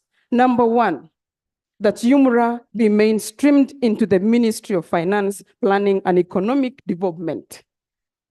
Number 2, that Section 90 of the Principal Act be amended by replacing the minister regulating the maximum interest rate with the interest rate to be charged by a moneylender shall not exceed 8% per month, equivalent to 96% per annum as a maximum, because it has been clearly demonstrated that this sector cannot be regulated by anyone. So the law must be put to use. Conclusively, Right Honorable Speaker and honorable members of Parliament, the rationalization plan is meant to improve efficiency, eliminate duplication, and enhance cost saving on government. The opportunity has come for us not only to achieve these rationalization objectives, but also to sanitize the microfinance lending sector by giving justice to all our people who have suffered victimization and impoverishment by the rogue money lenders. Rationalizing UNRA and setting the limit for lending rates is a perfect gift that this 11th Parliament will give the Wananchi, the citizens of Uganda, whose property has been seized by money lenders. It offers a perfect tribute to the citizens who have succumbed to depression by taking their own lives, who have been shot at because of the money lending business that is not properly regulated. It is tribute to the Mwindi who died nearby here, who was shot at by a borrower. It is tribute to all those people in different categories who have succumbed to this dubious deal. Therefore, I pray, Right Honorable Speaker and colleagues, that this report meets your favor. 7 members signed this report, and I want to read their names. Narkut Faith, Karim Masaba, Babazi Jennifer, Katali Loy. First of all, Karim Masaba is not a member of... Wanda Richard, Listen. Sayeba Abbat. Karim is not a member of finance. That's okay. Then we have 7 members. If Karim withdraws his signature, we have 6 members who have signed. And I beg to submit, Honorable Madam members, we are talking about UNRA, who is the regulator, and we are saying we want to take UNRA to finance. We will not have a regulator. We will have a policymaker. Together we'll implement in one institution. That will be finance. That will be finance. And that will mean we have no firm regulatory environment in UNRA. Members, just a minute. Let me hear from the chairman. Right Honorable Speaker and honorable colleagues, you know, you requested me to summarize, and I want to... And I know why I requested you to summarize. But I wanted to make this one vital point, that the committee observed the structural challenges within the ministry and with the Ministry of Finance. The committee observes that previously the Ministry of Finance, Planning and Economic Development was not able to support the growth of SACCOs through a project called Project for Financial Inclusion in Rural Areas, Profila. And All previous specialized functions in the ministry have been delivered in project mode instead of a mainstream departmental mode. Profila was not able to sufficiently support SACCOs and the village SACCOs groups. Honorable members, the honorable colleagues' minority report insinuates that when they go into the mainstream, the ministry, then our SACCOs and money lenders will be rejected. I think that would be a mistake. I have also noted, Right Honorable Speaker, that Honorable members, listen. interest rates, whereas Uganda operates a liberal economy, and where the private sector makes decisions based on forces of demand and supply, and whereas for long, the cost of borrowing has been generally recognized as being so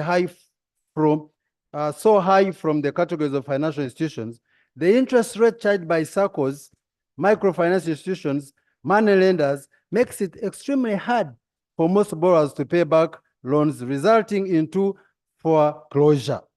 This has stifled businesses since most of the business capital and income is dedicated to and drained by the debt servicing. Now, the committee established from the Uganda Central Bank that whereas the average lending rate of commercial banks is 18.3%, typical SACCOs lend at least at 3% per month or 36 per annum. Money lenders on average lend at 10% per month and 120 per annum. Now, therefore, despite Uganda's running a liberalized economy, the gap between the lending rate of the commercial banks, which is 18.3, and money lenders' annual lending rate 120, is the reason Parliament passed Section 90 of the Tier 4 microfinance institutions, and I want to underline that, is the reason why Parliament passed Section 90 of the Tier 4 microfinance institutions and money lenders act for the minister to at least provide some level of control that leaves both the borrowers and lenders better off economically. It is not the UNRA. Thank you. Honorable members, it is this same house that asked for regulations under Section 90 of the Tier 4. Honorable Minister, we want the regulations of under Section 90 of Tier 4 that will be able to determine how much money lenders will charge. You cannot have money lenders charge 30, 50%. And based on that, Honorable Minister, what this House needs is not a rationalization. We need regulations. I want regulations, not this rationalization. Right Honorable Speaker and honorable members, I have listened very carefully to both reports, the report of the committee, the main report, and the minority report from the committee.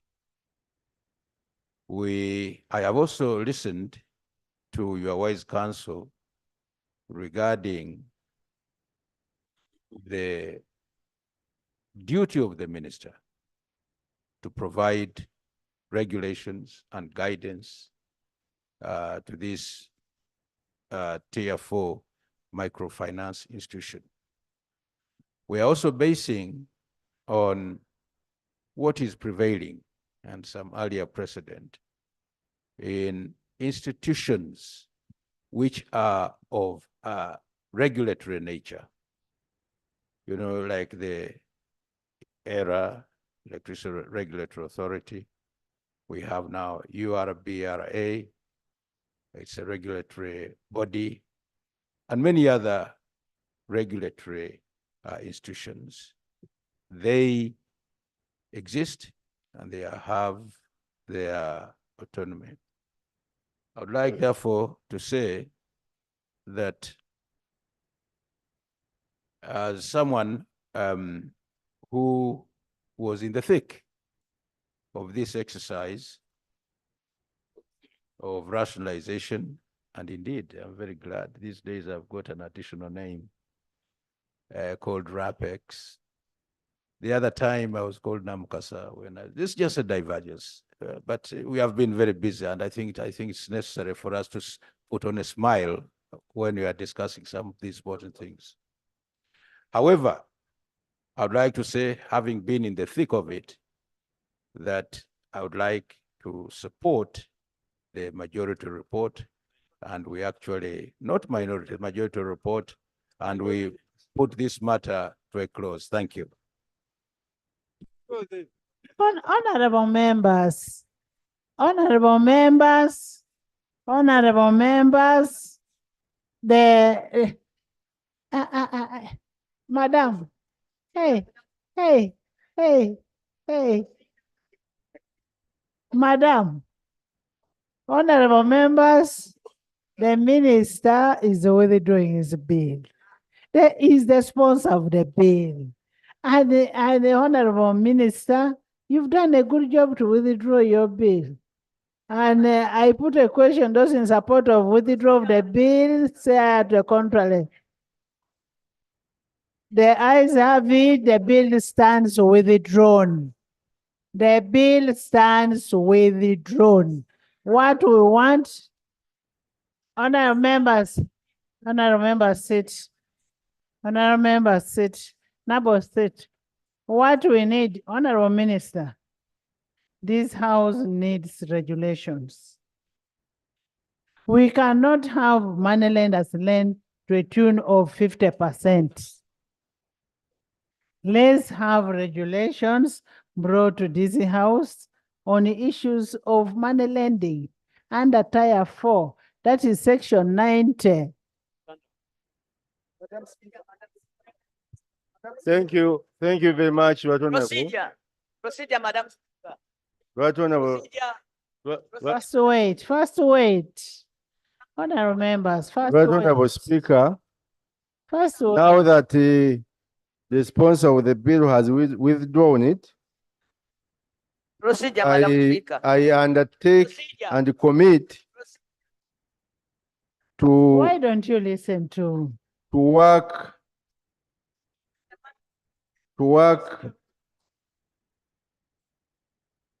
on the regulations, Right Honorable Speaker, and to work on the actual. So Honorable Kasolo, now that you are the sponsor of the bill, you say, I now formally withdraw the bill as yes. Right Honorable Speaker. Under Rule 140, you formally withdraw the Under bill. Rule 140 of the Rules of Procedure, I formally withdraw the bill. The Tier 4 Microfinance Institutions and Moneylenders Amendment Bill 2024. Thank you, Right Honorable. Those in favor of withdrawal of the bill, say on the contrary, nay. The ayes have it. The bill stands withdrawn. The bill stands withdrawn.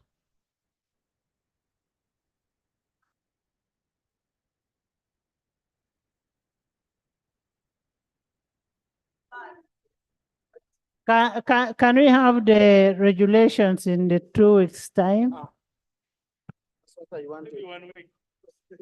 2 weeks' time. 1 week we shall be on. Just. Right Honorable members, I don't know even you. Right Honorable Speaker. You lied to the president. You went into a meeting. You said you're going to bring regulations. Up to today, they were in a caucus. Right Honorable Speaker, within 2 weeks, we shall have brought the regulations to this house.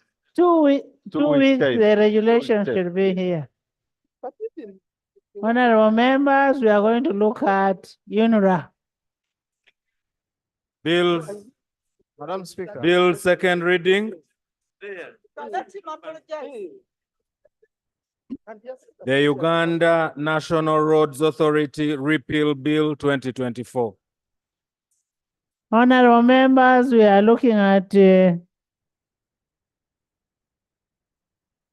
Bill second reading, the Uganda National Roads Authority Repeal Bill 2024.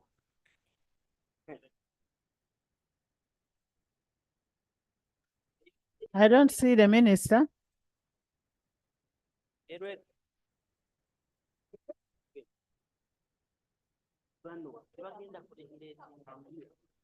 The minister.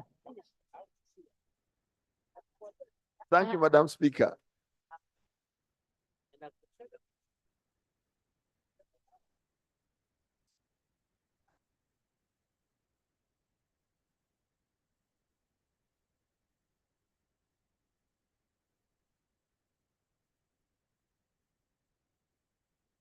Honorable members, we have a very brief report from, then we can break off for lunch. A very brief report from UNRA. The minister will get when we are ready. Hmm?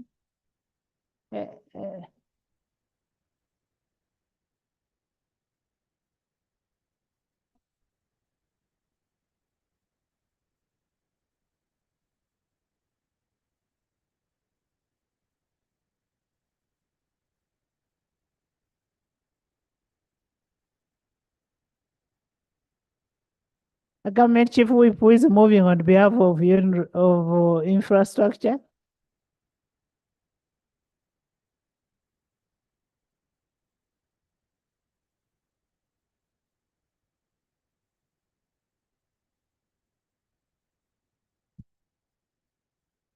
RAPEX.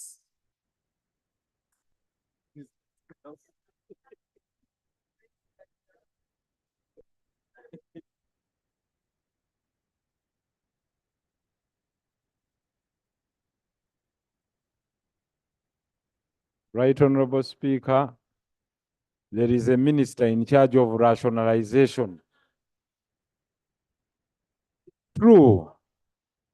So the minister in charge of rationalization must take charge of his bills. Why are you shying away?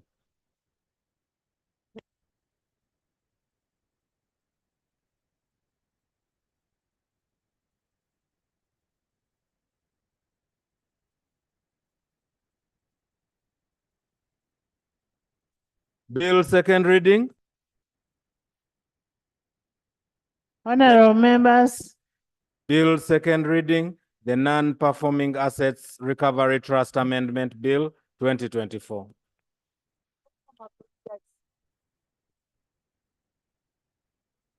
Honorable members, why are you not moving UNRA?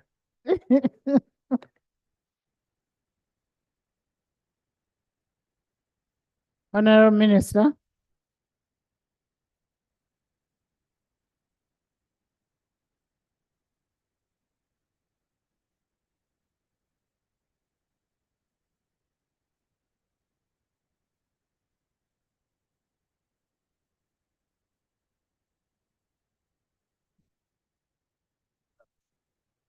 Yeah, after this one. Right Honorable Speaker,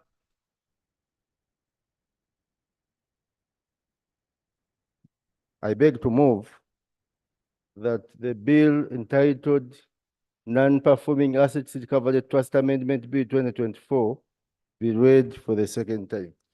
Seconded. Is seconded. Seconded by Wanda, by Government Chief Whip, by Honorable Lwelo, Honorable Yusuf, Honorable Avuru, Noelin, Namuju, Sise, Oima, Education, Kivalia, Margaret, Mamawi, Eda Kasi, Flora, Shema, Elders, Wilson, Wanda, Aro, Otto, Zombo, Olanya, Yes. I think you just don't like Kivalia. Right, Honorable Speaker. In the position that the colleague is in, you can't ideally define whether he's standing, whether he's squatting, whether he's at the verge of setting off. So we need to know whether he was in supportive of the bill. Order. There's an order for you. Thank you, Right Honorable Speaker. Right Honorable Speaker, is it in order for a honorable to define my position of standing or sitting as if he grew up with me to know when I'm standing, I look like this, and when I'm seated, I resemble nothing? Is it in order, Right Honorable? It's not yet 45.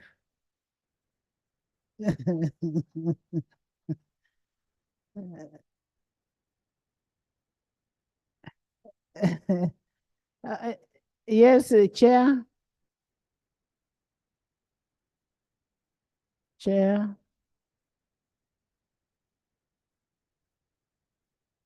Right Honorable Speaker, I hereby tender in the original report, hereby lay. In the interest of summary,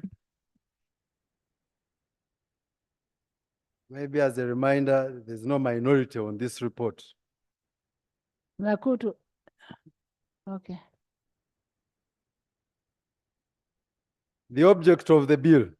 The object of the Non-Performing Assets Recovery Trust Act of Repeal Bill 2024 is to dissolve the trust, the Board of Trustees, and the Sink Fund, to mainstream the functions of the Non-Performing Assets Recovery Trust into the ministry responsible for non-performing assets in order to give effect to the government policy on rationalization of government agencies and public expenditure, and for the related purpose.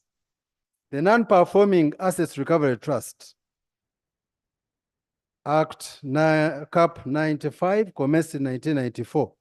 The Act established a Non-Performing Assets Recovery Trust and an expeditious machinery for the eventual recovery of the certain loans and investments made by Uganda Commercial Bank, whose recovery was overdue. The Act established a trust whose objectives are: 1, to hold for and on behalf of the Republic of Uganda any non-performing assets of the Uganda Commercial Bank which have been transferred to the trust under Section 9. B, to take such actions as may be necessary to recover all the amounts outstanding in respect for all transferred non-performing assets. C, to establish, administer, and manage a sinking fund into which shall be deposited all recoveries for the non-performing assets for redemption of the bonds subject to Section 8. And D, to make good the debt owing to loans received under the Rural Farmers Scheme, USAID/RPE, and to recommend and take corrective measures so that the Farmers Loans Scheme can benefit the farmers. To perform any other function conferred on the trust under this Act, and to perform such other function as is reasonably related or incidental to the foregoing objectives. The observations and recommendations of the committee. The NPAT Act, Cap 95, established a non-performing assets recovery trust as an expeditious machinery for the eventual recovery of the certain loans and investments made by the Uganda Commercial Bank, whose recovery was overdue at the time in 1994. The trust was mandated to: 1, hold for and on behalf of Uganda any non-performing assets of the Uganda Commercial Bank, and 2, to take such actions as may be necessary to recover all amounts outstanding in respect of all transferred non-performing assets, to establish, administer, and manage a sinking fund into which was deposited all recoveries from the non-performing assets for redemption of bonds, to also examine the circumstances leading to the farmer's default in making good the debt owing to loans received under the Rural Farmers Scheme, and to recommend and take corrective measures so that the Farmers Loan Scheme can benefit the farmers. The Board of Trustees of the trust is comprised of a chairperson and between 4 and 6 members, all appointed by the minister. The Act also established an office of an administrator of the trust appointed by the board and made room for appointment for other staff and consultants, the sinking fund. The Act established a sinking fund into which is paid all monies provided to the trust by the government or derived by the trust from any other source. Accordingly, any money which is required by the trust is paid from the sinking fund, the tribunal. The Act also set up a non-performing assets recovery trust tribunal comprised of a chairperson and 3 other members appointed by the minister. Under Section 9 of the Non-Performing Assets Act, Cap 95, all assets, rights, liabilities, and obligations attached to the non-performing assets transferred by the bank to the trust under this section, which immediately before the date of transfer were held by or subsisted against the bank shall, subject to any directions given by the minister in writing, vest in or, as the case may be, subsist against the trust. The committee is alive to the fact that rationalization policy that the government seeks to implement through this bill is intended to relieve government of the financial drain on which resources the burden of wasteful administration, like Arya said. I beg that I move on to recommendations. Right Honorable Speaker, honorable colleagues, the committee hereby recommends that the bill be rejected. I hereby submit. Thank you. Yes. Madam Speaker, I rise to support the recommendation of the committee. One of my grounds is that the assets and account of this trust has not been audited. Someone is just rushing and wants to, if I can use this word, steal from Ugandans by not allowing audit before this rationalization. So the recommendation of the committee allows government to move into examining what is the balance of the sinking fund, what are the non-performing assets that trust is holding. Not until these questions are answered, I think it's premature that we move to dissolve this board. I therefore implore members, if you really care about this country and the resources which should have helped us narrow the physical gap the country is facing, we must allow an audit into this non-performing assets trust fund account before we rationalize. Otherwise, someone is going to hide under this and we will never get to know where those resources are. I thank you. Thank you. Yes. I agree with the honorable colleague and what he has submitted. And some of the points he's made, which are very pertinent, I could have lost them in the process of summarizing, but I agree with his opinion. So that is also consequential to departed custodian. I was just reading your mind that if you're saying this one should, yes. So even the departed is the same.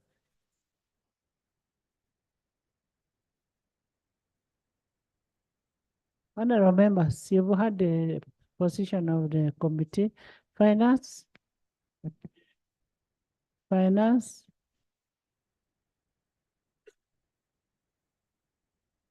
Finance. Finance, what the committee is saying, that I hope you've understood what the committee has said. Okay, what is your position? Oh, I put a question. Right, Honorable Speaker, now that the committee is giving reasons to do with auditing, I Yes. propose that you give us time. We first audit, because that is the reason they are giving. We first audit and then come back. I'm not withdrawing the bill, so I'm asking for time No, to but you go. can't leave a bill pending.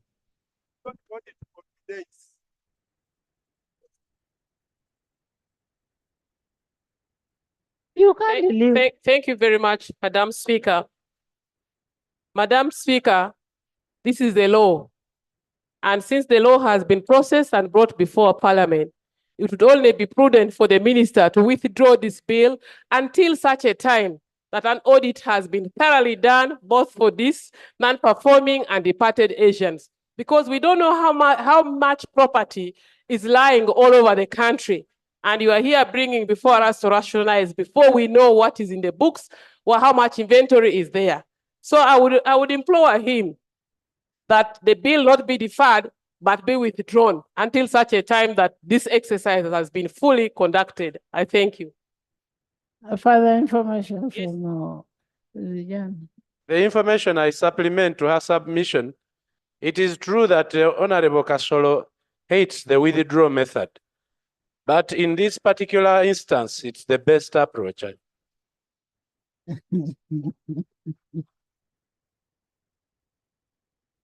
Meaning you'll have 2 bills to withdraw. You'll have to withdraw the departed Asians and non-performing assets. But you first move the departed and then withdraw. Right, Honorable Speaker, I move under Rule 140 of the Rules of Procedure to formally withdraw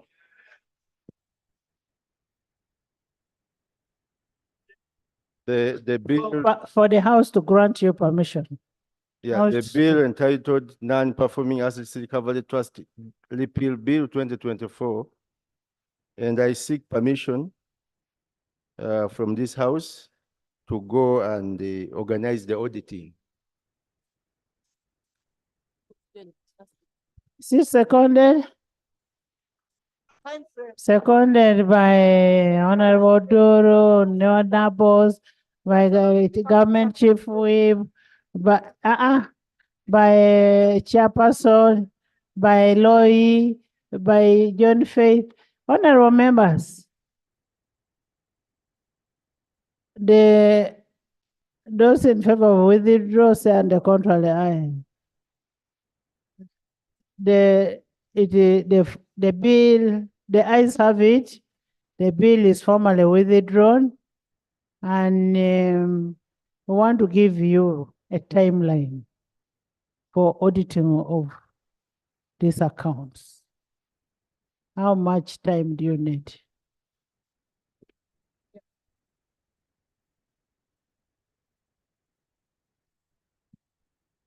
Right, Honorable Speaker, I'm asking for 1 year.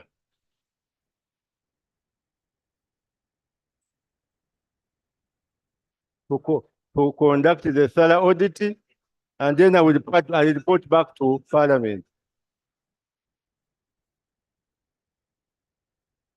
Because you see, assets are not within Kampala, they are all over. So I need time. So,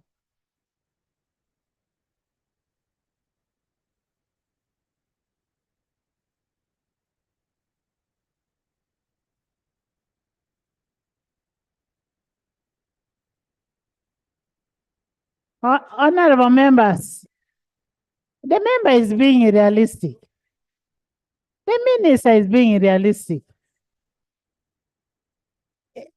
Even that 1 year, you will not get it. Honorable member, you've been given 1 year to go and give us a thorough report. Next, departed. Right Honorable Speaker, in the same spirit, I move under Rule 140 of our Rules of Procedure to formally withdraw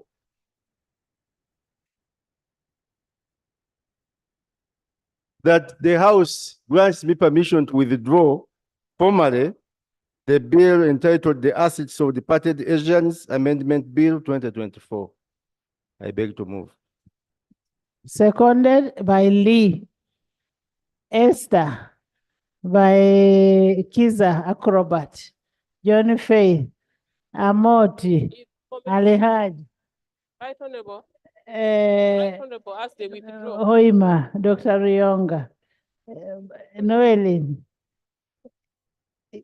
Stephen. Honorable members. Gwere. Ochan. Legal. Honorable members. I put a question that those in favor of withdrawal of this bill, say and the contrary nay. Now, honorable members, you need to understand why these bills are being withdrawn. It is the same explanation that has been given by the chairperson. You cannot start transferring. The ayes have it. That the assets of departed. Why don't you say assets and liabilities? Assets and liabilities. Whom are you giving the liabilities? So the bill stands withdrawn. Thank you. Bill second reading. On what has been ruled on? On what? How much time? Bring a substantive motion. How much time do you want for this one?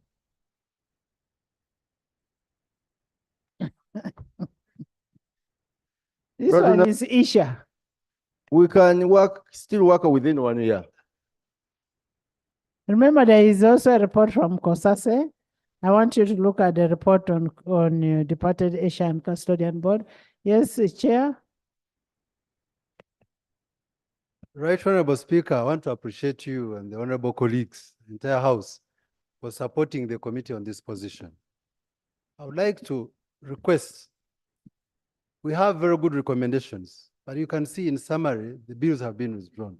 I would like to request that you direct them to work with the committee to make sure these recommendations are observed. Thank you, Right Honorable Speaker.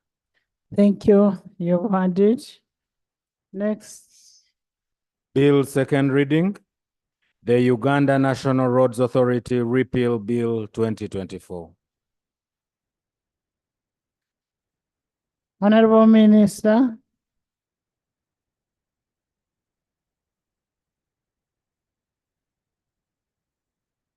Honorable Minister. Right Honorable Speaker,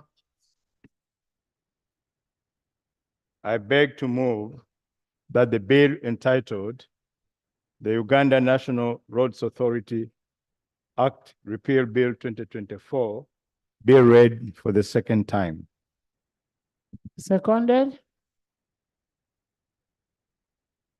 Is the bill seconded?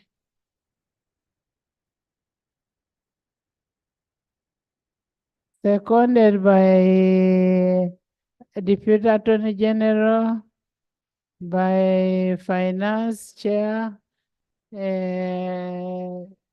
Honorable Elelo, Olobo, Solomoni, Nakasongola, Wakas, Gabrieli, Aru, Faith, Xavier, Hoima, Kahonda, Amot, John Faith, by the majority.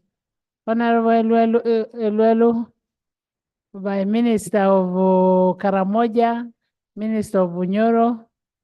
Yes, would you love to speak to your motion? Honorable Minister.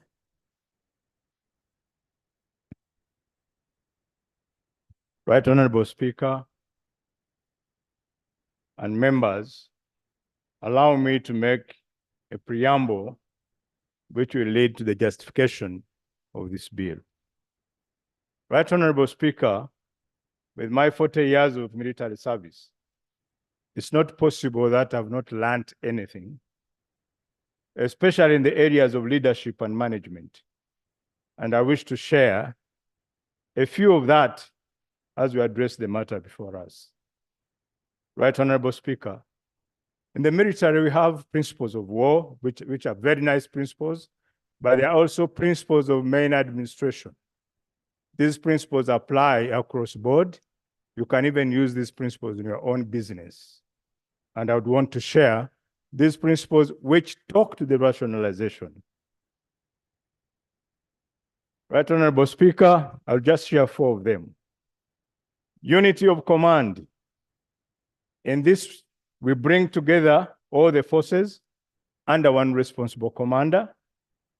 Divided leadership always fails. My forces as a ministry are divided. And this affects direct command and control. This relates to the areas of justification where the Ministry of Works generates policies, and also members of, and also boards of agencies generate policies. That's contradictory. These are 2 areas of command, commanding one area, in one area. The boards also do accounting. I mean, the accountings are also different. We have 3, for example, 3 accounting officers in the same ministry. 1 for road fund, 1 for UNRA, 1 for the ministry. That's a wastage. And that sends me to my second principle, the principle of concentration of forces. If you are going to have effective command and control, and you're also going to have effective delivery of services, resources, both human and otherwise, need to be concentrated, prioritized, and their deployments in quest to achieve maximum effect. This is why we are absorbing all the UNRA staff that are willing to offer services to this nation under the public service terms and conditions in the ministry. Thus, the fear which had been expressed earlier of creating unemployment does not exist, because we are absorbing all the members of that agency. Economy of effort, that's another principle. This principle refers to the using of the right amount of tools and resources at the right time, in the right place, and in the right quantities. Too much resources expended against an objective is both wasteful and inefficient. No leader will ever have the resources he desires. Yeah. Smart leaders know how to manage what is available. Yes, I'll take the procedure. Right Honorable Speaker, our rules state that if a minister is to make a statement, either by way of preamble, introduction, epilogue, prologue, that statement must be available to us. The minister is making a substantive statement that he describes as a preamble, to which we don't have a copy. Right Honorable Speaker, is the minister proceeding well to present a statement disguised as a preamble when we actually don't have it, and especially when he's making reference to principles that we can cross-check if we had a statement? Are we proceeding well?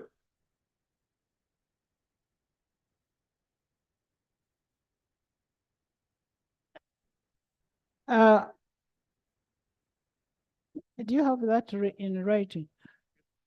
Please give us a copy. We needed it uploaded, but you read it and then you lay it on table. Much obliged, Right Honorable Speaker. I was on economy of effort. This principle refers to the using of the right amount of tools resources at the right time, right place, and the right quantities. Too much resources expended against an objective is both wasteful and inefficient. No leader will ever have all the resources he desires, not even in this country. Smart leaders know how to manage what is available. Right, Honorable Speaker, our country is faced with a situation where we must be extremely frugal, and already we hear cries of reforms in every sector of this country.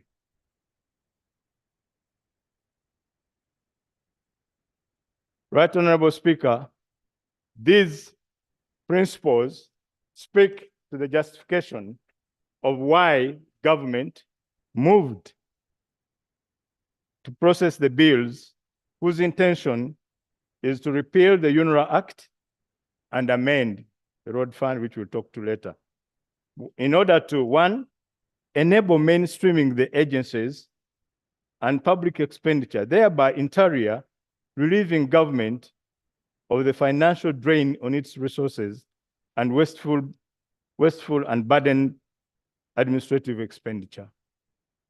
Facilitate efficient and effective service delivery by clearly delineating the mandates and functions of government agencies and departments, thereby avoiding duplication of mandates and functions. Honorable members, I've talked about the different bodies where policies are made for the same ministry. For instance, the duplication of functions, the Ministry of Works, UNRA and the road have boards responsible for provision of policy direction, while at the same time, they're accountable to the Ministry of Works and Transport. In addition, the size of the boards and remuneration of the board members vary substantially. There's no uniformity. Technical leadership of the agencies, executive directors heading agencies, and the permanent secretary as accounting officers all report to the minister. 3 accounting officers in the same ministry. There is a duplication of functions. You find in UNRA, we have human resource. We have human resource in the ministry. We have procurement. There's procurement in the ministry. You have accounts, internal audit, communication, legal, and some of these functions are already provided for by government in other bodies. For example, the Attorney General is responsible for all for matters of law as far as ministries and agencies in this country are concerned. Why would we have a full legal unit in UNRA? Functions which are not of the mandate of agencies, for example, have been UNRA has elevated, have already been elevated compared to the line ministry responsible for the same functions. In UNRA, you have a director, human resource, director. You have a director, procurement. You have a director, legal. You have a director, internal audit. These are highly elevated positions. And yet these functions are being performed by other ministries. There is duplication of regional offices and force account employees. This is what I was talking about, concentration of force. Bring all these assets together, have them under one central command, and they'll be effectively deployed. The traffic and road safety function, that's is also under in UNRA, and many other functions. The Department of Compliance and Investigation, this is a function of CID. Why would UNRA have a Department of Investigations? What capacity do they have to investigate? The Directorate of Legal Services, with 27 established lawyers. And General, do they investigate using engineers? I don't know. This is exactly what we are talking about, Right Honorable Speaker. Because this is duplication. to the best of my information, my knowledge, I used to be a member of COSASE. The person who was in charge investigation in UNRA was Adam Ho, the deputy CID. No, Kutesa is a legal person. The deputy CID headquarters. Who? This from Sabe. Chelimo. Madam Chelimo was the one in charge of that department. Yes. Right Honorable Speaker and members, to restructure and reorganize these agencies and departments of government We want to eliminate bloated structures and functional ambiguities in government. Agencies operate bloated structures which are not aligned to the mandates and are a drain to the treasury, thus defeating one of the objectives of cost cutting. That's why I was talking about economy of effort. The current staffing levels of the three entities include a total of 1,544 members of staff, both permanent, contingency, contract, senior management, earning a total of 71 billion shillings. The ministry, on the other hand, has 544 members of staff. So UNRA is in effect bigger than the ministry, and this is an agency.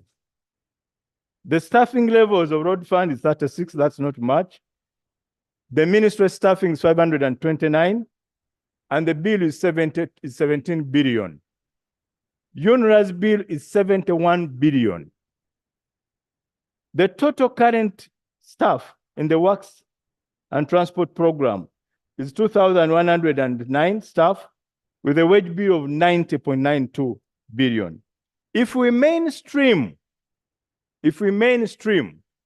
and all these people come under the public service pay Are we structure, mainstreaming or repealing? we repeal the bill and then we bring UNRA back into the ministry. When we do that and we get all these employees employed by the public service under the terms of public service, we shall be saving 39 billion in wages only per month. Wages only, without talking about other overheads. That's a very big saving for this government.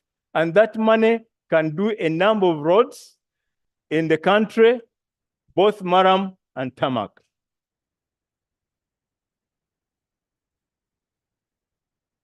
Clarification.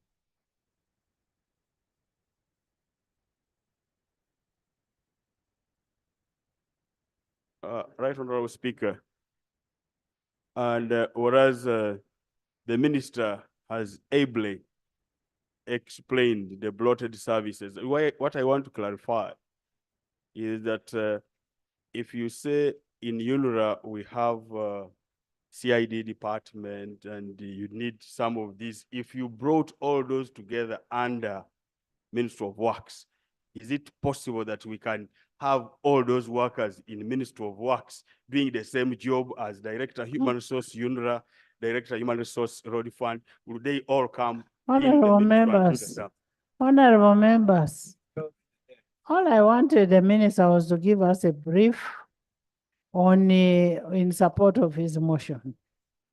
Then we give the chair of the committee to give us a report, because my presumption is what the minister is speaking was presented to the committee. Yes. So, Honorable Minister, can you give us, can you conclude and give the chair? Much obliged, right Honorable Speaker.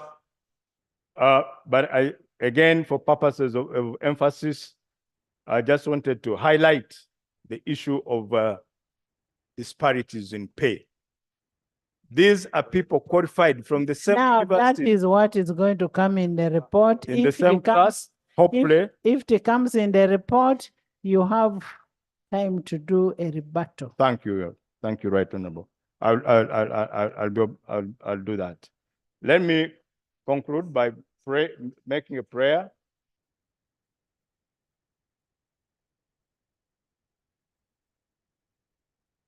My prayer, Right Honorable Speaker and members, is that Parliament considers this bill and approve the mainstreaming of the functions of the Uganda National Roads Authority into the ministry for better, efficient delivery. A different title, that Parliament considers this repeal the bill, considers repealing the bill entitled the Uganda National Roads Authority Act, Repeal Bill 2024, and approve it so that we can proceed with function. Thank you, Right Honorable Speaker. Right Honorable Speaker, the minister is telling us about the huge salaries that the UNRA staff have been receiving. These staff do not employ themselves and do not decide their salary. What we want to put in order. And we all know that the challenge that we have in this country is that we don't have a salaries review commission. And therefore we have all these disparities in salaries. So even among accounting officers, can I proceed? Even among accounting we are going officers. to debate after the report. So the procedural issue that I was raising, is it After the right? report, let's get a report of the committee, then you debate. Because remember one thing I want you to know,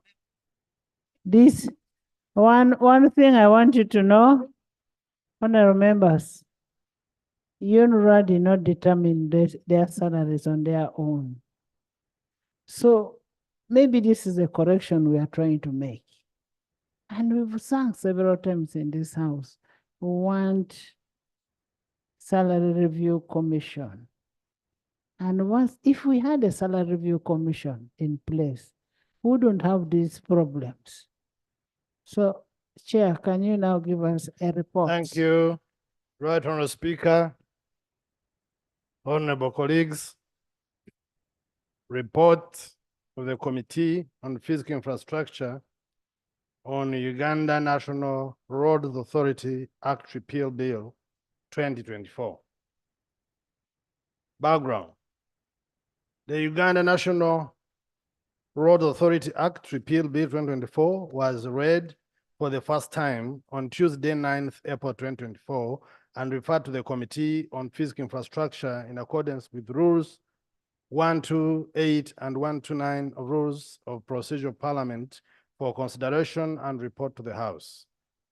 2.0, the background. The Ministry of Works and Transport spearheaded the road sector reforms aimed at improving road maintenance through the Road Maintenance Initiative, which started in 1986. Road reform, RMI, was implemented in sub-Saharan countries under the guidance of the World Bank and the Economic Commission for Africa. Most of the sub-Saharan countries adopted road sector reforms and established road authorities and road funds for 2000, which still exist and have made tremendous improvements in the road management. Uganda followed much later in the enactment of the UNRA Act in 2006. Dr. Mona, don't take my voter.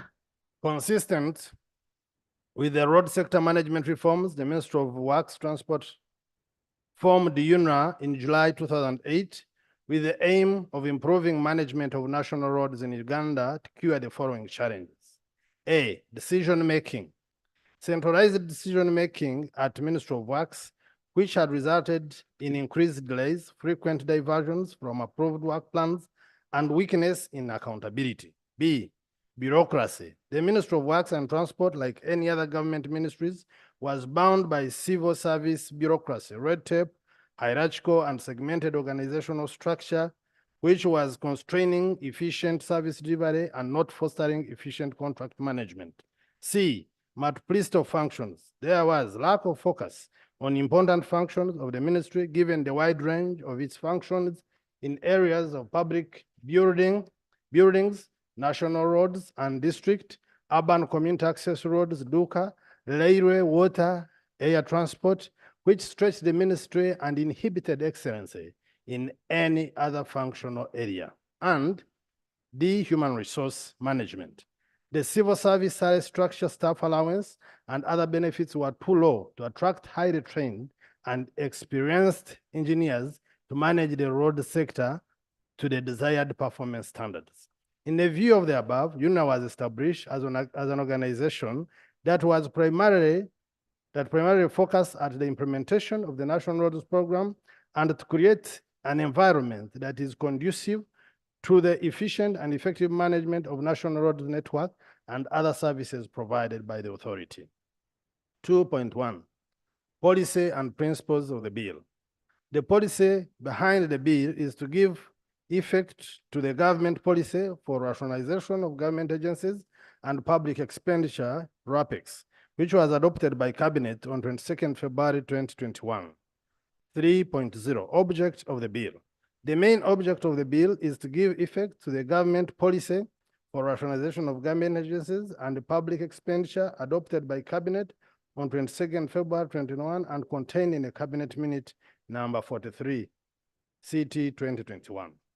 2, without prejudice the general effect of subsection 1, the following objectives shall be deemed to fall under the objective specified in that subsection.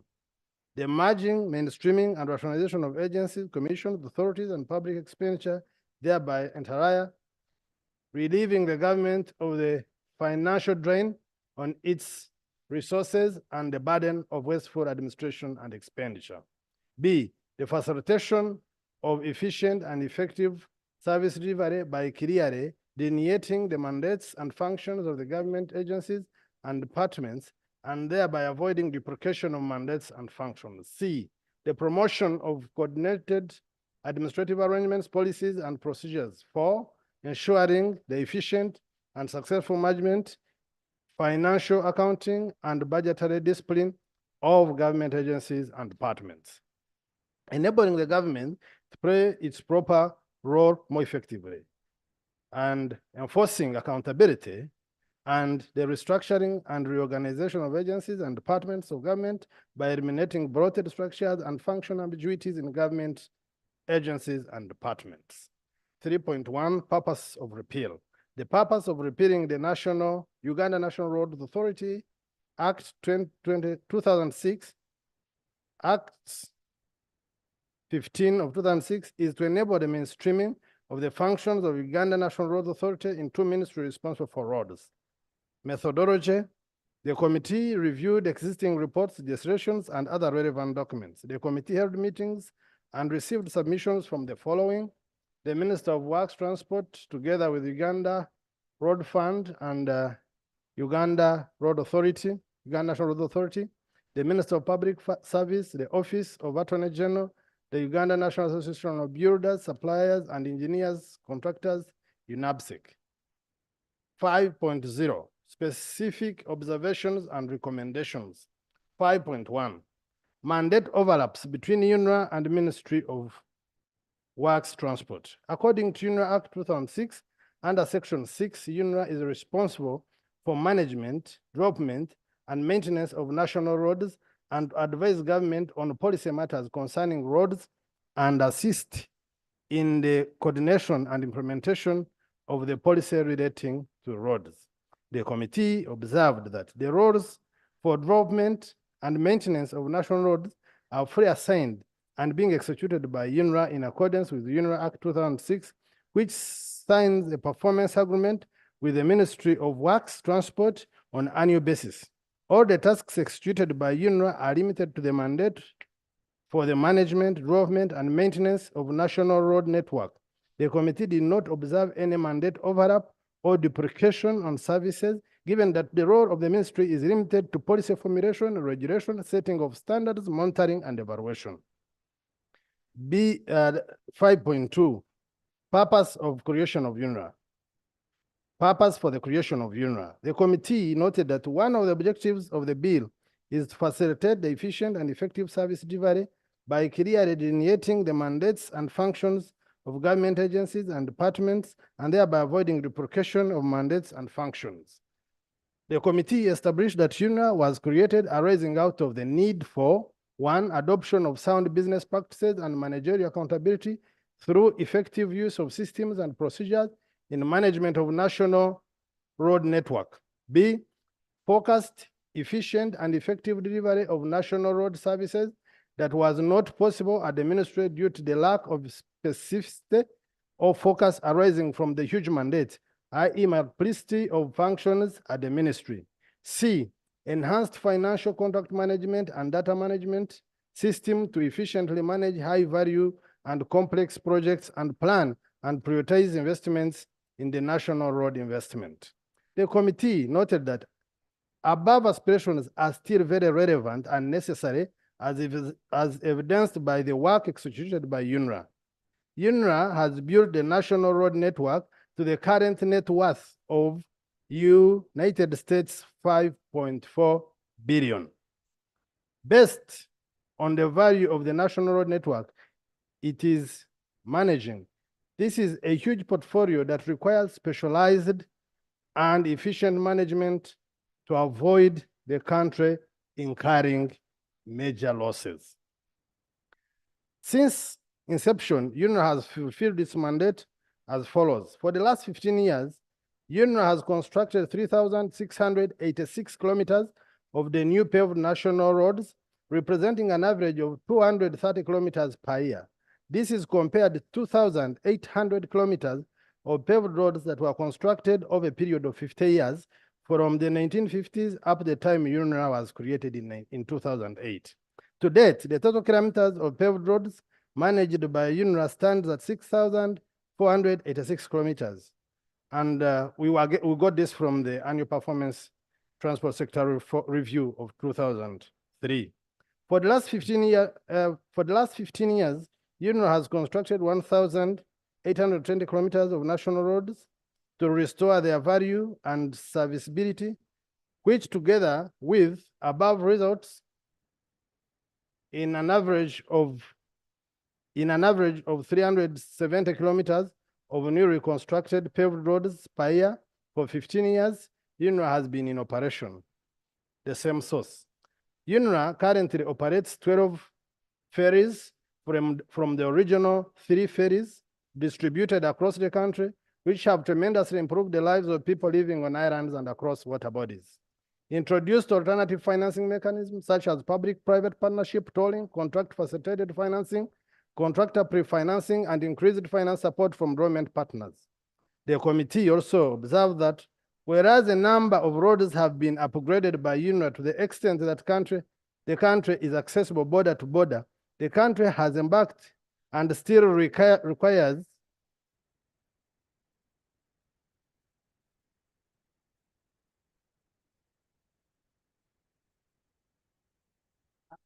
Honourable members, allow the member to the raise. country has embarked and still requires to undertake major national road projects such as tolled expressways and managing toll operations, during of major road corridors, flyovers, and long span bridges such as the Nile Bridge, on top of the need for efficient operation and maintenance of the network. These undertakings all require more specialist skills and efficient management than even what UNRA has currently, and should rather be enhanced instead of being mainstreamed. The relevance of UNRA is expected even to be more pertinent moving forward when more of these planned complex projects under public-private partnership, toll roads such as the Kampala-Mpigi, Kampala-Jinja, Kampala-Thousand bypass, Kampala-Bombo Express Highway, and output performances-based contracts, and a long-span cable stayed bridges are to be implemented. The committee further observed that a number of projects under UNRA are financed by loans whose agreements between the government and the creditors specify that UNRA is the implementing agency. A change in implementing agency will require a renegotiation whose outcome and duration is unpredictable. The committee is therefore concerned that government is likely to suffer a setback of delayed project implementation and completion of such important and strategic road infrastructure because of shocks that come with the rationalization process.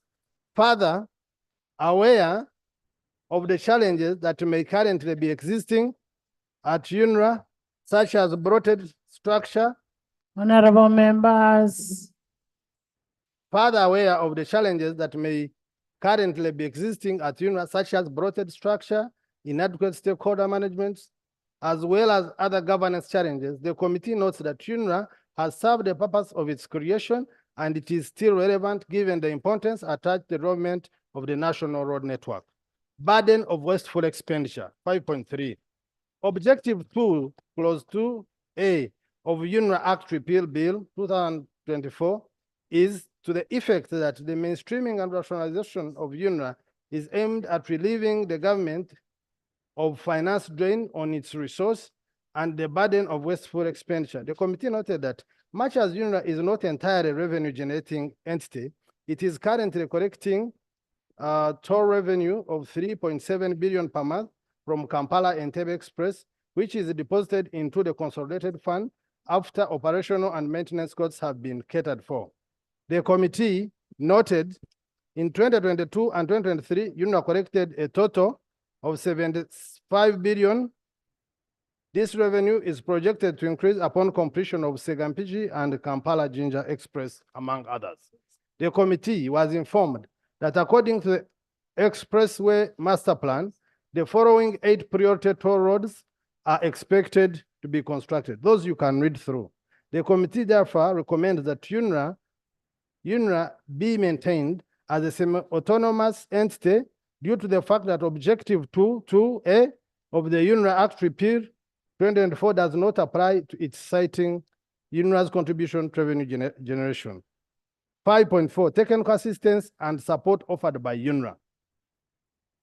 The committee was informed that due to the high technical capabilities UNRA has developed over the years, the authority has offered technical assistance and support to other government ministries and departments, including the following. A, construction of Kampala flyover project.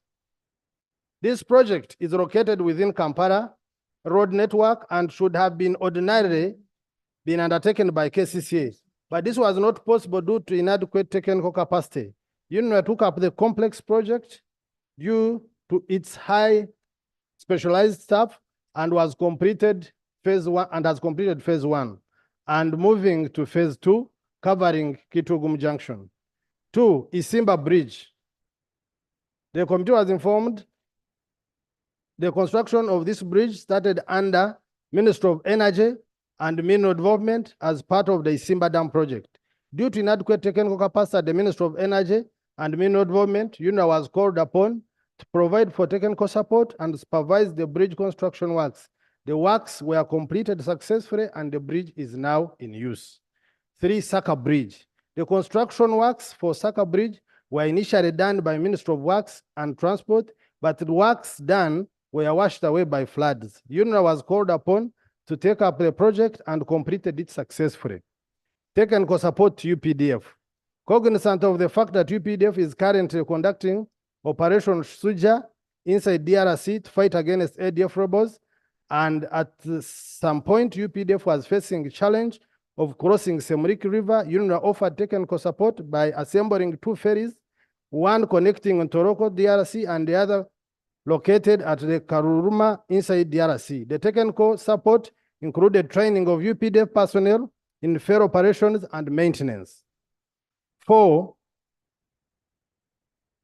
technical assistance to Ministry of Agriculture. You can also read that. The institutions that UNRA has been rendering support to. In light of the above, the committee observed that UNRA has become a shock absorber for the road infrastructure sector, and mainstreaming it may expose the sector to high risk that may result in financial losses in medium and long term. Right Honourable Speaker, protect me from the commissioner. Commissioner Foyochan. The committee therefore recommends that UNRA should be tasked to enhance in-house. The committee therefore recommends that UNRA should be tasked to enhance in-house technical capacity in order to save the country the huge costs associated with contract management. Agency model for road sector. The committee noted that world over, development and maintenance of the national road backbone infrastructure is through semi-autonomous entities. For instance, all member states of East Africa Community have adopted a semi-autonomous road agency authority affiliated to the respective ministries of works, infrastructure as shown in the table below. In Kenya, it is called Kenya National Highway Authority. In Tanzania, it is called Tanzania National Road Agency.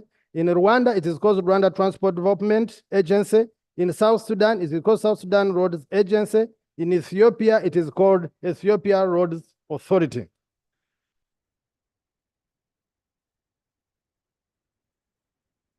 And you can look through.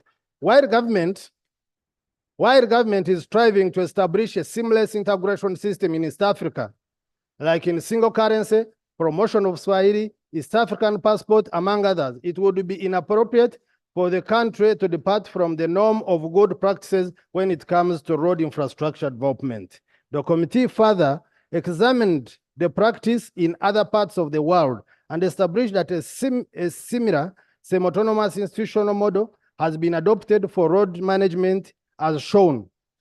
We looked at India, Israel, United Kingdom, South Korea, South Africa, Namibia, Malaysia, Singapore, and they all have agency model management of roads. In light of the above, and given the drive for East Africa integration, the committee observed that it would not be beneficial for Uganda to adopt a different model to what has been considered feasible by many countries with even better developed road network. 5.6, pay disparities.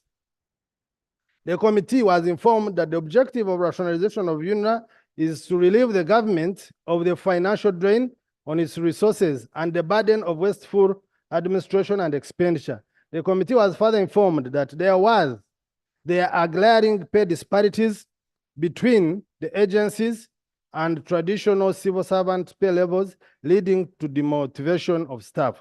The committee noted the glaring pay disparities between agencies and the traditional civil service are almost threefold.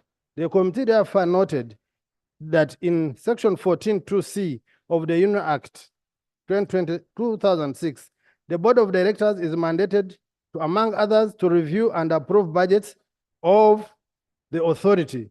The mandate gives the authority power to determine its own emoluments. The committee observed in Section 14 that in Section 14(3) of UNRA Act 2006, honorable colleagues, this answers some of the issues that were being put forward by the honorable minister. So you may need to pick interest.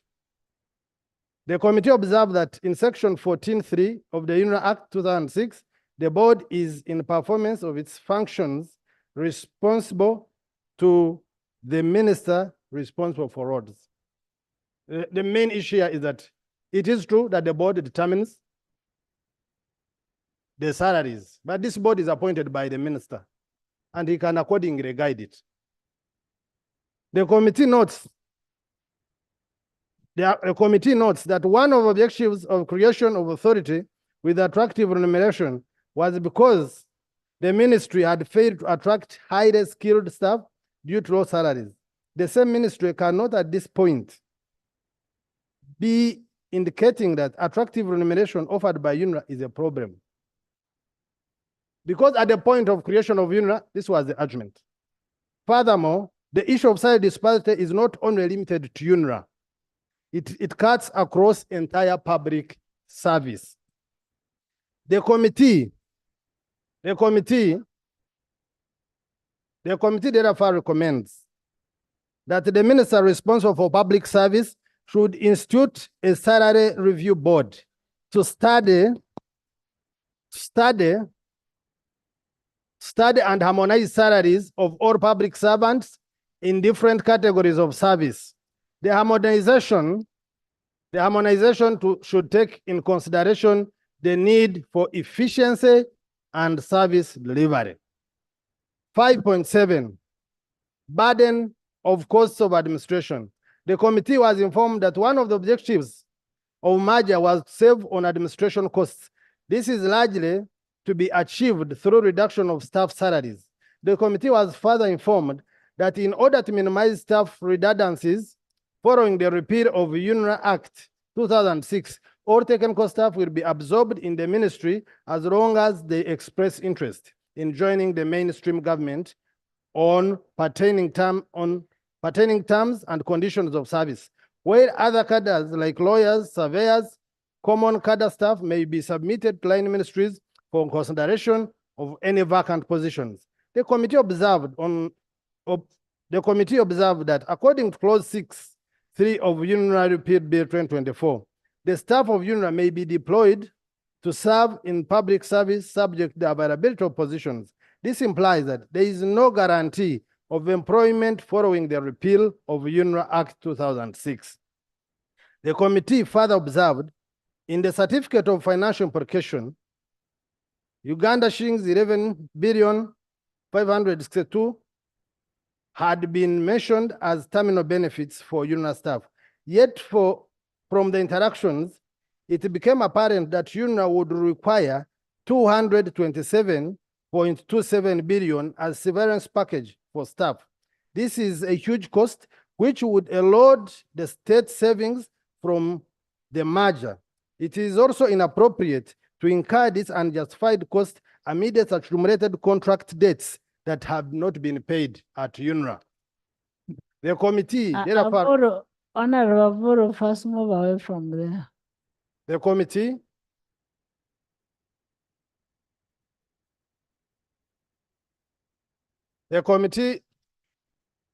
therefore recommends that instead of repealing the UNRA Act 2006, the Minister of Works and Transport. You sit in that box there. There's a box there. Sit there. The Right Honorable Speaker and Honorable colleagues, the committee therefore recommends that instead of repealing the UNRA Act 2006, the Minister of Works and Transport should consider the option of restructuring the authority to streamline its management and create a lean structure that principally takes into the account core business of the agency, which is the management, development, maintenance, and protection of the national road infrastructure. This will also help to achieve government rationalization objectives of reducing administrative costs. The Honorable Minister of Works and Transport is fully empowered to have this recommendation implemented under Section 7 of UNRA Act 2006. The restructured agency should be as lean as possible with a competitive remuneration to attract and retain high-quality professionals of the right caliber to deliver the authority's mandate. 5.8, management of the merger process. Transition arrangements. The committee observed that in spite of the fact that government took a decision in 2021 to merge, mainstream and rationalize government agencies, commissions, authorities, and public expenditure in order to facilitate efficient, effective service delivery. At the time of the committee's engagement with the ministry, there was no available business continuity plan to manage the transition period. The committee was informed that the ministry has appointed the business continuity team to develop a business continuity plan to manage the transition period in terms of handing over and taking over office, managing the ongoing projects and contracts so that there is no disruption in service delivery. From the huge workload and complexity of UNRA portfolio, together with associated risks, in order to better manage this huge and increased portfolio, the committee recommends that the ministry responsible for roads carries out a benchmarking in other road authorities in the region with a view of borrowing best practices that could be implemented to further improve the operations and management of UNRA. 5.9, commercialization of road management. The committee observed that the formation of UNRA was aimed at commercialization and management to ensure roads are managed as a business. The proposed merger of UNRA would have to deliver much more to escape what is viewed as step back to the premillennial approach to road management, which was deemed to erode value for money. The committee was further informed that the private sector have no reassurance that rationalization of UNRA will be a better option compared to the prevailing status quo. The committee noted that within reach is to improve an already existing road agency to operate commercially and responsibly under the supervision and regulation of stricter policy regime instituted by Ministry of Works. Section 5.3 of the UNRA Act 2006 provides that the authority shall be under general supervision of the minister responsible for roads. Further, Section 7 of the UNRA Act provides for powers of the minister In particular, subsection 1 gives the minister powers to give directions in writing to the authority with respect to the policy to be observed and implemented by authority, and the authority shall comply with those directions. The committee therefore recommends that the Ministry of Works and Transport should formulate a comprehensive framework for effective supervision of UNRA in line with the UNRA Act to ensure its management is accountable to the ministry concerning policy, legislation, standards, strategic plans, and operations. This will require a very practical and interactive regime for setting performance targets and monitoring and evaluating UNRA's performance.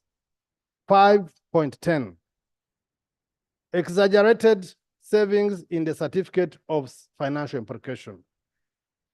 The committee observed that Uganda National Road Authority Act Repeal 2024 was accompanied by a certificate of financial implication, which complies with the requirements of Section 76 of the PFMA 2015 in regard to indicating the estimates of revenue and expenditure over the period of not less than 2 years after coming into effect of the bill when passed, and the impact of the bill on the economy.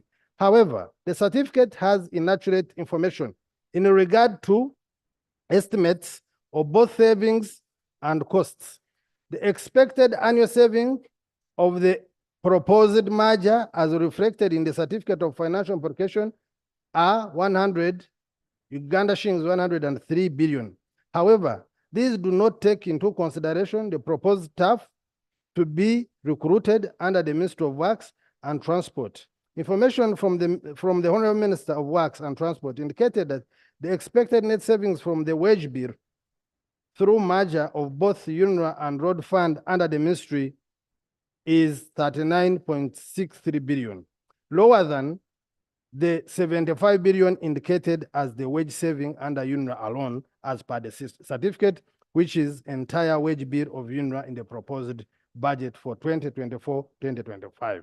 In addition, the computations of costs, terminal benefits in the certificate of financial implication are misleading, reflecting net savings in the first year as Uganda shillings 11.562 billion, lower than the required amount of Uganda shillings 227.244 billion presented by Honorable Minister of Works, Transport, Honorable Minister of Works and Transport, by Uganda shillings 215.682 billion. Consequently, in the first year, the bill increased expenditure pressures on the resource envelope by 120.612 billion and not result in net saving as indicated in the certificate of financial implication. The committee therefore recommends that Ministry of Finance Planning and Economic Development should ensure that the realistic estimates are provided in the certificate of financial implication to guide legislative decisions. 6.0, general observations and recommendations. Increase of national road network. The committee was informed that the national road network demands have increased to the extent that UNRA is now managing over 21,000 kilometers of national roads, including express highways and associated tolling operations that require specialist skills. Streamlined management and quick and timely decision-making. In addition, the road sector development program for financial year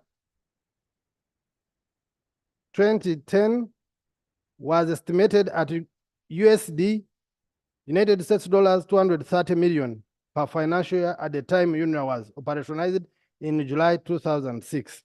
Compared to the current annual work plans of UNRA, whose cost estimate is about United States dollars 1 billion per financial year. The increased number of kilometers of road network is not a moment to scale back on good management.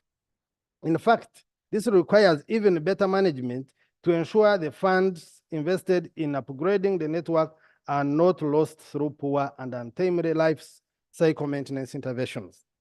The committee notes the increased number of kilometers of road network being managed by UNRA. The committee further noted that the inadequate funding to UNRA is affecting its deliverables and therefore recommends that UNRA is adequately supported, both financially and supervisory, in order for it to be able to execute its mandate for which it was created. The committee further recommends that UNRA should be empowered and supported to harness the tolling business through development of more toll roads and other revenue-generating avenues, currently standing at 40 billion per year from one operational toll road. This will help the agency to initially start financing some of its operational costs and with time depend on less and less resources from National Treasury for operational costs. The enhancement of this revenue-generating measure will also enable UNRA to eventually reach revenue surplus level that can be invested in the development and maintenance of national road network. National road network asset value. The current asset value of national road network stands at United States dollars 5.4 billion. The investment in the national roads presents the biggest financial investment in the country. Entire infrastructure and probably amongst the single largest financial investments. Effective management of this asset requires UNRA to have a wide pool of skilled human resource and to turn an effective financial management system with commercial style accounting. This is pivotal to enhancing its performance in management and delivery of improved and cost-effective services and value for money using the private sector. These measures are extremely important for the case of national roads, given the sums of money involved and the varied and complex nature of financial transactions. Public service structures like that existing in Ministry of Works Transport are typically linear, emphasizing hierarchical and centralized accounting. This limits the amount of financial turnover that can be pushed up and down without clogging such a system. To avoid performance and absorption challenges, a flat and less layered structure performs more in a business linear manner. The committee further noted that UNRA portfolio has grown to over 2 trillion per year, which may not be well handled within the current confines of Ministry of Works and Transport, and would therefore require major restructuring of the ministry to create capacity to handle this workload. Having a single accounting officer, Honorable Right Honorable Speaker and Honorable colleagues, this is equally important. Having a single accounting officer, Honorable Buzaya. That one know has a tarmac up to his compound.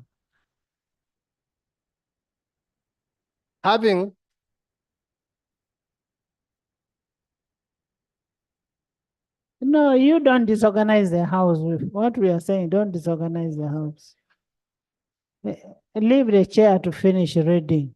Thank you very much, Right Honorable Speaker. Having a single accounting officer at Ministry of Works Transport, handling the demands of national roads, as well as overseeing Civil Aviation Authority, Uganda Airlines, Uganda Railways Corporation, Standard Gauge Railway, urban roads, district and community access roads, water transport, and public building works would negatively impact on the operational efficiency due to overwhelming workload.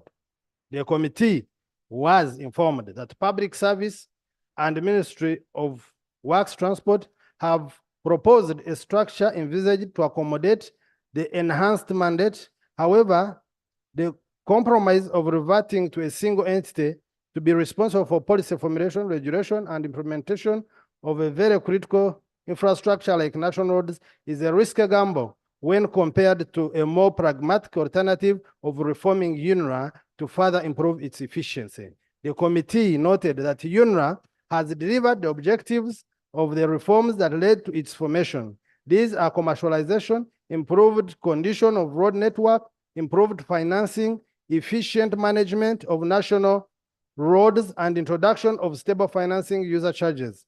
The sector therefore should rather be consolidating these gains and making further improvements rather than halting the current momentum and restarting afresh. In conclusion, Right Honorable Speaker and colleagues,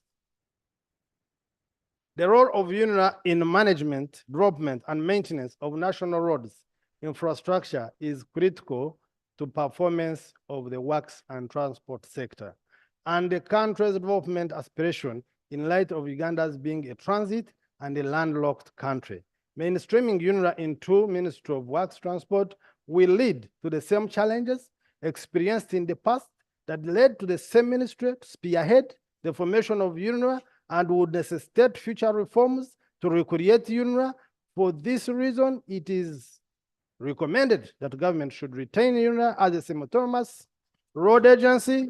Right Honorable Speaker, members, I beg to move that Uganda National Road Authority Act Repeal Bill 2024 be rejected in its totality. Thank you.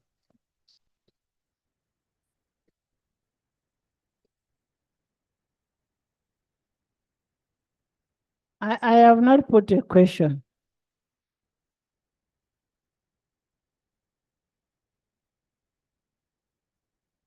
You have a, who was a minority?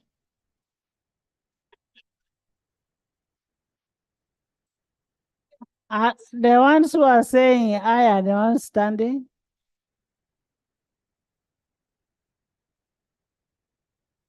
Honorable members, you've had a report. You've had a report.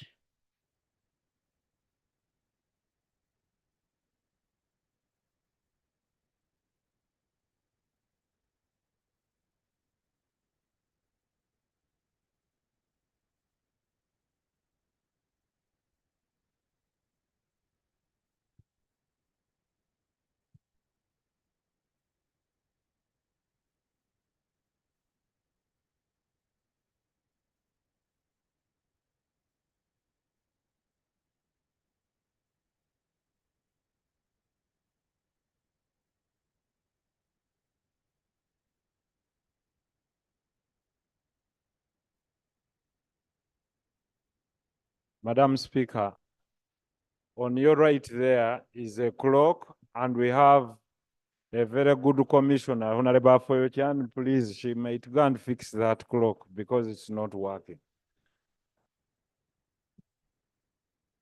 It is misleading. And that is our welfare.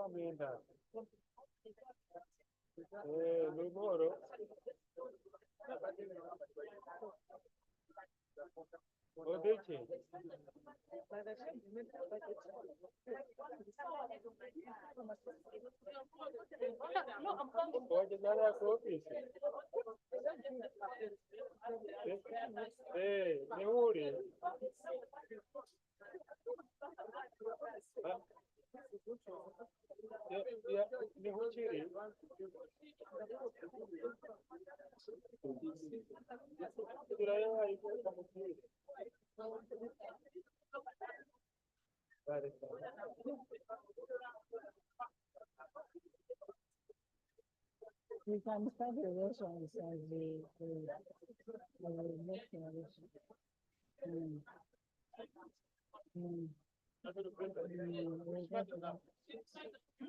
You ask I need to suspend the rule.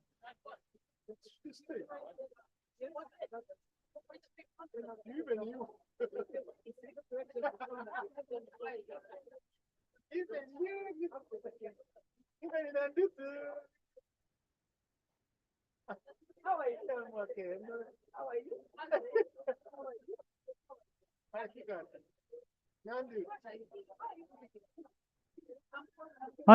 Honorable members, we had three bills that were stood over, very short bills. And it's just prudent enough that we don't leave work hanging. And I brought the certificates as you prepare to debate the National Fraud Authority. I will now ask for the rule to be suspended. For us to receive the bill, we suspend, and we have the bill passed without going to the committee.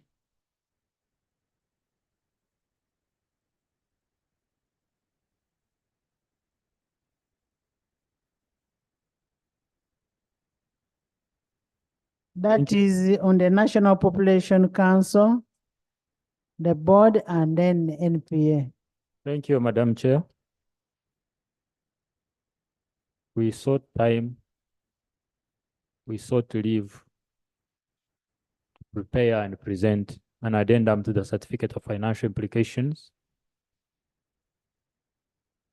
for the National Planning Authority Amendment Bill 2004. Here it is, and I beg to lay. Please lay. Thank you so much.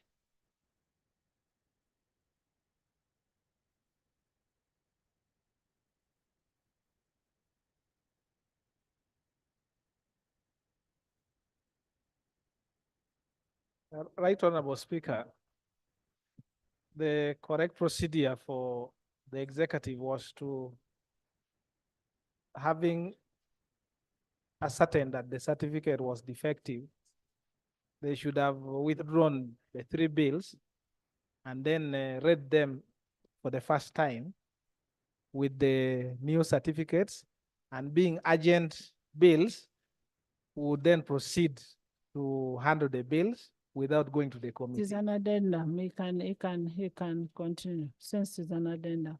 Under the rules, there is no addendum to a certificate. It's not there. We can use Either you have it's either you have a certificate or you don't have. That's why. AG, it takes nothing, withdrawing and laying and. Right Honorable Speaker, you are the chair of this house. Please withdraw the bill, withdraw the bills and lay them back. Right Honorable, Plus the mover of the bills can do the withdrawal. Yeah, a guide the mover.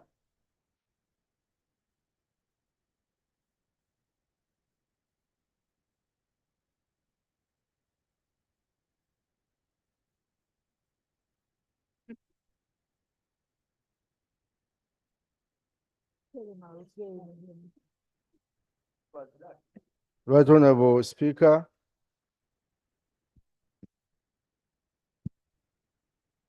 I beg to withdraw the bill. The National Population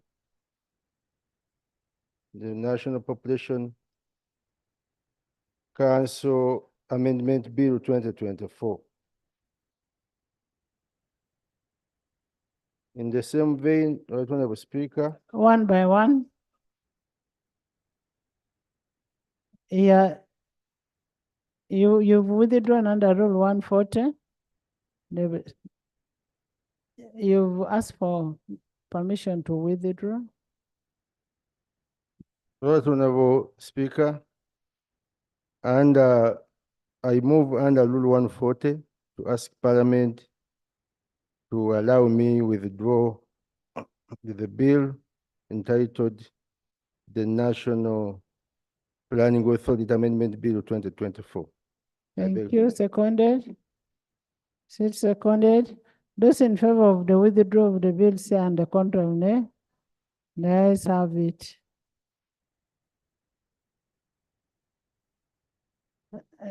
So the bill stands withdrawn. Next. Honorable Speaker, I move under Rule 140, asking Parliament to allow me withdraw the National Population Council Repeal Bill 2024. I beg to move. Those in favor of withdrawal of the bill say and the contrary nay. The ayes have it and the bill stands withdrawn. Sarah, stop making noise for me. Right Honorable Speaker, I move under Rule 140, asking Parliament to allow me withdraw the Physical Planning Amendment Bill 2024. I beg to move. Members, those in favor of withdrawal of the bill say and the contrary nay. The ayes have it and the bill stands withdrawn. Can you lay your bills for first reading? Bills first reading, the National Planning Authority Amendment Bill 2024. Thank you. Right Honorable Speaker, I beg to lay the bill entitled the National Planning Authority Amendment Bill 2024. I beg to lay. To be read for the To be first laid time. for the first time. I beg to lay. And accompanied by the certificate of finance.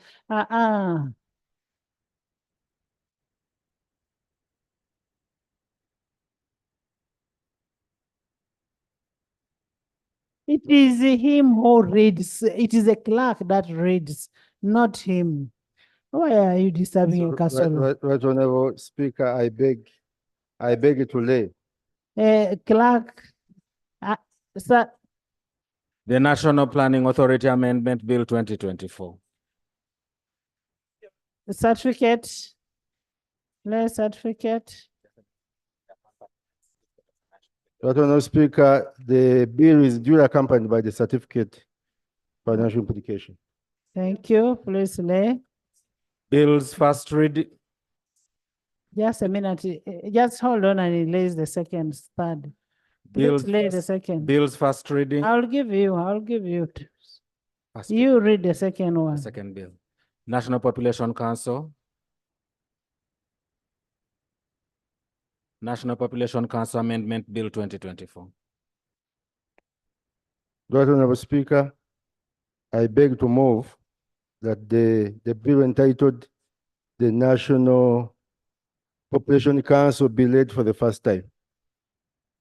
And it is accompanied by the certificate financial implications. Thank you. Please lay. The National Population Council Amendment Bill 2024. Bills first reading. Yes, the third bill. The Physical Planning Amendment Bill 2024. Right Honorable Speaker, I beg to move that the bill entitled the Physical Planning Amendment Bill 2024 be laid for the first time. Thank you. I beg to learn it is accompanied by a certificate of Thank financial. you, lay the bill and the certificate. Honorable members, based on the urgency of the bills, I want to move under Rule 119 of the Rules of Procedure and proceed with these bills. We already received the reports on these bills. The bills were debated too, and we are now going to put a question on the bills. Now that we are satisfied, it was an addendum that was being, just a minute. It was an addendum that was being made on the bills and everything was done. Yes, Thank you, Right Honorable Speaker. Right Honorable Speaker, once the bill is withdrawn, it goes through a process. It is a formal process that is not now for the Honorable Minister to stand in and say, I'm withdrawing, I'm now reading for the first time. Right Honorable Speaker, Rule 142, where he has proceeded under, it provides. he proceeded under Rule 140. 140, yes, but 142, it provides whenever the House grants its approval for withdrawal of the bill. Honorable Sechi, Honorable Sechi, I want you to first understand under which context this is going through. Just first sit next to Arali. Arali, just first take the Honorable MP under which context this is. This has been a process since morning. First wait, you first get the whole information, because I don't want you to speak what you've not understood. First get information. We are waiting for you. Get the information. The House is on standstill waiting for you. Chair, save that I'm guided by these rules. Whether I've just come in or I've been here later. We want to give you clarification. Then let me lay my point, then I can be clarified. Yes. I can be clarified and I'll take the clarification. But before he comes, let me put what he may be proper for him to clarify. Chair, under 142, whenever the House grants its approval for withdrawal, Order, Madam Speaker. the bill shall stand withdrawn, Order. Look, he has just arrived. save Yeah. He has just arrived. You listen. the bill shall stand withdrawn, save that the same bill may be reintroduced after a republishing in the Gazette. These are our rules, Madam Speaker. And the Attorney General is here. It cannot just be brought that I've withdrawn and I'm reintroducing. It provides that the withdrawal, save that the same bill may be reintroduced after republishing it in the Gazette. May, it is not shall. There's a clarification here. Get it.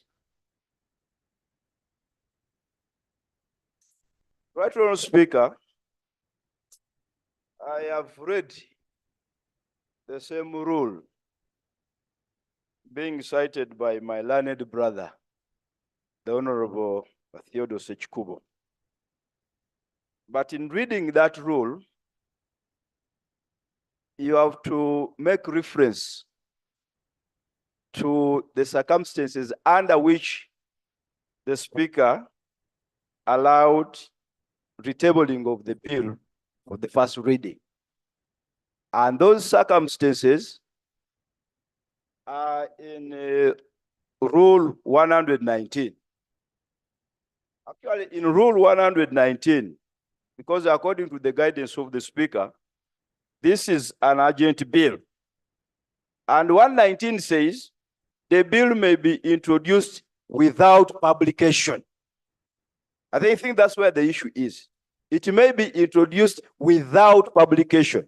So the requirement you are talking about, yes, where upon recommendation of the appropriate committee of the House appointed for the purpose, the House determines that a bill is of an urgent nature, that bill may be introduced without publication. Okay? Now, when you look at Rule 128, 128.4, where a bill under Rule 119 has been read the first time without prior publication in the Gazette, the bill shall be published within 24 hours or as soon as practicable after being read. Now, the issue of regazetting, which seems to be the emphasis of the Honorable Theodore Sichikubo, has been answered by actually Rule 119 and Rule 128. Honorable members, you've heard I put a question that the National Planning Authority Amendment Bill 2024 be read a second time. Those in favor say and the contrary nay. The ayes have it. The National Planning Authority Amendment Bill 2024, Bills Committee stage.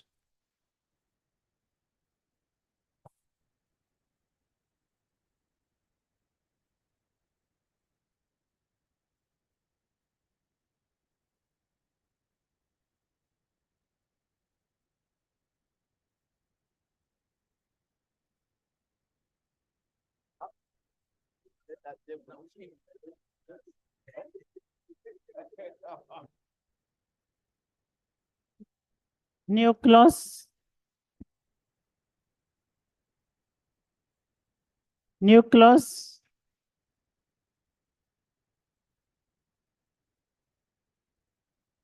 NPA.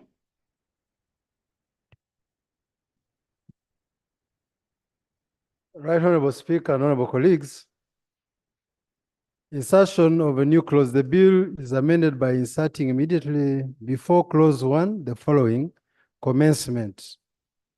This act shall come into force on the date appointed by the minister by statutory instrument. Justification: to provide for the commencement of the bill to accommodate the period for rationalization process. Minister. I concede. AG. I'm in agreement. Jonah. Jonah. Right, Honorable Speaker, we are okay with that. Okay, thank you. I put a question that the proposed new clause stands part of the bill. Those in favor say and the contrary nay. The ayes have it. Clause 1. Chair. Clause 1, interpretation. Clause 1 is amended. 1, by substituting for definition of the word ministry, the following. Ministry means the ministry responsible for planning and economic development. 2, by inserting the definition of the word minister as follows. The minister means the minister is responsible for planning and economic development. Justification: to align the definition of ministry with the definition of minister in the National Population Council Act to provide meaning to the word minister as used in the bill. Minister.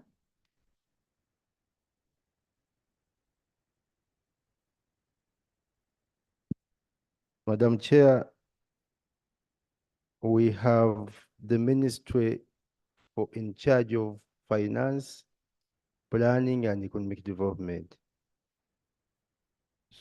So I wonder whether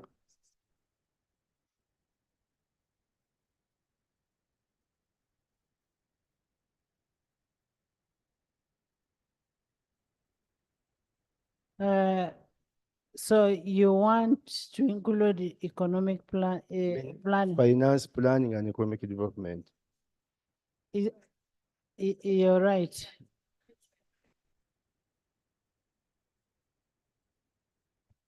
Madam Chair, I want to agree with the proposal of Honorable Kasolo for clarity. Thank you. No, he's doing very well. Mr. Carlos. Mr. Castle, you're doing very well. I put, Jonah, I put a question that clause 1 be amended as proposed. Those in favor say under control and nay. The ayes have it. Clause 1 as amended. I put a question that clause 1 as amended stands part of the bill. Those in favor say under control and nay. The ayes have it. Clause 2. Minister, Chair. Clause 2, objective. Clause 2 is amended by deleting sub-clause 2. Justification, national planning authority is not being merged, mainstreamed, nor rationalized, but rather being given additional powers to execute the mandate of the National Physical Planning Board and National Population Council, which is provided for under clause 3 and clause 4. Minister, I concede. AG. I am in agreement. Constitutional. Madam Chair, this clause should be deleted. And I explained before the confusion that can result from having this objective remain here, because this objective in the Principal Act, we have its own objectives, and that is the law that will be in force. So if you retain this one, it's like you have two different laws. So this one should be deleted. No, he's not in agreement with you. He wants the whole thing to go, not a sub-clause.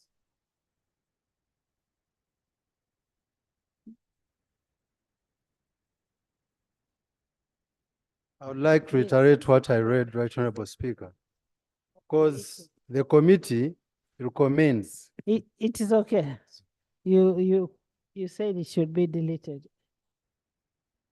I put a question that clause 2 be deleted as proposed. Those in favor say aye, and to the contrary nay.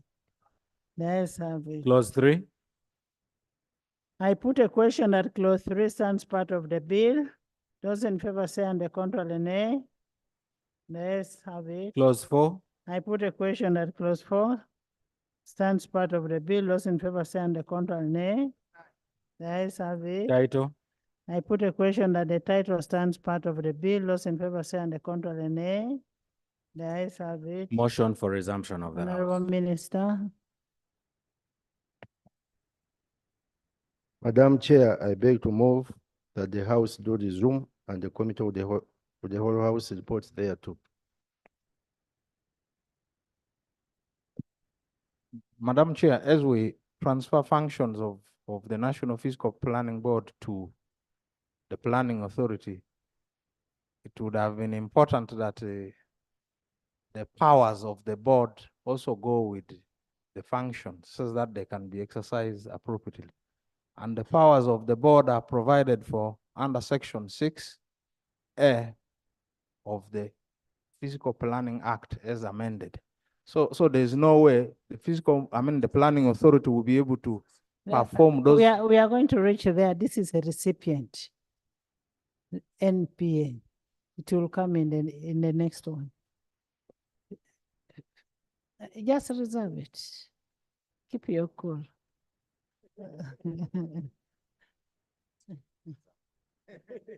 I put a question that the House resumes and the committee of the whole House reports there too. Those in favor say on the contrary nay.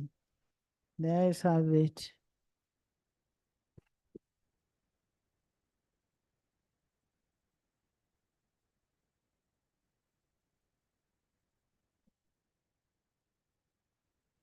Report of the Committee of the Whole House.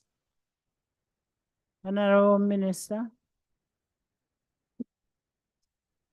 Right Honorable Speaker, I beg to report that the Committee of the Whole House has considered the bill entitled the National Planning Authority Amendment Bill 2024 and passed it with amendments. Motion for adoption of the report of the Committee of the Whole House. Honorable Minister.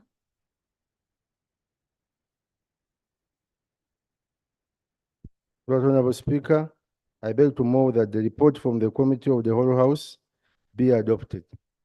I put a question that the report of the Committee of the Whole House be adopted by this House.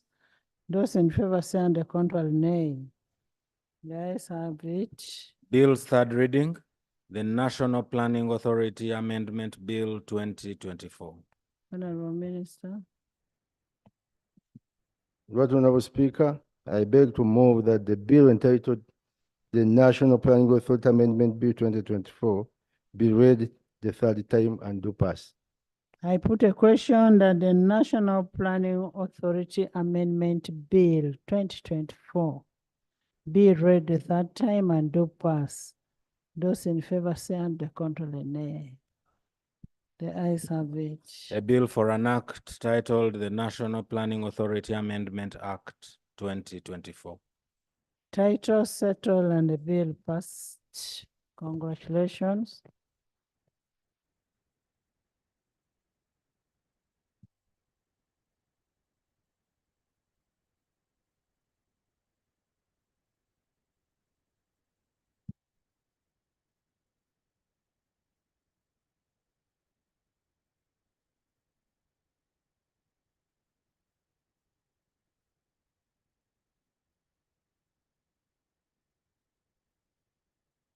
I put a question that the National Population Council Repeal Bill be read the second time. Those in favor say on the contrary, nay. The ayes have it. The National Population Council Repeal Bill 2024, Bills Committee stage.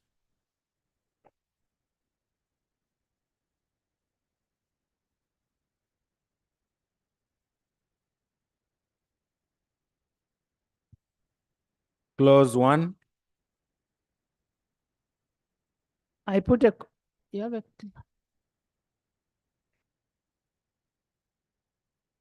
you have amendment?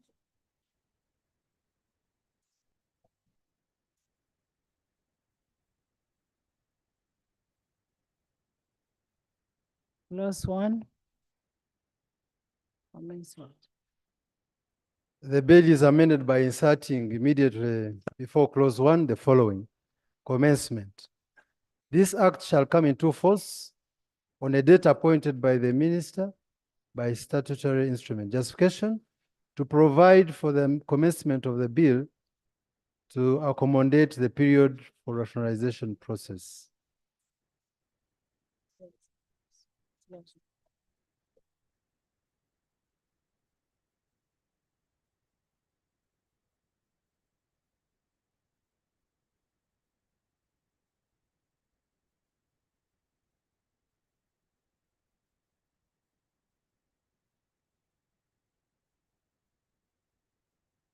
I put a question that a new clause stands part of this bill. Those in favor say aye, and the contrary, nay.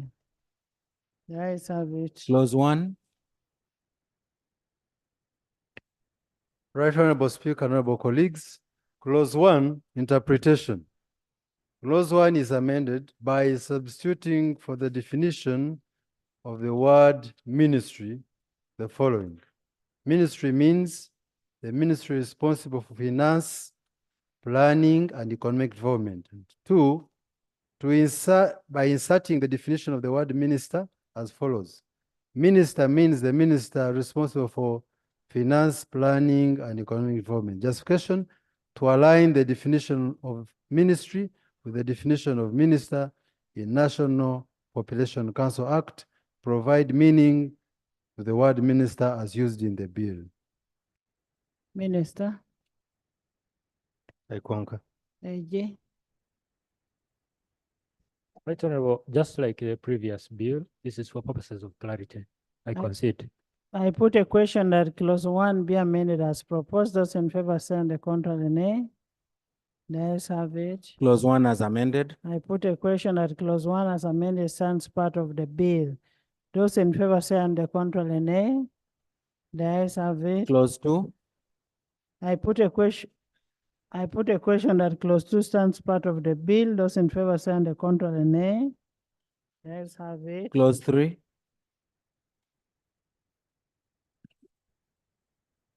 Right Honorable Speaker, honorable colleagues, clause 3, the purpose of amendment of Act 8 of 2014. Clause 3 is amended by substituting for paragraph 1 the following. The purpose of amending the National Population Council Act 2014 is A, to dissolve the National Population Council, and B, to transfer the functions of the National Population Council to the National Planning Authority established by the National Planning Authority Act 2002. Justification: to provide more clarity to the provision. Minister, I concede. AG, I am in agreement, Right Honorable. Justice. Okay, put a question at clause 3 be amended as proposed. Those in favor say under control and nay. The ayes have it. Clause 3 as amended. I put a question that clause 3 as amended stands part of the bill. Those in favor say under control and nay. The ayes have it. Clause 4. I put a question that clause 4 stands part of the bill. Those in favor say under control and nay. The ayes have it. Clause 5. I put a question that clause 5 stands part of the bill. Those in favor say under control and nay. The ayes have it. Clause 6. I put a question that clause 6 stands part of the bill. Those in favor say under control and nay. The ayes have it. Title. I put a question that the title stands part of the bill. Those in favor say under control and nay. The ayes have it. Motion for resumption of the House. Honorable Minister, you have another?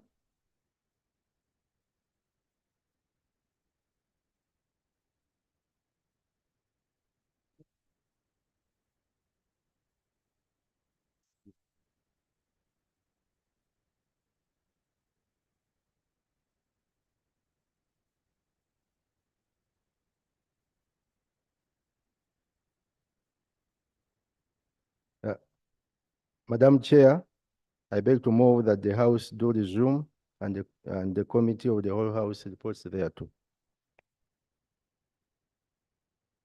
I put a question that the House does resume and the Committee of the whole House reports there too. Those in favor say under control and nay. The ayes have it.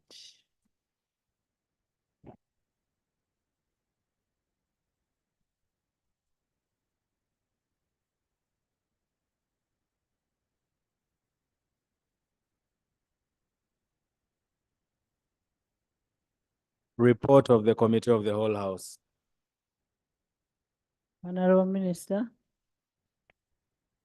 Right Honorable Speaker, I beg to report that the Committee of the whole House has considered the bill entitled the National Population Council Repeal Bill 2024 and passed it with amendments. Thank you. Motion for adoption of the report of the Committee of the whole House. Honorable Minister. Right Honorable Speaker, I beg to move that the report from the Committee of the whole House be adopted.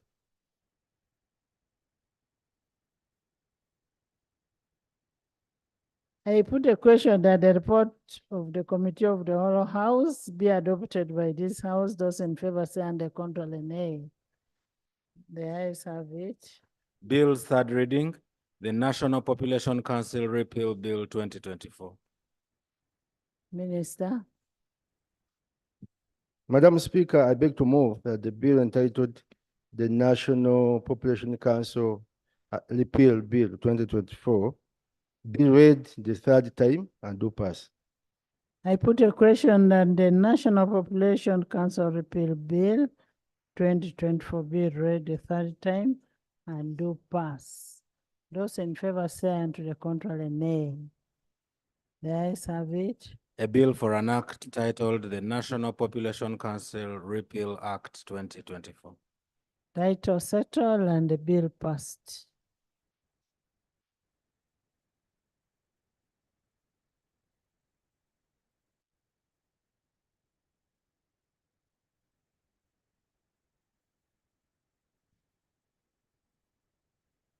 I put a question that the National Fiscal Planning Amendment Bill 2024 be read the second time. Those in favor say and the contrary nay. The ayes have it. The National Physical Planning Amendment Bill 2024, Bills Committee stage.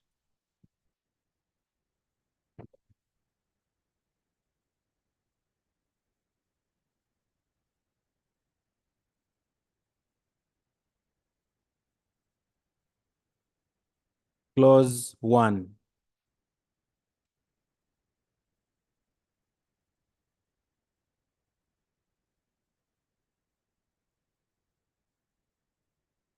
Right Honorable Speaker, honorable colleagues, there is a new clause that the proposed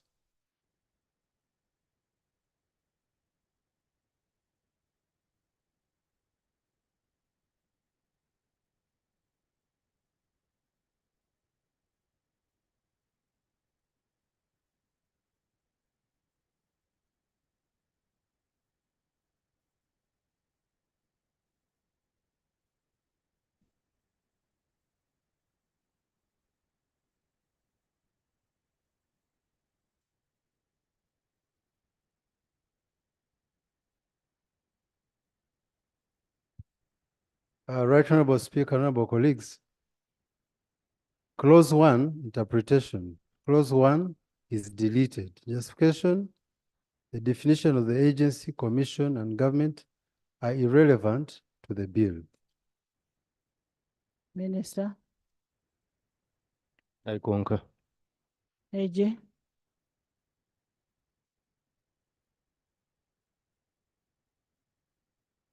Yeah, I'm in agreement. Jonah, no objection. I put a question that clause 1 be deleted as proposed. Those in favor say and the contrary nay. The ayes have it. Clause 2. I put a question that clause 2 stands part of the bill. Those in favor say and the contrary nay. Clause 3. 2. I need clarification. Is clause 2 about the objective? Yes. And I think the objective has to be deleted because it is also irrelevant. Cost is in the main, yes. I concur. A deletion. Clause 2. I put a question that clause 2 be deleted as proposed. Those in favor say and contrary nay. The ayes have it. Clause 3. 3. Right Honorable Speaker, Clause 3, purpose of amendment of Act 8 of 2014. Clause 3 is amended by substituting for paragraph 1 the following. Purpose of amendment of the Principal Act is to A, to dissolve the National Physical Planning Board. B, to transfer the functions of the National Physical Planning Board to the National Planning Authority established by the National Planning Authority Act 2002. Justification for clarity. Yes, Christine. Chair, I'm proposing that in addition to 2002, we include plus the amendments. Because, you get me, Chair? Instead of saying that established by Act 15 of 2002 and the subsequent amendments, such that we are in line with the amended national, as amended, the National Planning Authority Amendment.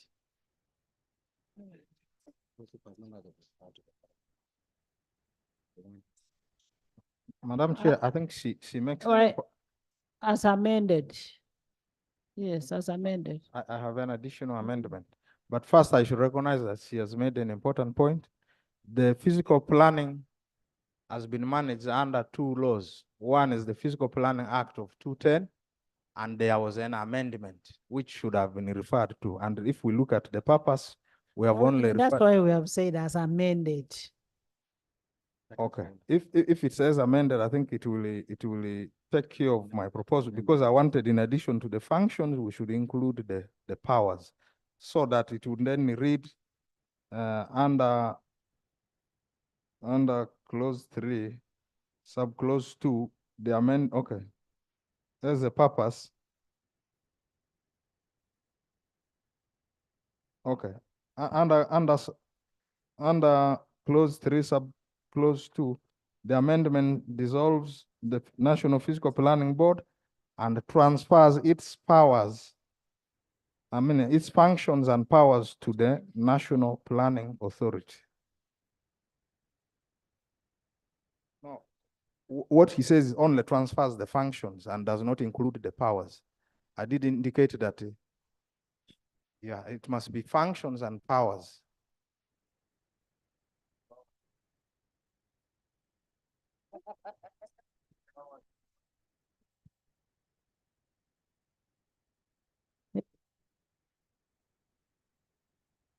Yes, Right Honorable Speaker, we concur that it should be the transfer of functions and powers of the National Fiscal Planning Board to the National Planning Authority established by the National Planning Authority Act 2002 as amended.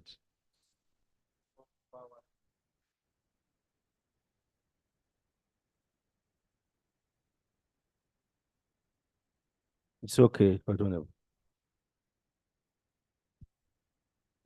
It is very okay, and I thank my colleagues Oguzu and Kivoga for the clarity. Thank you. I put a question that clause 3 be amended as proposed by Honorable Ogusuli Dennis Kivoga Christine of Kivoga. Of Chankwansi. Those in favor say under control nay. The ayes have it. Clause 3 as amended. I put a question that clause 3 as amended stands part of the bill. Those in favor say under control nay. The ayes have it. Clause 4. I put a question that clause 4 stands part of the bill. Those in favor say under control nay. The ayes have it. Clause 5. I put a question that clause 5 stands part of the bill. Those in favor say under control nay. The ayes have it. Clause 6. I put a question that clause 6 stands part of the bill. Those in favor say under control nay. The ayes have it. Clause 7. I put a question that clause 7 stands part of the bill. Those in favor say under control nay. The ayes have it. Clause 8. I put a question that clause 8 stands part of the bill. Those in favor say under control nay. The ayes have it. Clause 9. I put a question that clause 9 stands part of the bill. Those in favor say under control nay. The ayes have it. Clause 10. I put a question that clause 10 stands part of the bill. Those in favor say under control nay. The ayes have it. Clause 11. I put a question that clause 11 stands part of the bill. Those in favor say under control nay. The ayes have it. Clause 12. I put a question that clause 12 stands part of the bill. Those in favor say under control nay. The ayes have it. Clause 13. I put a question that clause 13 stands part of the bill. Those in favor say under control nay. The ayes have it. Clause 14. I put a question that clause 14 stands part of the bill. Those in favor say under control nay. The ayes have it. Clause 15. I put a question that clause 15 stands part of the bill. Those in favor say under control nay. The ayes have it. Clause 16. I put a question that clause 16 stands part of the bill. Those in favor say under control nay. The ayes have it. Clause 17. I put a question that clause 17 stands part of the bill. Those in favor say aye to the control nay. The ayes have it. Clause 18. I put a question that clause 18 stands part of the bill. Those in favor say under control nay. The ayes have it. Clause 19. I put a question that clause 19 stands part of the bill. Those in favor say under the control nay. The ayes have it. Clause 20. I put a question that clause 20 stands part of the bill. Those in favor say under control nay. The ayes have it. Clause 21. I put a question that clause 21 stands part of the bill. Those in favor say under control nay. The ayes have it. Clause 22. I put a question that clause 22 stands part of the bill. Those in favor say and the contrary nay. The ayes have it. Clause 23. I put a question that clause 23 stands part of the bill. Those in favor say and the contrary nay. The ayes have it. Clause 24. I put a question that clause 24 stands part of the bill. Those in favor say and the contrary nay. The ayes have it. Clause 25. I put a question that clause 25 stands part of the bill. Those in favor say and the contrary nay. The ayes have it. Clause 26. I put a question that clause 26 stands part of the bill. Those in favor say and the contrary nay. The ayes have it. Clause 27. I put a question that clause 27 stands part of the bill. Those in favor say and the contrary nay. The ayes have it. Clause 28. I put a question that clause 28 stands part of the bill. Those in favor say and the contrary nay. The ayes have it. Clause 29. I put a question that clause 29 stands part of the bill. Those in favor say and the contrary nay. The ayes have it. Clause 30. I put a question that clause 30 stands part of the bill. Those in favor say and the contrary nay. The ayes have it. Clause 31. I put a question that clause 31 stands part of the bill. Those in favor say and the contrary nay. The ayes have it. Clause 32. I put a question that clause 32 stands part of the bill. Those in favor say and the contrary nay. The ayes have it. Clause 33. I put a question that clause 33 stands part of the bill. Those in favor say and the contrary nay. The ayes have it. Clause 34. I put a question that clause 34 stands part of the bill. Those in favor say and the contrary nay. The ayes have it. Clause 35. 35.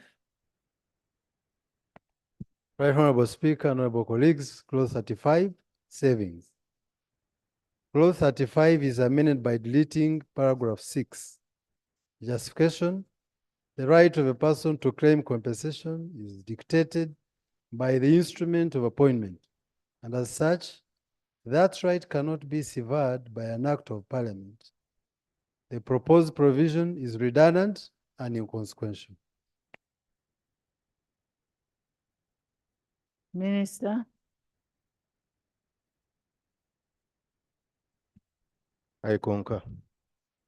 Justice.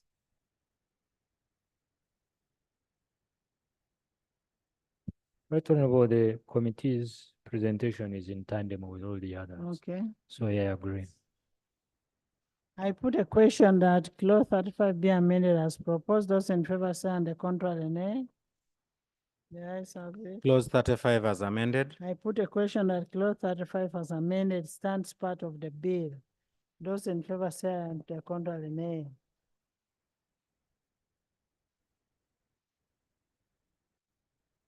The ayes have it. Title. I put a question that the title stands part of the bill. Those in favor say and the contrary nay. The ayes have it. Motion for resumption of the House. Honorable Minister. Madam Chair, I beg to move that the House do resume and the committee of the whole House reports there.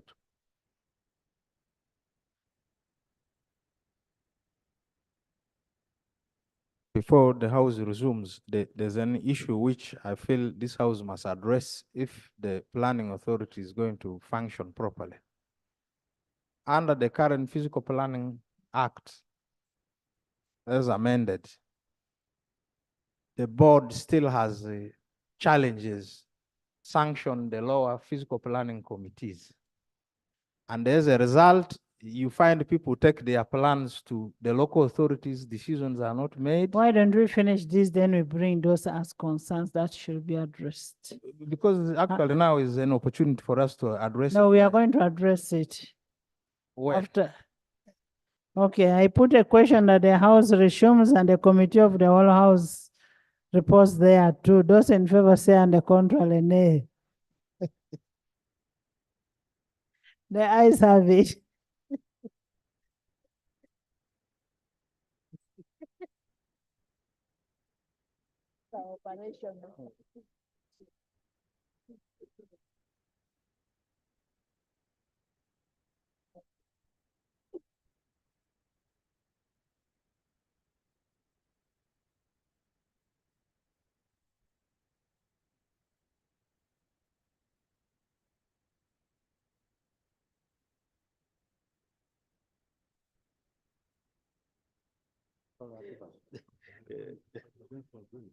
But after the break. Report of the Committee of the Whole House. Honorable Minister. Madam Speaker, I beg to report that the Committee of the Whole House has considered the bill entitled the Physical Planning Amendment Bill 2024 and passed it with amendments. Motion for adoption of the report of the Committee of the Whole House. Honorable Minister. Right Honorable Speaker, I beg to move that the report from the Committee of the Whole House be adopted. I put a question that the report of the Committee of the Whole House be adopted by this House. Those in favor say and the contrary nay. The ayes have it. Bill's third reading, the National Physical Planning Amendment Bill 2024.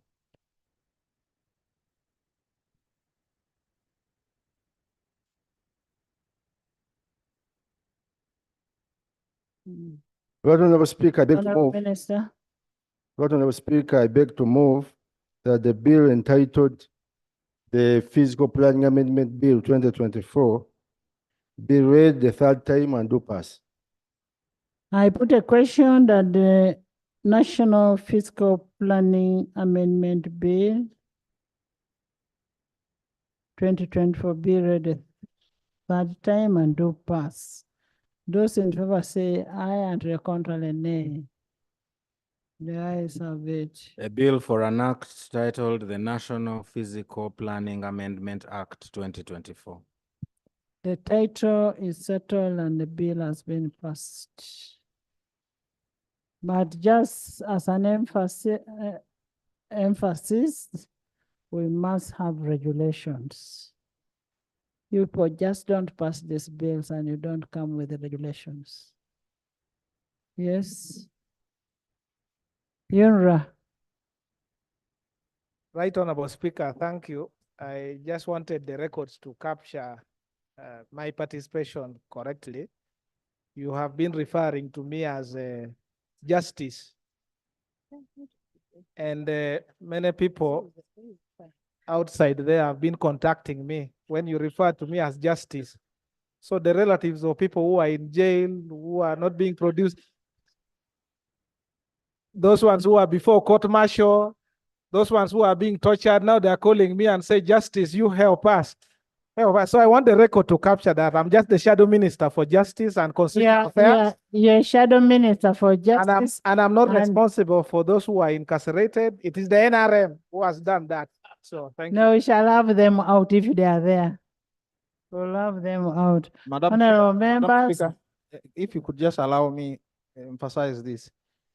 This parliament passed a resolution that the minister and then responsible for physical planning issues must bring a report to this house on how local governments are complying with the law. And up to now, that report is nowhere. So at this point, I implore you to call on the people who are going to be responsible that we need that report. Otherwise, under the law, we are supposed to sanction the local governments for not complying.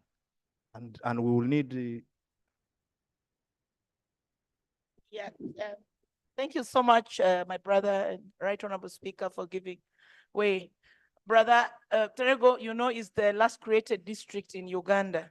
And we couldn't proceed with anything until we got somebody from the ministry to go and see how the planning of the district was done. Therefore, there is no district that can proceed with construction or anything unless you get permission or you get planning, people to do your planning. If Maracha didn't do this, it's a mess, and definitely maybe they will have to grade down your houses. So I want to say that the minister has not slept on job, at least in Terego, they have been there. Thank you. I thought there is fiscal planning in every district. I think she didn't get me right. Madam, now I see why you usually emphasize we listen. Because I used to take it for granted that listening is a critical Now aspect of. now you appreciate my concern. Yeah, I'm appreciating your concern. When we listen properly, we're able to provide useful information. My point is that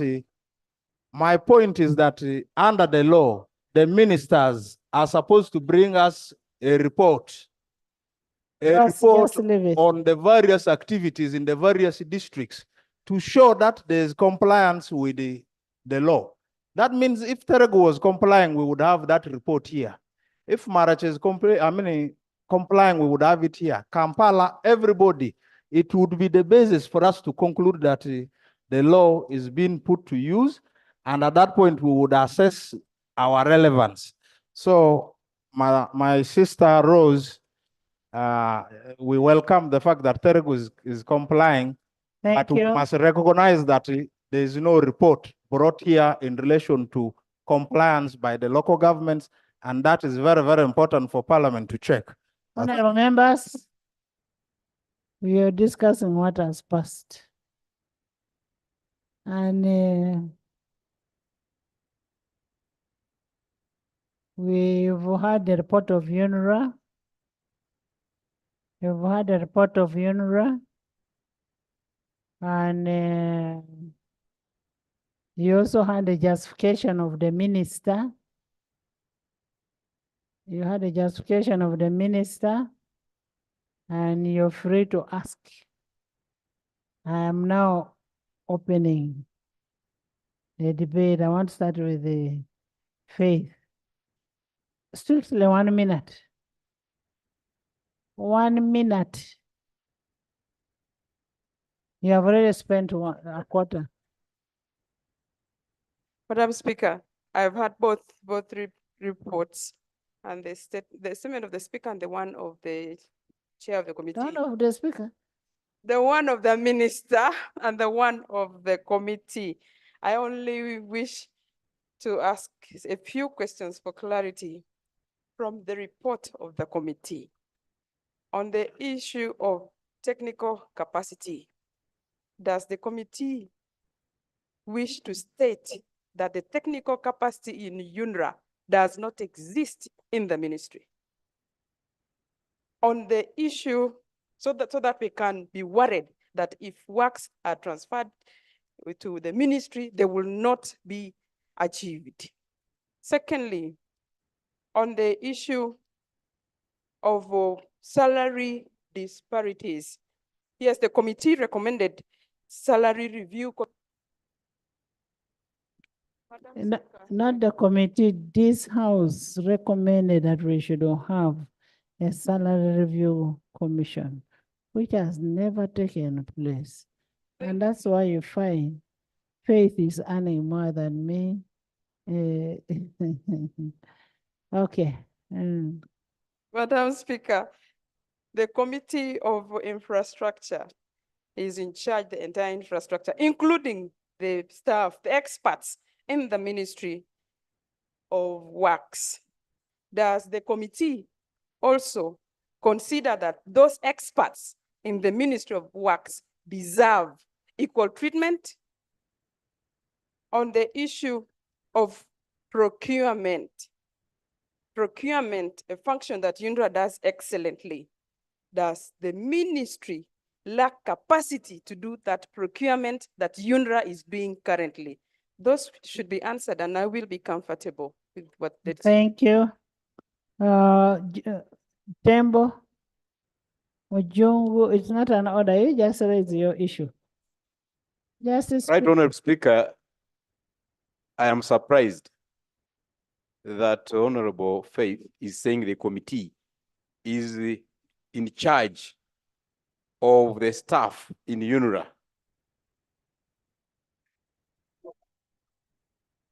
Yes, the committee reserves the oversight function, but from her presentation, she seems to imply that it is our supervisory role, the committee's supervisory role, to assess the capacity and therefore be able to say, okay, UNRA should stay or not stay. I wanted to inform her that innuendo innuendo in her speech is putting the committee in a, Honorable members, as members of parliament, our role is to do oversight. When we do oversight, we do not determine whether you get more money or not. We don't determine the salaries, no. Refer to the act. You made an act of that institution.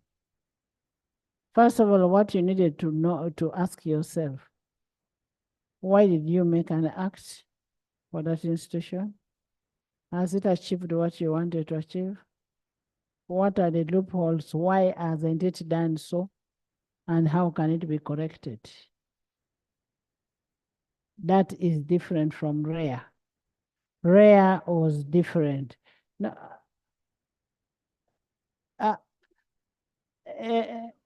Nathan Bianyima. Bianyima Nathan.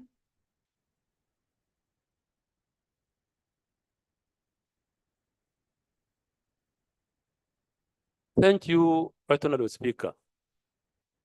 He's a senior legislator. Let's have respect. I am sorry. Honorable members, if you're young like Goretti, accept. You wait, listen to the senior. Thank you, Honorable Speaker. UNRA did not come to Uganda by accident. The government took a lot of time. We had to experiment with Uganda Road Formation Unit, ROF, which worked like an experiment to see whether we would be able to improve if we had an agency. ROF worked very well, and all of us were against it, against these reforms. But we went and benchmarked all over Africa with one of his engineer chief, Engineer Bagonza.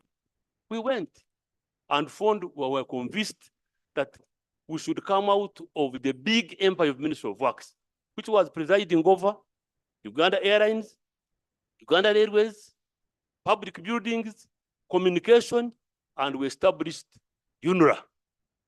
And we have a number of CEOs from Africa. Switch on. We wanted to have a lean institution with professionals, people who are professional to do the work. And indeed, from the assessment I can make, UNRA has done a commendable job. A commendable job because I can't see a minister talking of that you are not pretending over them. In the National Roads Act, clause 7 gives the minister mandate. Honorable Minister, listen so that you respond. Supervise. So I feel like we are trying to rush so fast to go to Minister of Works. I am the one. Efficiency. Just hold on. Let me put my hand to order first. I am the one who gave the people who created an act. Those are the people who created an act of UNRA. Those are the people who went benchmarking. Those are people who know UNRA more than you do. You are just a kid of yesterday. No, it's not conflicted. You need information. You cannot debate before you get information. You get the information. Just cool down. Cool down. You give my auntie information. So, right, Honorable Speaker, we had to benchmark. And before the act, we had 10 CEOs from different countries in Africa have a good law, which was passed here in 2006. And we had no tarmac roads in Uganda. It is UNRA that has initiated, come from almost 1,000 kilometers to almost 7,000 kilometers. The only issue has been lack of funding, money. Even the Honorable Minister, he knows it very well. Even if he takes it there to Minister of Works, the moment there's no money, we would not. So we thought that we would have a bit of time.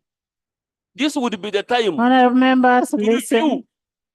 To review road agents and UNRA to see especially the staff and have a lean staff, downsize it, and the minister taking interest in UNRA and be in charge. You have a big empire. I would want this house to give him express permission and money to work on the railway. It's too much work on the railway. Rather than now running to get UNRA into the Ministry of Works, and we have a breakdown. You can see now on the road, Masaka Road, the work UNRA people are there. By the end of the day, people will have to pass. It's possible, you can see. But if it was Minister of Works, even himself, having an accounting officer presiding over a big empire will not have the best of it. In the circumstances, we are not saints in this world, in this country. Let's give a credit where it is due. UNRA has done a commendable job. But of course, there are some shortcomings that must be there. But taking it now at the moment, it is disastrous. Thank you.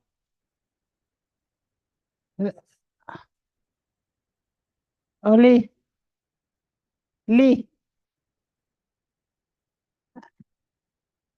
Auguste Lee. Madam Speaker, I have listened to the minister submit, and I also listened to the report of the committee. Hey. I'm going to. Honorable Double. I'm going to. You will speak after. I'm going to submit from the experience of RARE for those who do not know. When RARE as an agent went, I'm sure many of you have the experience that the polls which were left in your villages have remained the way they were. And yet there is a Ministry of Energy which should have provided answers, and that answer is nowhere. Based on that experience, I've been asking myself on behalf of the people of West Nile, Madam Speaker, that in the next few weeks, we are going to have a road project launched from Koboko to Moyo for construction of a road under a grant from World Bank. It is very important for the minister to clarify how such a project will be implemented if UNRA is removed now, which is a decision we are about to make if we are not careful. So what does this mean? It means there is a risk of this grant not being properly utilized if the decisions are not justified properly. Secondly, Madam Speaker, the law as it is gives the minister a lot of powers. The minister can choose to actually veto all the things the board does if he only amended those laws okay, let me. Thank you, Honorable Nguzili, and thank you, Right Honorable Speaker. The information I wanted to give my brother here is very simple. And it's the effect that you can see there is a huge collision path between the ministry and UNRA, and very many boards. And this happened when we were interrogating the Ministry of Energy over licensing. And you remember when we broke the impasse of who licenses between the commissioner and the minister. And we said we should leave some executive powers with politicians and leaders because of the strategic nature of policies. Now the ministry is well streamlined to that effect in the mining sector. Now what happens here is, of course, we must realize that at least there are some executive decisions that are not at times by technical officers. And the information I would like to give to my brother is that the minister has all the powers to present an amendment here, if he so wishes, to put the board in alignment so that he has veto powers provided, for example, over remuneration, over performance in contracts, It is so that we use the appraisal method in performance contracts of these technical officers so that the minister can hold a whip and exercise his executive powers where need be. And if that is what we are to streamline, please, we advise you to present such an amendment, and you'll see the unanimous support that you will get from this House that empowers the minister to hold a whip over an agency. Rather than winding up the agency, let's have empowerment of the minister to have the whip over the agency, and we have harmony. That's the important. So in concluding, it is very clear the minister has not done certain things which would have made you more powerful. And I see many members here complain that even your roads are not worked on. The role of gazetting roads so that they become national roads is for the minister. So we must realize that there are so many things the ministry has not done that they want to blame on UNRA. And I think we need to guide the minister properly in the light of all these things. I thank you.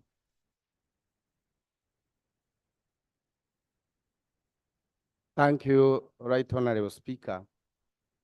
I want also Naboth Den Loe Grania Xavier. I want also to thank the chairperson for the report he has given. Honorable Minister, it should be at this moment, we are appreciating the work that is being done by UNRA. In your own submission, you stated that you have salary disparities. Honorable Minister and honorable members, it's very true that in works we need technocrats. We need technology. And Honorable Minister, if you are agitating that we bring all the workers from UNRA and we bundle them into the Ministry of Works, and you give them the peanuts, the ministry is paying some technocrats, small salaries. Therefore, we are likely to lose technocrats and the technical people from the Ministry of Works. Therefore, I would urge members, honorable colleagues, that we let UNRA stay because it is handling critical work. It is stated here that if it was UNRA, for us who come from Western Uganda, we would be cut off completely. Honorable Minister, we want to say that if you are not convinced that UNRA is doing work, we implore you to join UNRA, or you ask for ministry to be rationalized to go and join UNRA because it is doing work.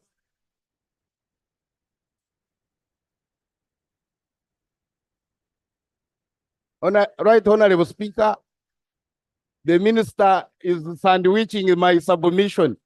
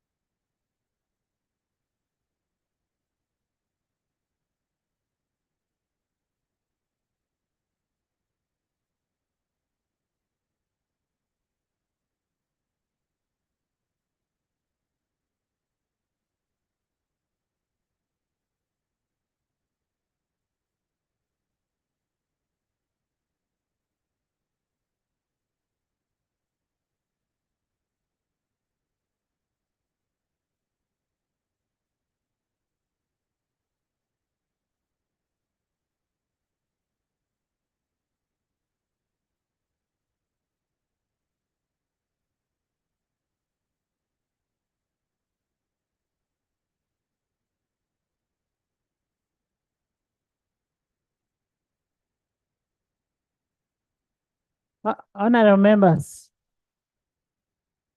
Honorable members. Honorable Nsereko brought in a very good suggestion. And that's why I tell you to listen. You don't listen. It was a very good suggestion.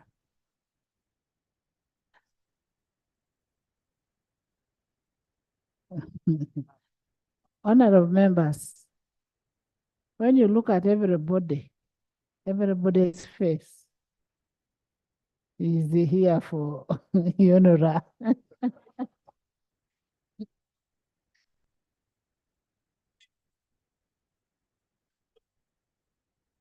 Hey, you want to put up your hands? You put up and I see. Anyway, honorable members, to avoid wastage of time, we've agreed. Honorable Minister. No, it's not withdrawing. We've agreed.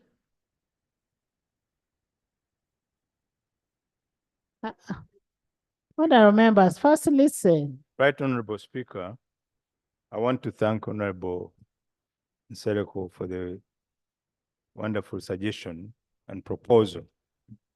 And I want to request Parliament allow me and work along those lines and come back and bring amendments on the floor. So meanwhile, no, what the minister is saying, it's okay. It is okay. We can put a question. UNRA will remain as it is, but he will bring an amendment. Okay?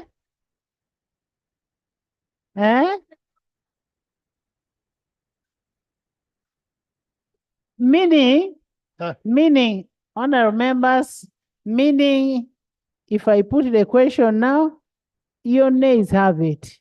It collapses. Okay. You understand? But the minister is also requesting that when he brings in an amendment, we should be able to support. Because listen, it's very illogical, honorable members. It is very illogical for somebody in one institution to earn 50 million, 60, when Honorable Lee here, who is representing a whole constituency, is only earning 6 million. You get it, eh? From the same government. So I therefore, honorable members, having had all the submission,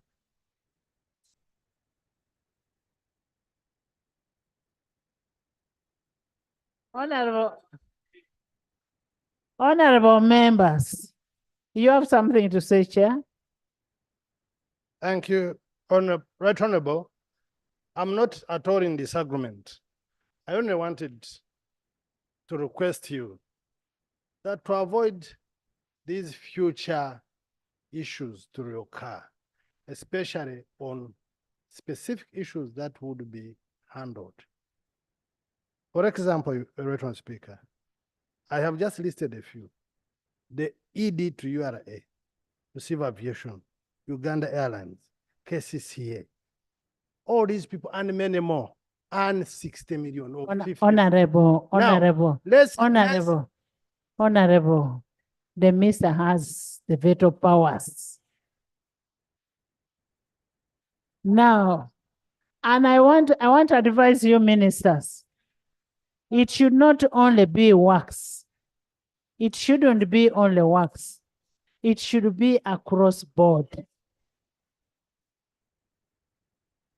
RAPEX, are we together?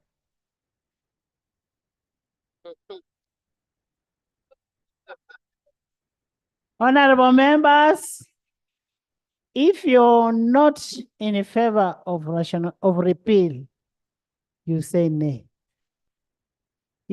Repeal. Huh? If you want the bill to collapse, you say nay. If you want us to continue to the next stage and we repeal, you say aye. Are we together?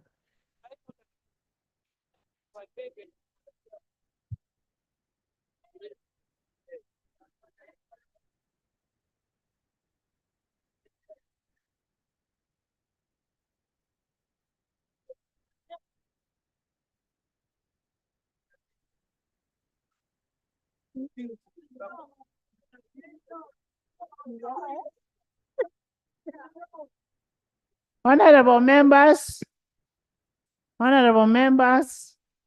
in whatever we are doing, let's help these ministers.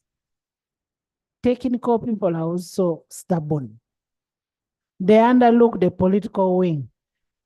So let's see how we can be able to help the ministers to solve some of these problems.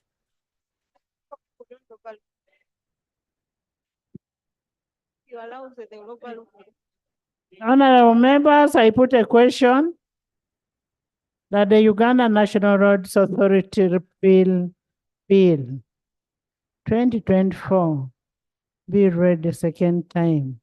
Those in favor say on the contrary, nay.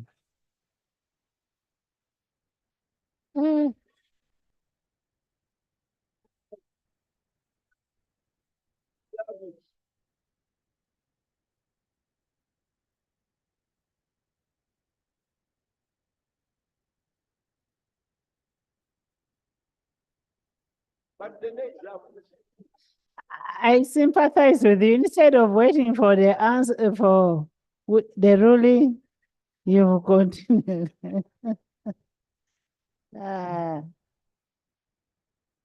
Honorable members, thank you for today. I know I have to give the ruling. I want to thank you so much. And on a very special note, I want to thank Honorable Medi Nsereko Alhaji for bringing in a very good advice. And that advice is going to help all the ministries. All the ministries. And I also want to ask the technical people not to undermine the political wing. They should not undermine the political wing. Honorable members, Honorable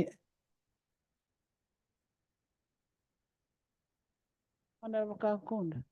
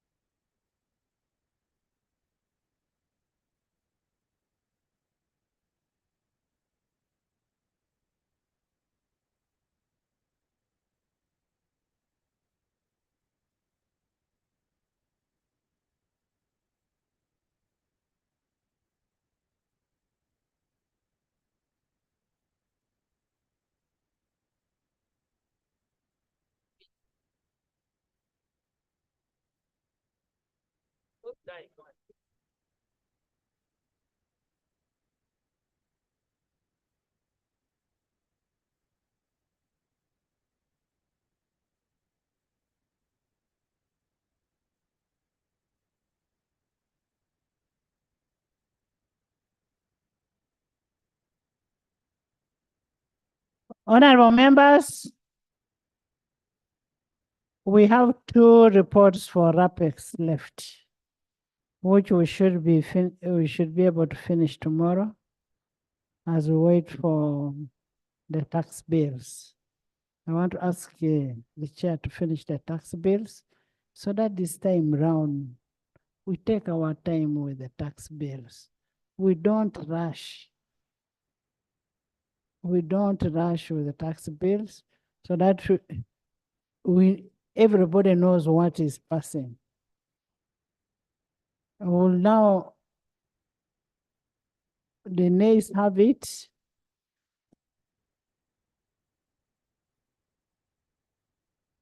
Subject to bring back the bill with amendments. I now adjourn the House to tomorrow at 2. At 2.